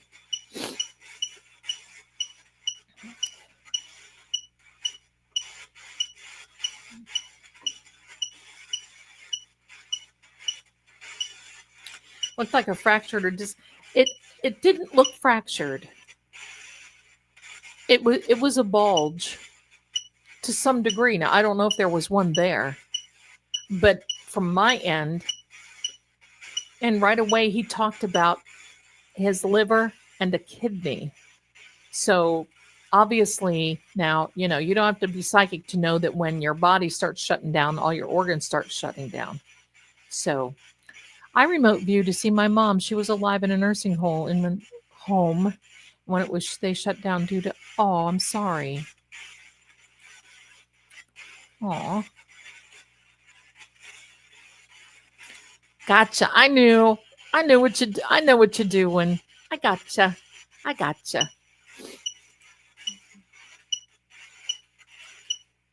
Thank you, Pierre. The remote viewing is so relatable. Thank you so much. It is very much. Thank you for your generosity. Thank you. I'll make sure that everything is a-okay over here on the view side. Hey, you know what? We're going to be going right into May 4th together. For those of you who are on the East Coast, welcome Sunday, May 4th. We've got 1 minute. Robin, me too. Wait a minute. I wish I could learn to remote view. That's fascinating. My darlings, I'm going to tell you something.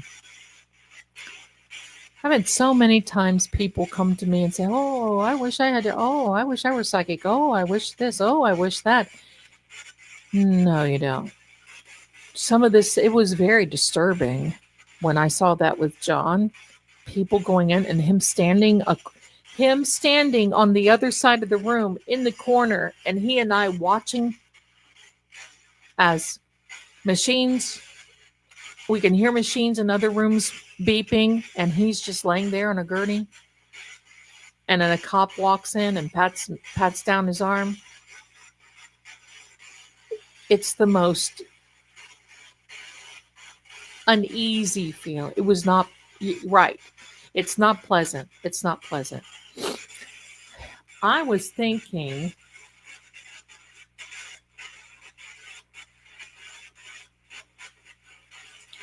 yeah, Amy, thanks. Look, I love your picture.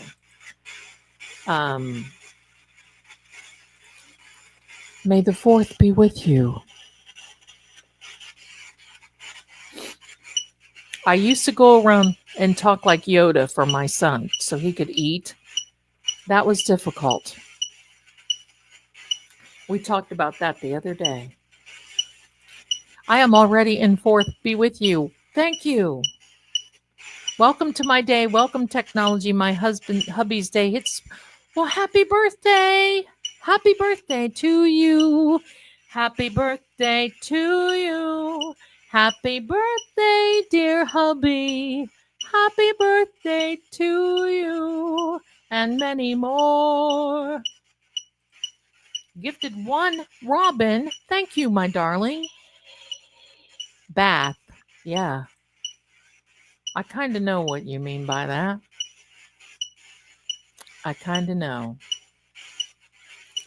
Secret. I've never. Oh, my darling. Listen, I'm one of these. Listen, when this is over, I have to take a break and I just have to sit back and I have to run like The Matrix, all of them. And I have to watch The Hobbit and Lord of the Rings and some Star Wars. And yeah, you got to watch them, darling. The originals are great. You can't even think of the originals.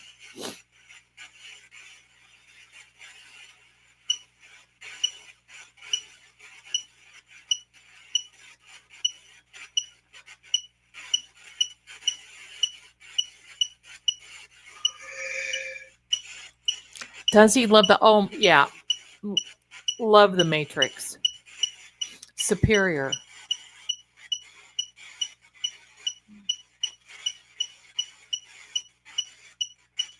I don't think someone gave Chloe a bath. I think maybe someone tried to, in my opinion, wash down John a bit. Look at this energy.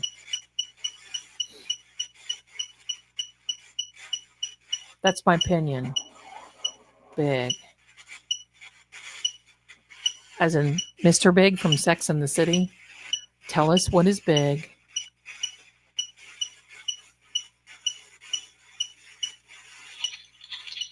Quarterback. So who's the quarterback? Who's punting through this? Tell us who's the playmaker? Tell us, John. Who's quarterbacking?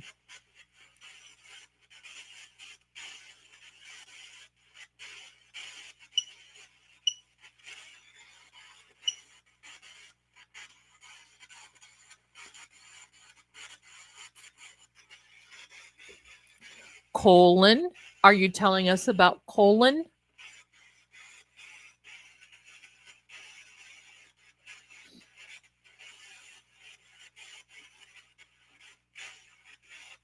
That's very sweet, Risa.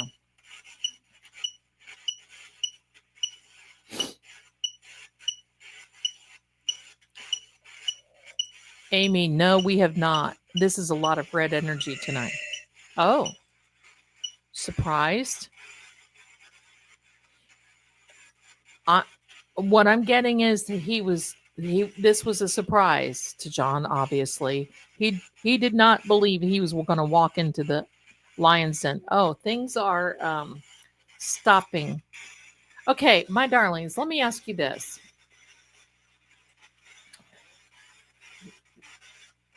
Yeah. We're going to take this one word and let me ask you if we can take my device is getting very hot. And if you want to continue, we can continue. But I thought we would just take a break and maybe watch one Dark Tales with Zelda or something, like a true crime one. Or would you like to watch the vampire one where the vampire called me? Would you like to do that? And then give my devices a rest and let them cool down. So put one in the chat if that's okay with you. Colorful. Put one in the chat if that's okay with you. We watch a video, Dark Tales with Zelda, and let the devices cool down because this is a lot of energy going on and I can see that they're lagging. So if that's okay, please put a 1 in the chat. And because there's the one camera is starting to overheat and I don't want that to happen because that's my phone. Hello. Okay. All right. John's energy. We will be right back. Thank you so much. Okay, gosh, I feel like I'm yelling over that stuff. My darlings, let me get set up for what would you like to see? Put a 1 in the chat if you want to see my dark tale about how the vampire called me or put a 2 in the chat if you want to see a true crime one. It's up to you. Let me know. 1 vampire, 2 for a true crime. I almost put this finger out. Oh dear. 1 for true crime and 2 for erase. 1 for vampire, 2 for true crime.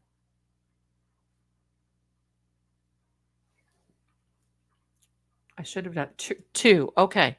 Here we go. I'll get a true crime one going. True crime one. Give me a second. We'll get it set up. Keep on in my love over the borderline. Do do do do do do do do. In my love over the borderline. La da da do do do. Here we go. Walking down the street. Here we are. All right, let me get this one here. Oh gosh. I've got several true crime ones. I'm going to give you, let's see.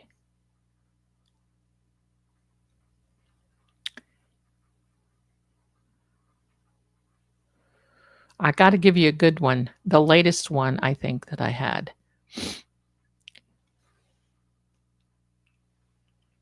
Oh gosh, I got a lot of true crime ones here.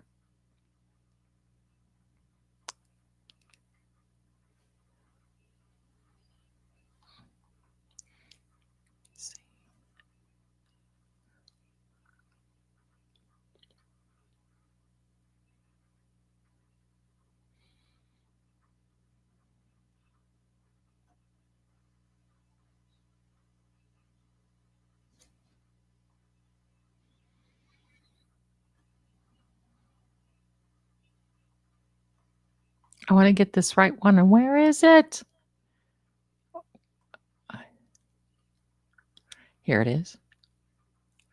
Here it is. Let me cue this up for you. This one is called A Moiter in Maine. Give me a second.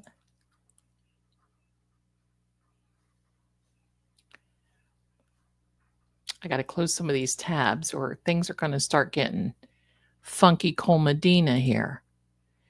All right, my darlings, buckle up. Here is a dark tale with Zelda coming up for your entertainment pleasure.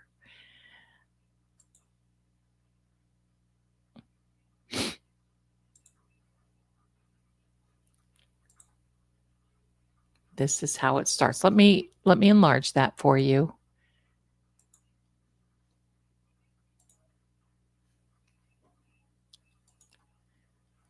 Okay, here we go. You may have to adjust your volume. I'll be quiet during. Hello, everyone, and welcome to this episode of Dark Tales of Zelda. That's right.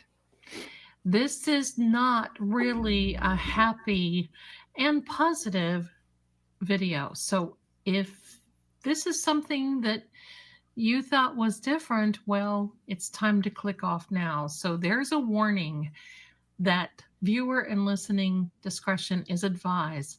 This is intended for mature audiences only. So with that being said, let's get started. The dark tale is this. There was a night that I was reading and a particular client from Maine called me. Now, she was a client that had talked with several times over the years. So she was a regular client, and it was about 3 a.m. Eastern when I was talking with her. She was a little depressed, didn't really feel very well. We were talking about things, and as I started shuffling the cards because I was using the Cartomancy deck, the regular playing card, these are the cards that came out. Literally, How can I remember? Well, how can I forget? When you hear this story, you're going to understand exactly what I mean. While we are talking, she was silent and she would say, hold on a minute. Or then she would say, just a second, I'm being bothered. Or just a minute, I'm getting a text. Well, I would wait. She's a really great person. No problem. Those things happen. And she came back on the phone and she said, this neighbor guy is texting me and he wants to know about this piece of jewelry. I haven't talked to him in a long time. So I start laying out these cards and I said, it's not a piece of jewelry that he wants to talk to you about. And she said, well, what could it be? Well, these are the cards that I pulled out. These are all negative cards. These are cards that show there is more to this story than meets the eye. He's not telling her the truth. This card right here represents a joker. So it means that he's not telling her the truth. It means that there's a hidden agenda. With these cards, there is a really dark connotation to this. So I told her, I said, it's 3 a.m. Actually, it was 3:08 a.m.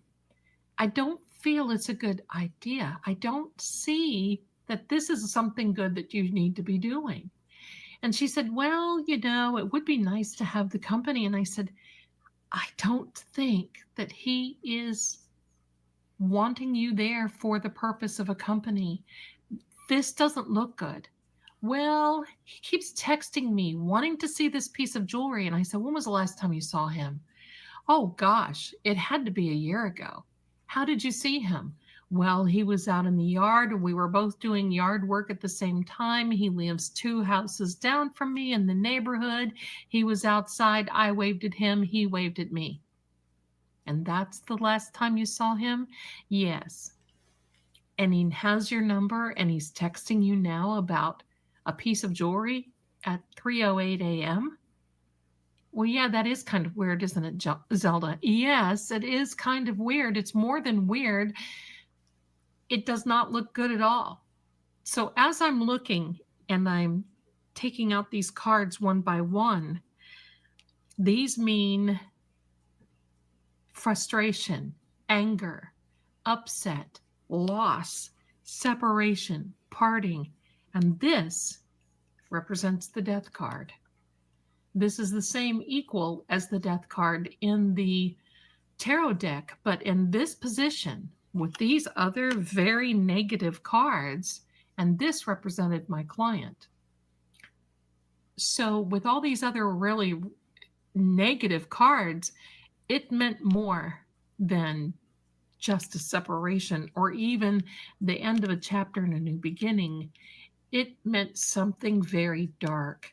This neighbor did not have a good intention in mind. So I told her, this is a warning for you. There's nothing more that I can say. I can't tell you what to do. I'm not going to tell you what to do. Please heed my warning. There's something wrong. So as we're talking, I pulled out one more card. This is a card of sacrifice. This is a card of something going very wrong. Love, relationship, maybe even a family, friendship, but something goes terribly wrong. And I told her, I'm warning you, there's something horribly wrong. Please promise me that you won't go. If it's that important, you can see him tomorrow with that piece of jewelry. You need to go lock your doors and you need to stay in tonight. And she said, lock my doors. I said, that's correct. You need to lock your doors, you need to be safe, and you need to stay in.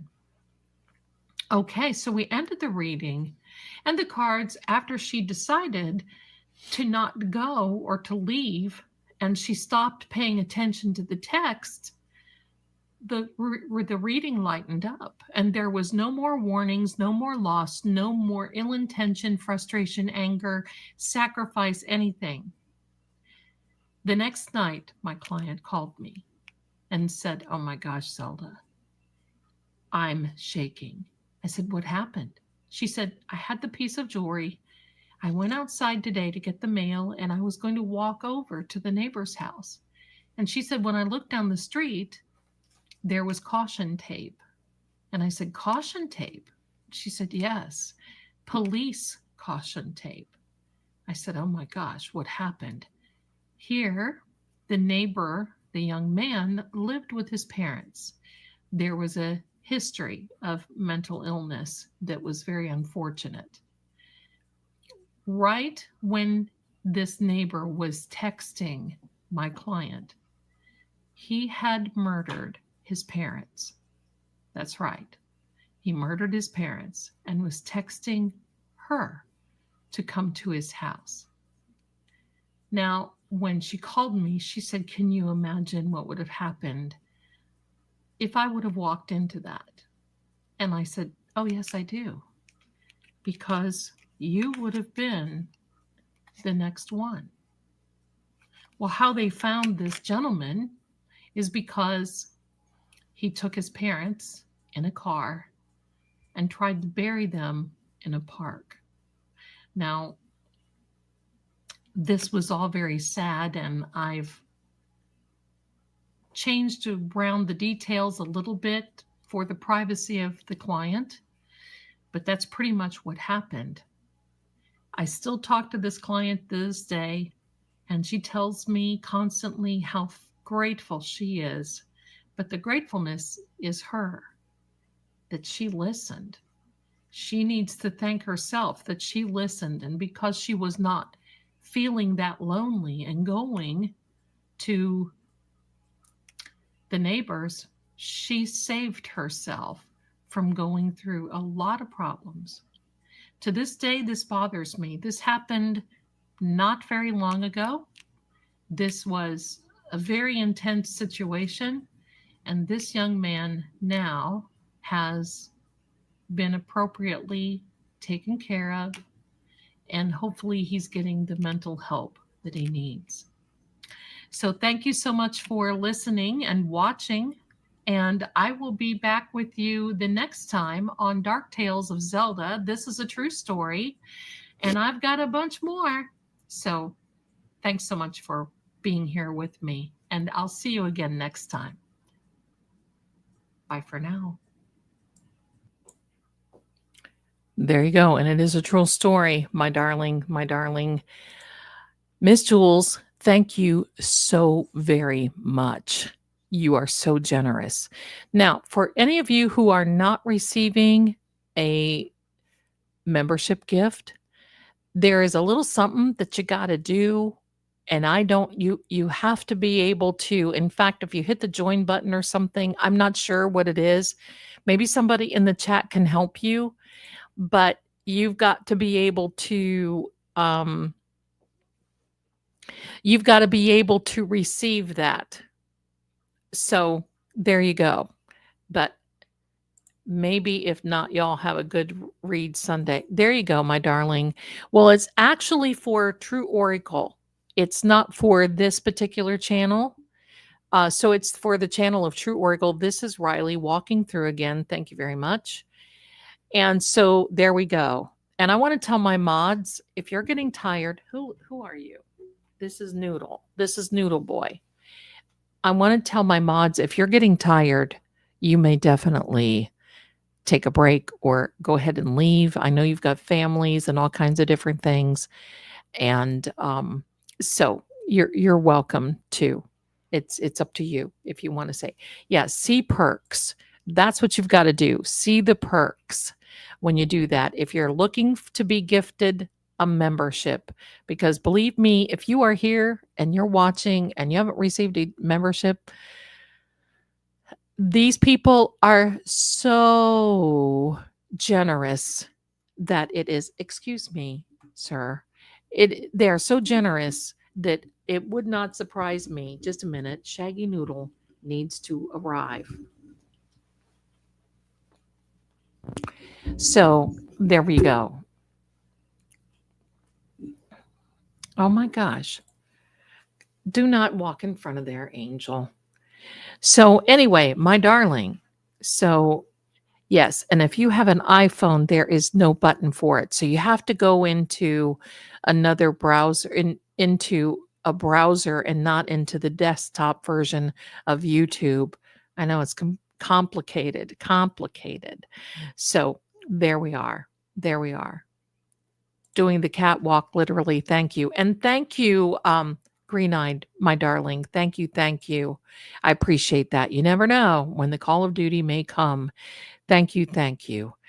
Delene says the perks is when you have a membership. But I think if you want to join, there's something in there, I think, that you have to okay, I want another story.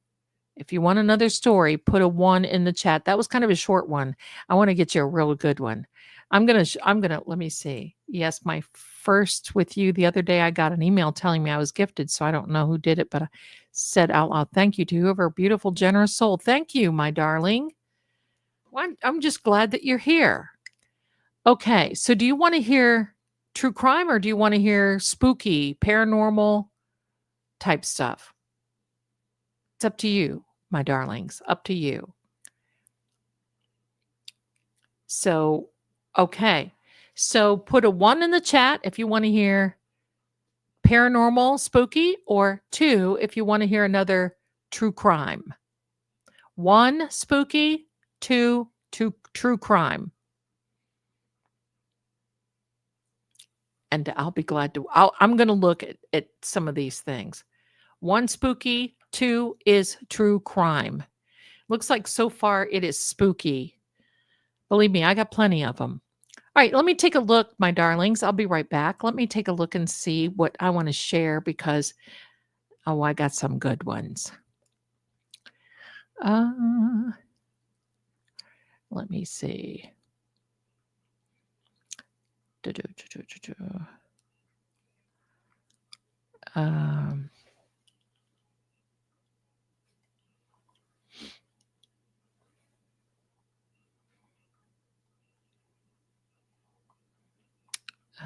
Demon on the call. Let me see. Oh, let me see.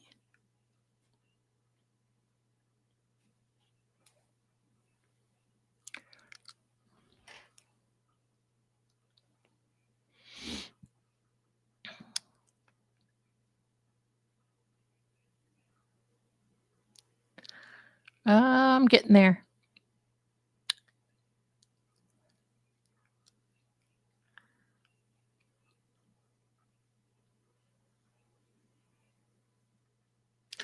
Oh my, I'm not seeing the one that I want to see.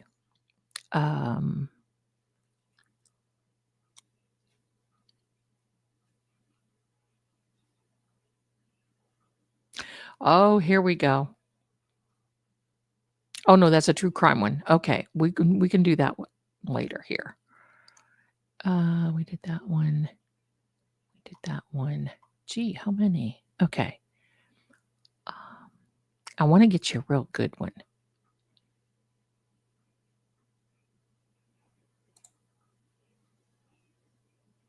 Oops. Don't you like it when somebody goes, oops, you know you're in good if something happens like that. Let me see.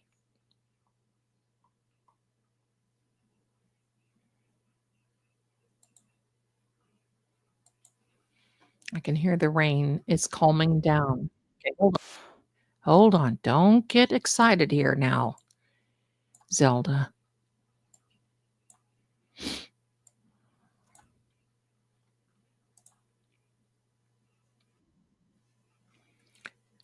All right.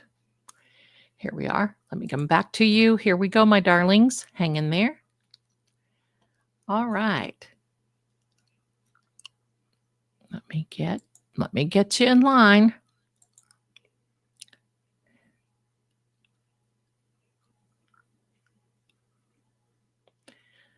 Close this one off. All right. Here we are. Let me make this large so you can see it appropriately. Let me see. Let me see.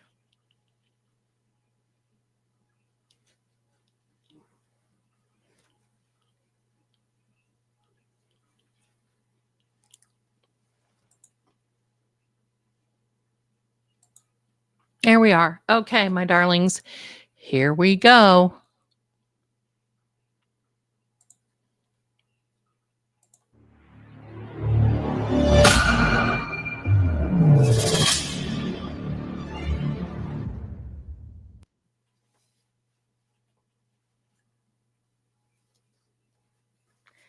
Hello, everyone. I'm Zelda Kelly, and welcome to this episode of Dark Tales with Zelda. Oh, we've got a good one tonight.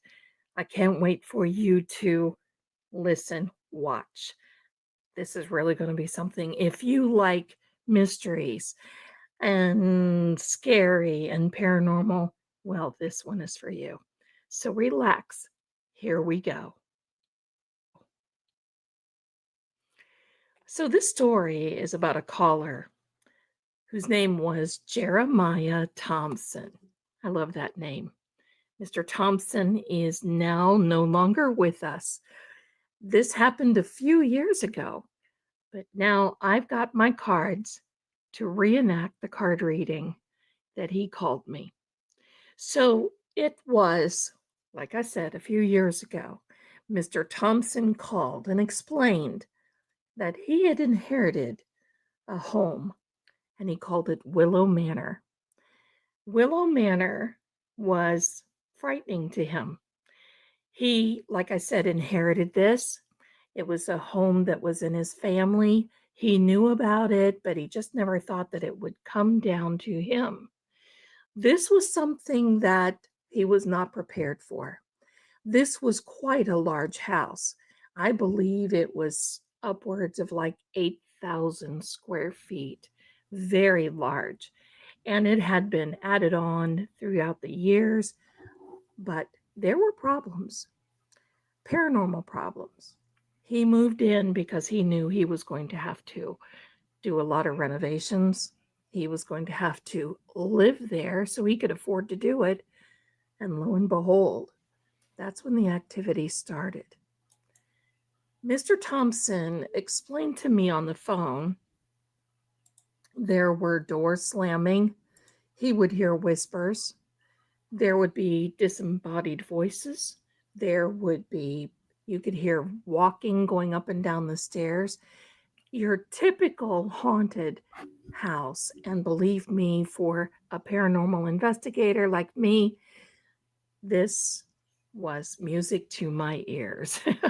And I'm sorry to say that because it bothered Mr. Thompson. But this is the cards and the card reading that I pulled out for that day. All right, so I had shuffled the cards, and the cards came out like this. And we will read them accordingly. Now, with this High Priestess card, she symbolizes that there is a mystery, a spiritual mystery, that there's something going on behind the scenes. And of course, with this Moon card, which is also a Pisces. And by the way, Mr. Thompson had a lot of Pisces and water signs in his chart. This card also touches into the subconscious mind. It tells of the mystery and intrigue and the yearning for more. But then the Tower card came out. And this Tower card, the falling down of what he knew as this place. This Tower card represented to him that things were in chaos, and they certainly were.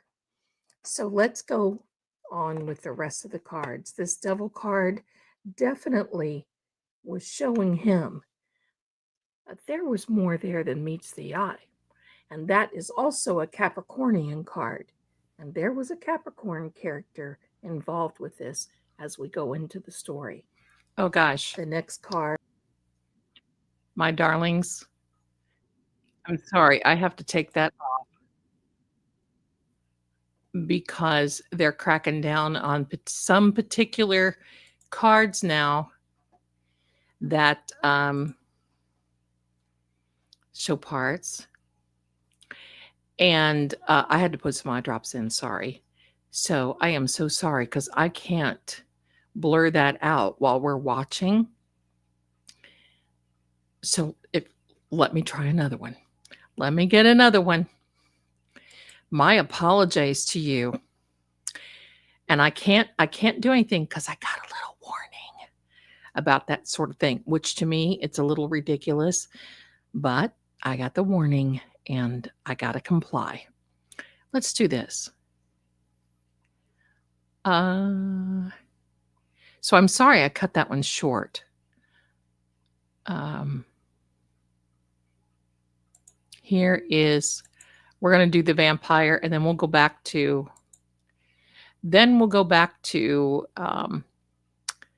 EVPs, if you don't mind. And thank you so much for your understanding. All right, here we are.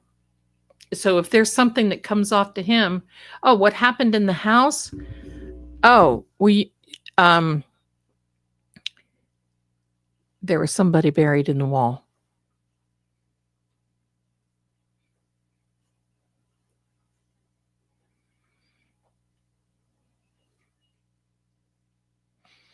It was kind of scary. All right, here we are, my darlings. And if that happens again, then we'll just go back to EVPs because I don't want that. Yeah, you just never know when you go out to someone's home in a paranormal situation, what you're going to find. Here we go, my darlings. Get ready, because here is another Dark Tales with Zelda. This is about the vampire. You're going to love this.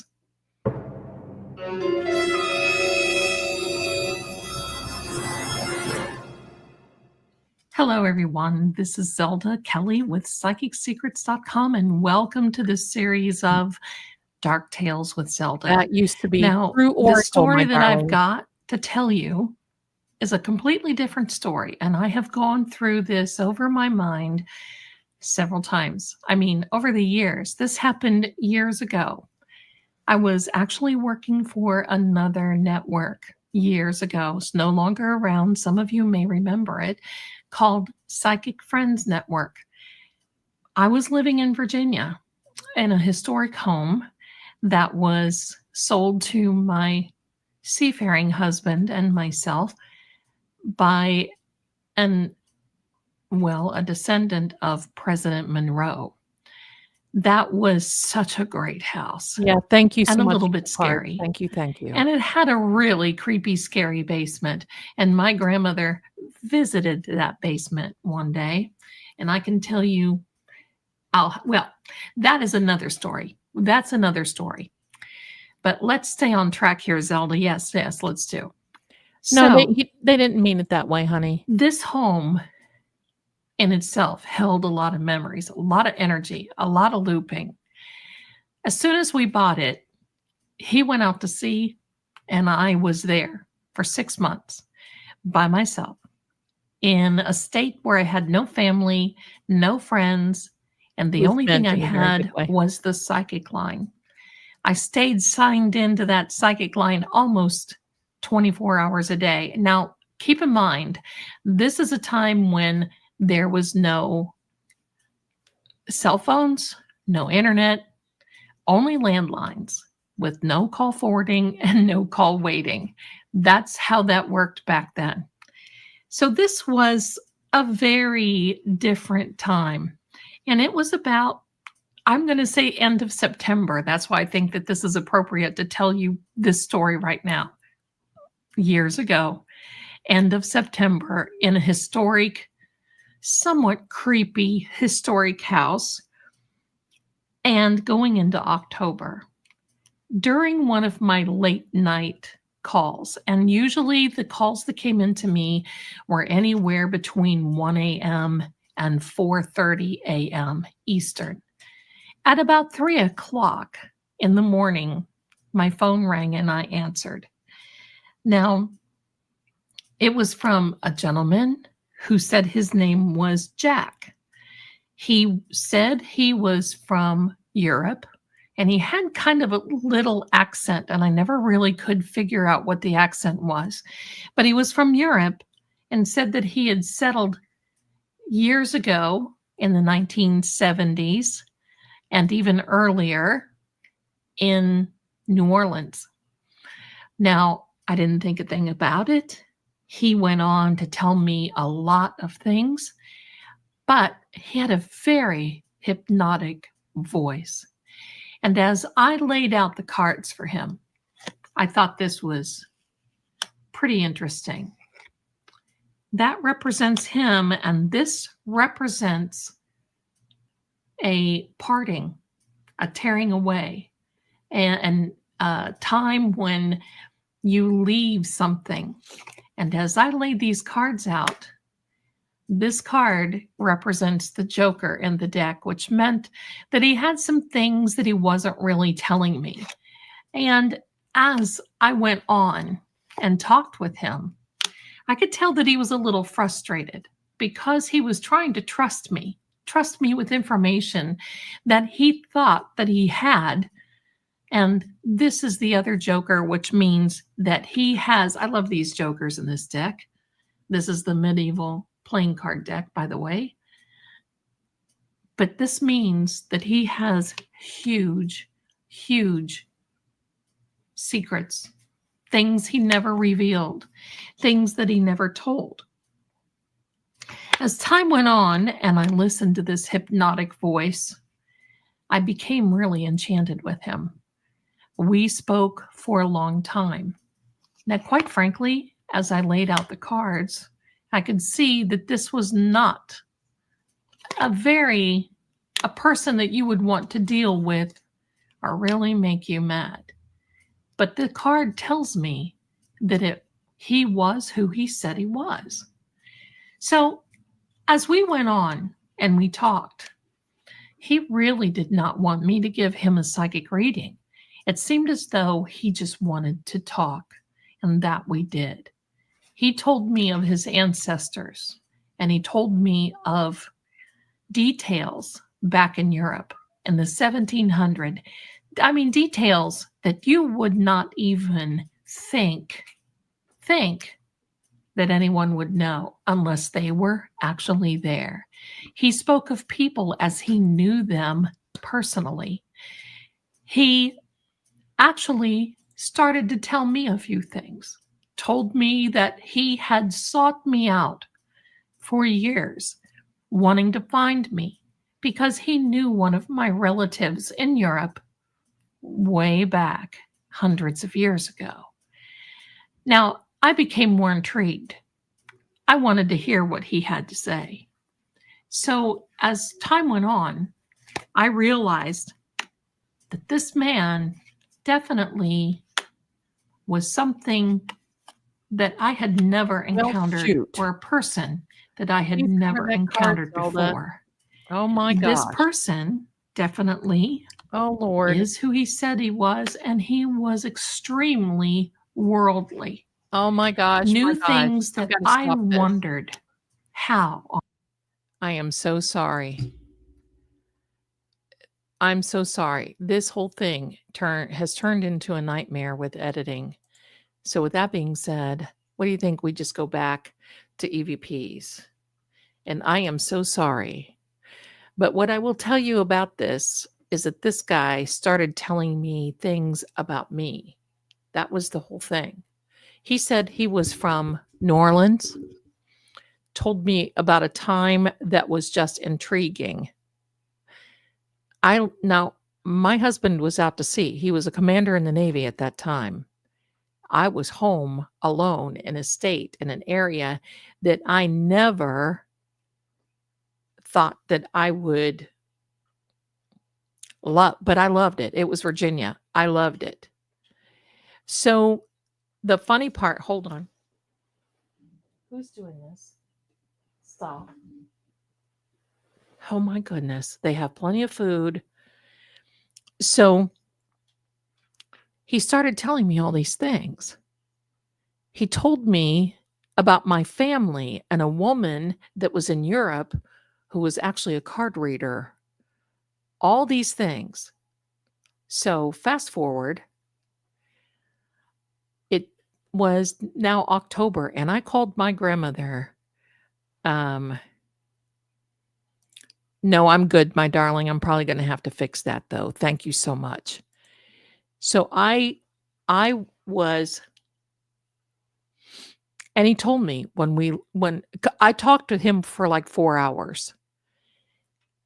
And I was so intrigued by the history and everything else that he was telling me.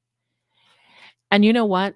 We came in, as time went on, I kind of forgot about it.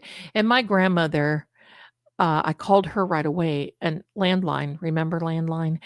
And I called her right away and I said, Grandma, this man was telling me about this and this and this, and how she would wear a blue dress and everything. And she was like, what? No one knows. No one knows about her. That's kind of the family that we just kind of keep to the side. Nobody knows about her.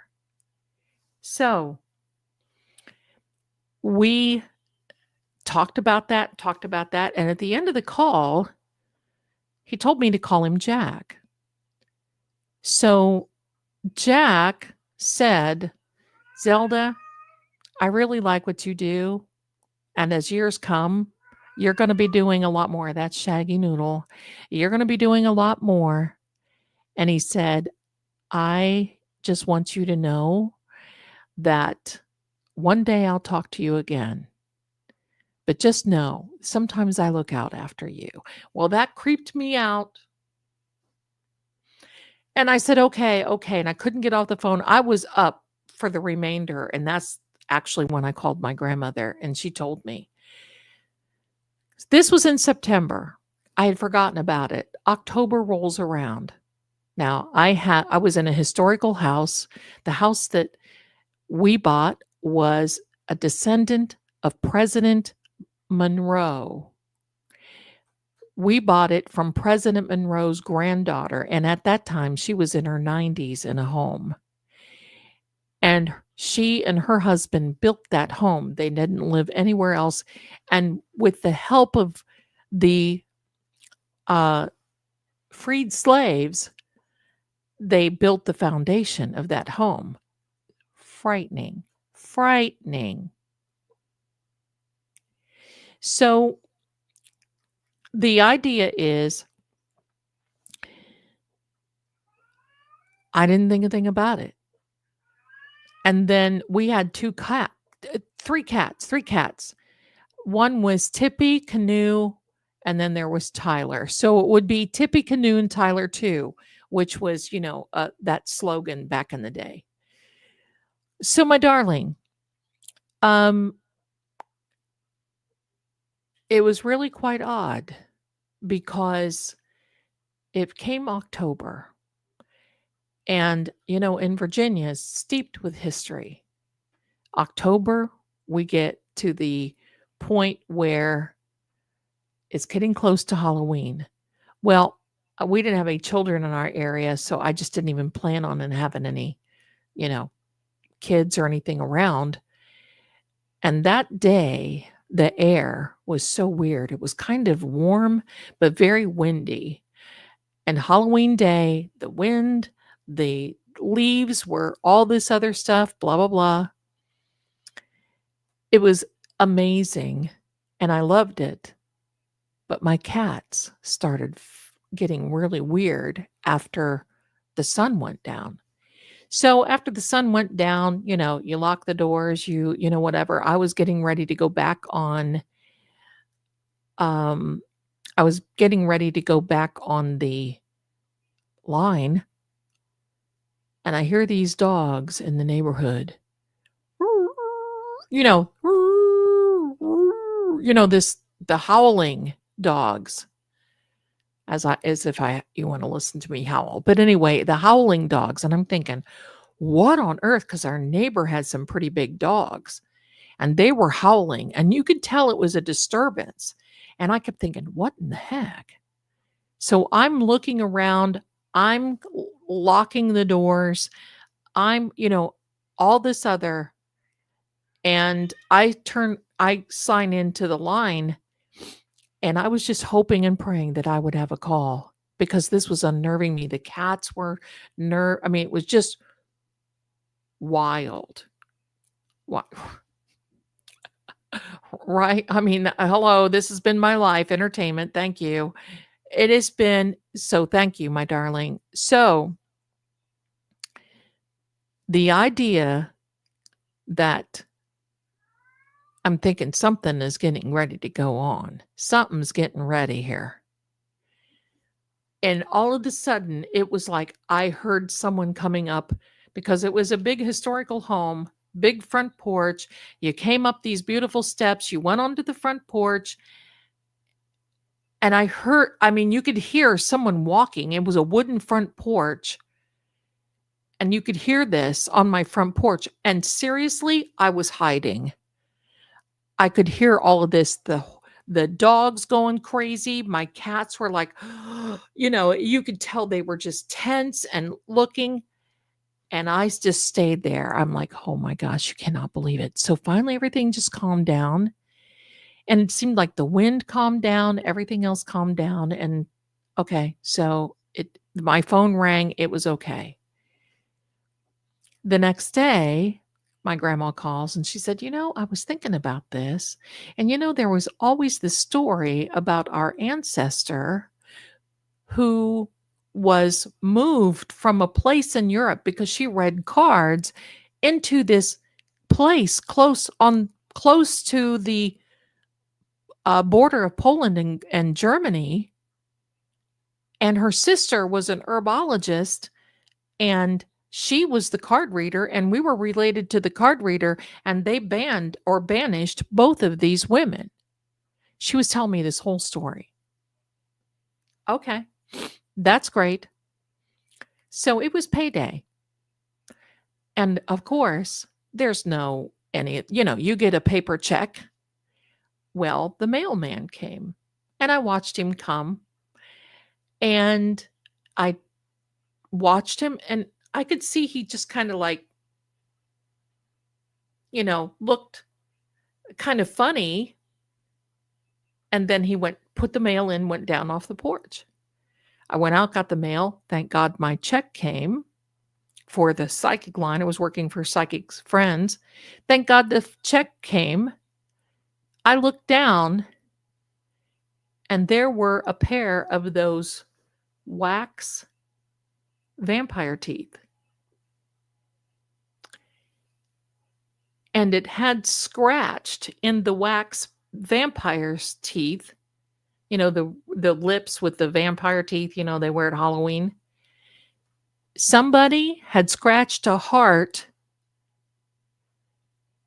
and put Jack, as in signing it, Love Jack. I'm not kidding. I ran. I grabbed my doggie. I had a dog named Skippy. That was another story. I ran and grabbed my dog Skippy. I grabbed Tippy Canoe and Tyler too. I packed a few things. I put it in high gear. I hadn't moved that fast since, 1978. I got in. I'm not kidding. I was running through that house, made sure everything was going, got up. I'm not kidding. I was running. That scared me so bad. I called my grandmother in Tennessee and said, I'm coming.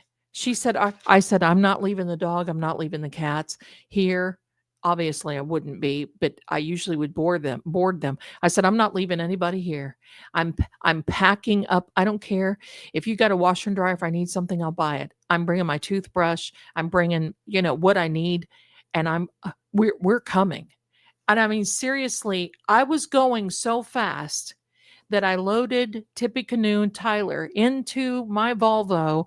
I got Skippy in there. What names, right? Hello.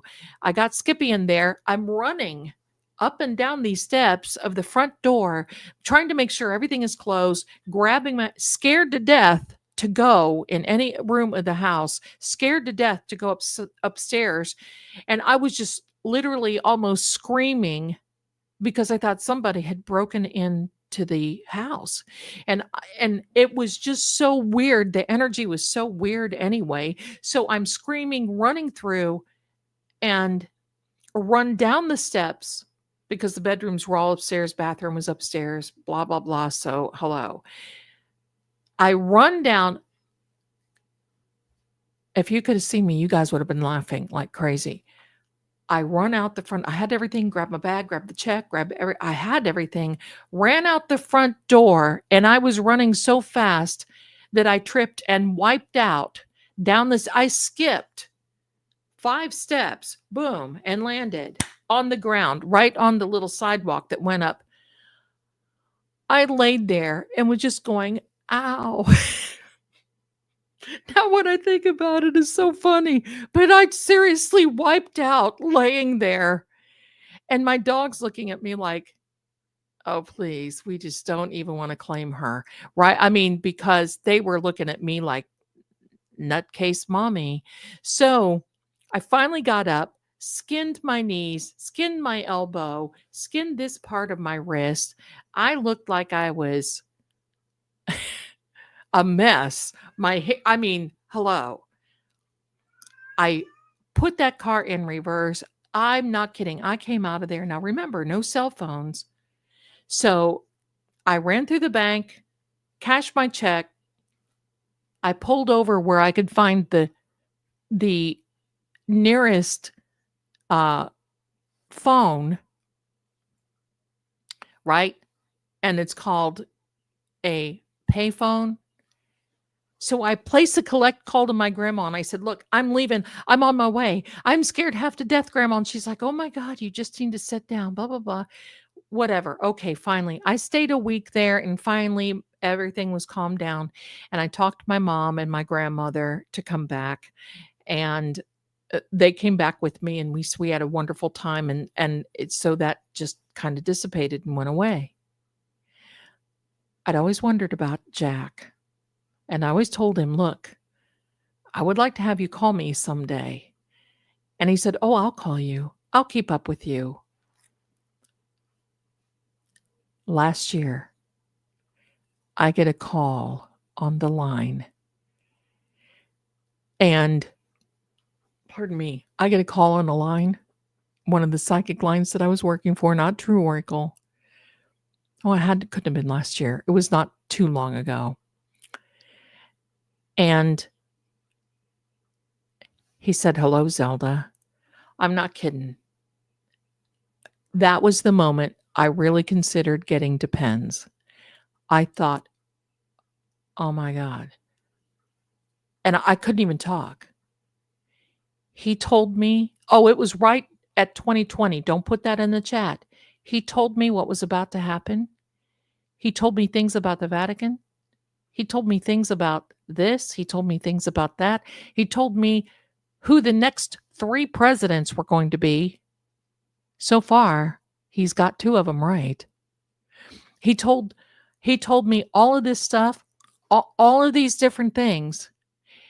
And it's like, I'm just stunned. Now, my grandmother passed away in 2013, so there wasn't anything that I can do. And I started asking him about the 2 ladies in Europe, the sisters. And I said, I need to know. And he said, I'll call you again someday. And I said, you can't let me alone. He goes, I know where you are. You're okay. I know where you are. And I'm thinking to myself, I can't run out of here and wipe out again. What am I going to do? Where am I going to go? Right? Hello. This is like 100 years later for me, right? So much has happened. It was this year, my darlings, that my little half-brother emails me and said, Zell, my wife and I wanted to tell you this. And I'm like, okay. Because when my dad and mom got divorced, my bio dad, he remarried a lovely woman. I loved her. I called her mom. They had my 2 brothers. So they're younger than me. And finally, I hadn't heard from him in a while. I mean, we're close, but we're not that close. So he emails me and he says, Zell, my wife and I wanted to call and tell you this. We see that you've been, you're on YouTube and you're this and, whatever. And his wife is very religious. I mean, she thinks that I'm going to go to the hot place and it's okay. I respect that. It's fine. And so they're they kind of stay a little bit of, because I did not grow up with my brothers. They grew up in a separate family. So my one brother emails me and says, "We've been doing a family tree and we want you to know." And they sent me all of this family tree. And you know who it was? It was about the two sisters in Europe and about how the one who was the card reader is my ancestor. And there was something there that, coming down the line of whatever makes me Lady Zelda Kelly von Gertlitz. The town is Gertlitz. There were two sisters, and that's where the Lady Zelda came from. There were two sisters, and it was just unbelievable. I was in shock. I told my son, "You've got to be," I mean, these women are on Wikipedia. There is supposed to be a book that my ancestor had written of like card readings and everything else. And her sister, which would have been my aunt, wrote down all of the herbology type stuff, the natural healing remedies, so on and so on and so on. And it was just wild. And so if you can imagine, that call came to me. Heck, some of you in here probably weren't even born yet. It was in I think, right around 1985 to 1987. And here we are, how many years later? Almost 30. I still can't believe it. So that's, my brother said, you're, whatever. Now, this Lady Zelda thing, that and probably another $1.25 will get me a Reese cup down at the corner store. But I love it. And I just think that it was so prophetic. And it was just so cool. And that was a side of my family that I always knew something, because our dad would always say, "Oh, there's somebody in the family that's always been shunned, and she had to move, and she was in, blah, blah, blah, and blah, blah, blah." And it was just cool. Just cool. Where is Jack? Call in Jack, right? Right? I'd love to hear from Jack. But when I asked him, he said that his name was Jacques St. James. And at that time, back in the 80s, Jacques St. Who cares? I didn't know. And when I went to Tennessee and went to my grandmother's, well, we went to the Knoxville Library because, hello, we didn't have internet or anything else. So my mom and my grandma and I trekked over to the Knoxville Library, and my grandma was looking at me like, "This is too crazy."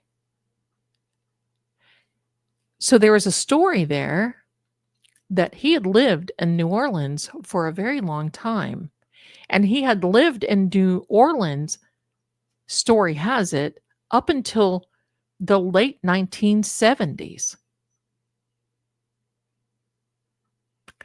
I don't know where he is now. He didn't tell me, but it was his voice because I could recognize it. I'm cracking up that you thought you were safe driving, right? Right? Seriously, I beat it from Virginia over to Tennessee, and I was flat out hitting that, believe me. And back then, there was on that particular route that I took, I guess the speed limit was something like 60 I don't remember if I had to go through part of Pennsylvania. I don't think so. It was 60, 60, my foot. And I'm a safe driver. I'm like when, oh, there's the speed limit. You got to go the speed limit. Hello. Not this one.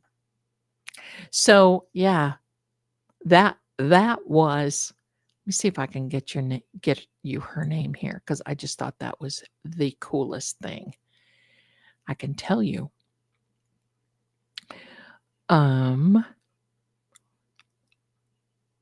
But when I read all this, I was like, you got to be kidding me. You got to be kidding me.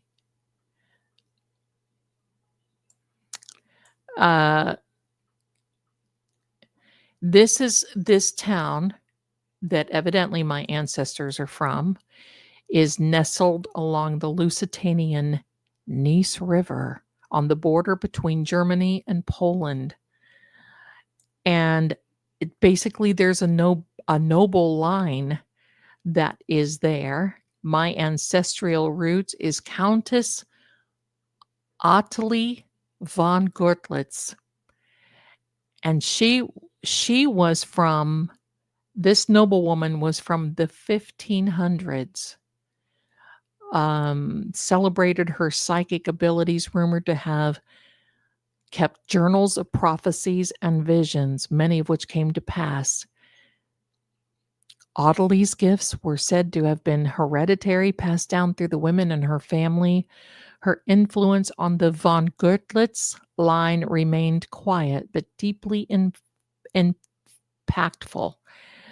But there was a lot of mystical knowledge that she had, and evidently they were banished because of things that happened back there.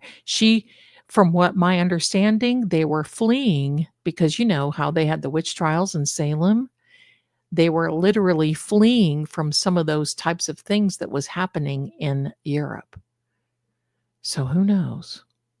Who knows, my darling?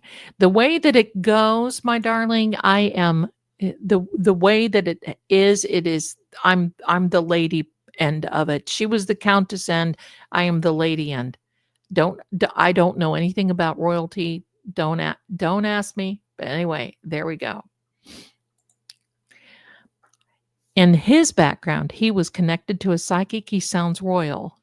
You mean nobody knows really there have been real royalty say that they had met him in the beginning of their lives. And at the end of their lives, like 60 years later, he would show up at these cotillions and balls and everything else and look the same as what he did when he first met them. Nobody knows where he's from. Nope, nobody. And I've asked him, nobody knows anything like that. Now, I cannot ask him about anything in the let's see, I have my free Karen Reed shirt on, the Dream Team from Microdots Richie. So anyway, there we go. So that was the story of the vampire call. And I'll tell you what, I wish I had another one because I would ask him a lot of things. But when you get a call like that, and it's my understanding that when that happens, it is not right for me to call or not right for me to ask for anything of personal gain in that regard, because it's considered cheating. So anyway, there you are. I want another call from him. I wish he would call me. I would love to have another, I would love to have another call. He had an accent, but sometimes, it was one of those things you just can't really, you can't really figure out. 1 minute it's French. I only speak French when I'm singing opera. And then it would be like this British accent in some regard. It was just really something else. Yeah. So it was, really completely different. So I don't know. That's how that all came about. My dad had some documentation and paperwork, and that's where um, my sister-in-law found out some of the names and everything about that. So who knows? Amy, are you going to the Betty Buys, my darling? If you are, thank you so much for hanging in here. And thank you so much. There you are. Big hugs and kisses. See you tomorrow. I hope I have it. It's starting to storm again. I'll put it in the community tab. So, okay. So thanks so much for being here, my darling. And if nothing else, I'll see you Monday. Now, I have a question off topic. And I didn't realize it was that late, and I'm going to have to go because I get zapped. But I have a question, my darlings. When this comes to the point where we have a verdict watch, I will go live during the verdict watch and we will stay live. And if you want to come, I know that we've got our favorite people that we like to watch and everything else, but I will go live for the verdict watch. So, and you know what? I understand you don't have to be here. That's going to be a few weeks, but I can't wait.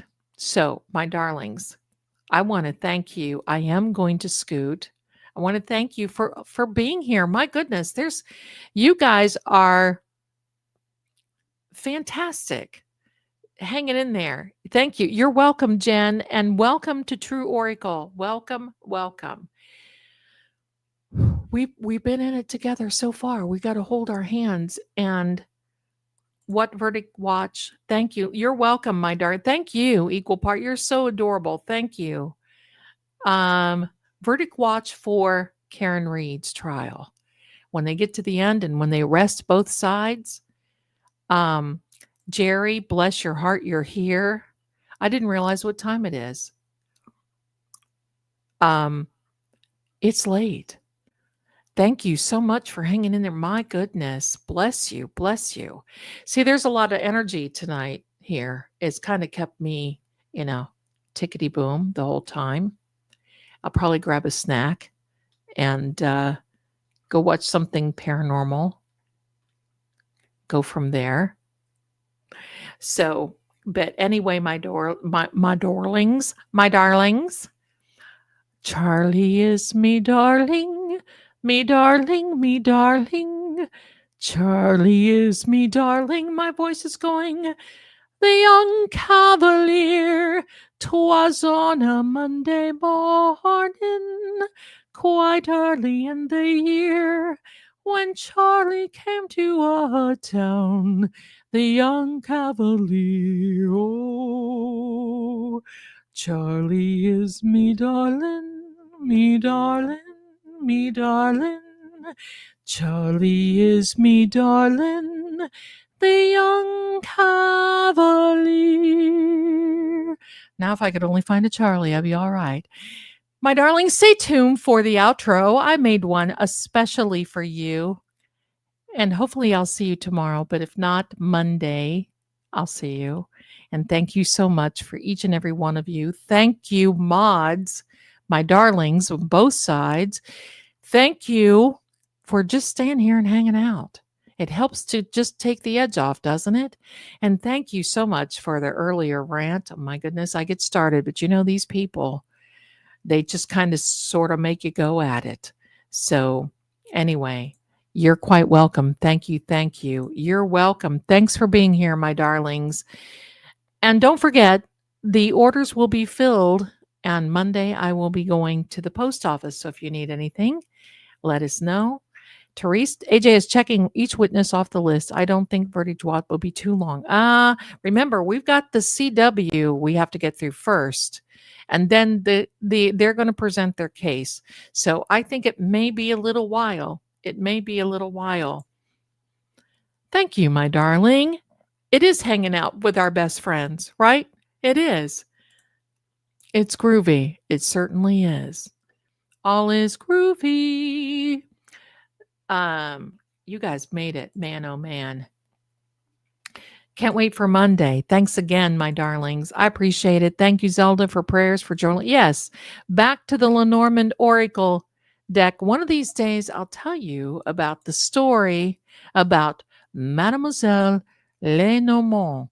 And by the way, Jack told me this story about Mademoiselle Lenormand, and it turned out to be truth. I never knew it before. In fact, I didn't even know that Mademoiselle Lenormand even existed and did not even know who she was. That was the time that I thought, you know what? I think I'd better start studying a little bit more and open my horizons. And wow, that was an eye opener. So hang in there, my darlings. Thank you so much. And please stay tuned for the outro. I love you. Let me know what you think. And we will see you again very soon. Thanks so much, honeys. Good night.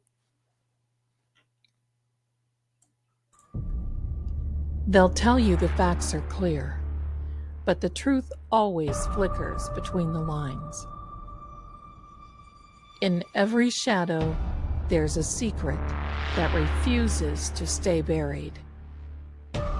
Clues hide in symbols, and sometimes even fate won't show its hand. Voices echo not just from the living, but from the silence they leave behind.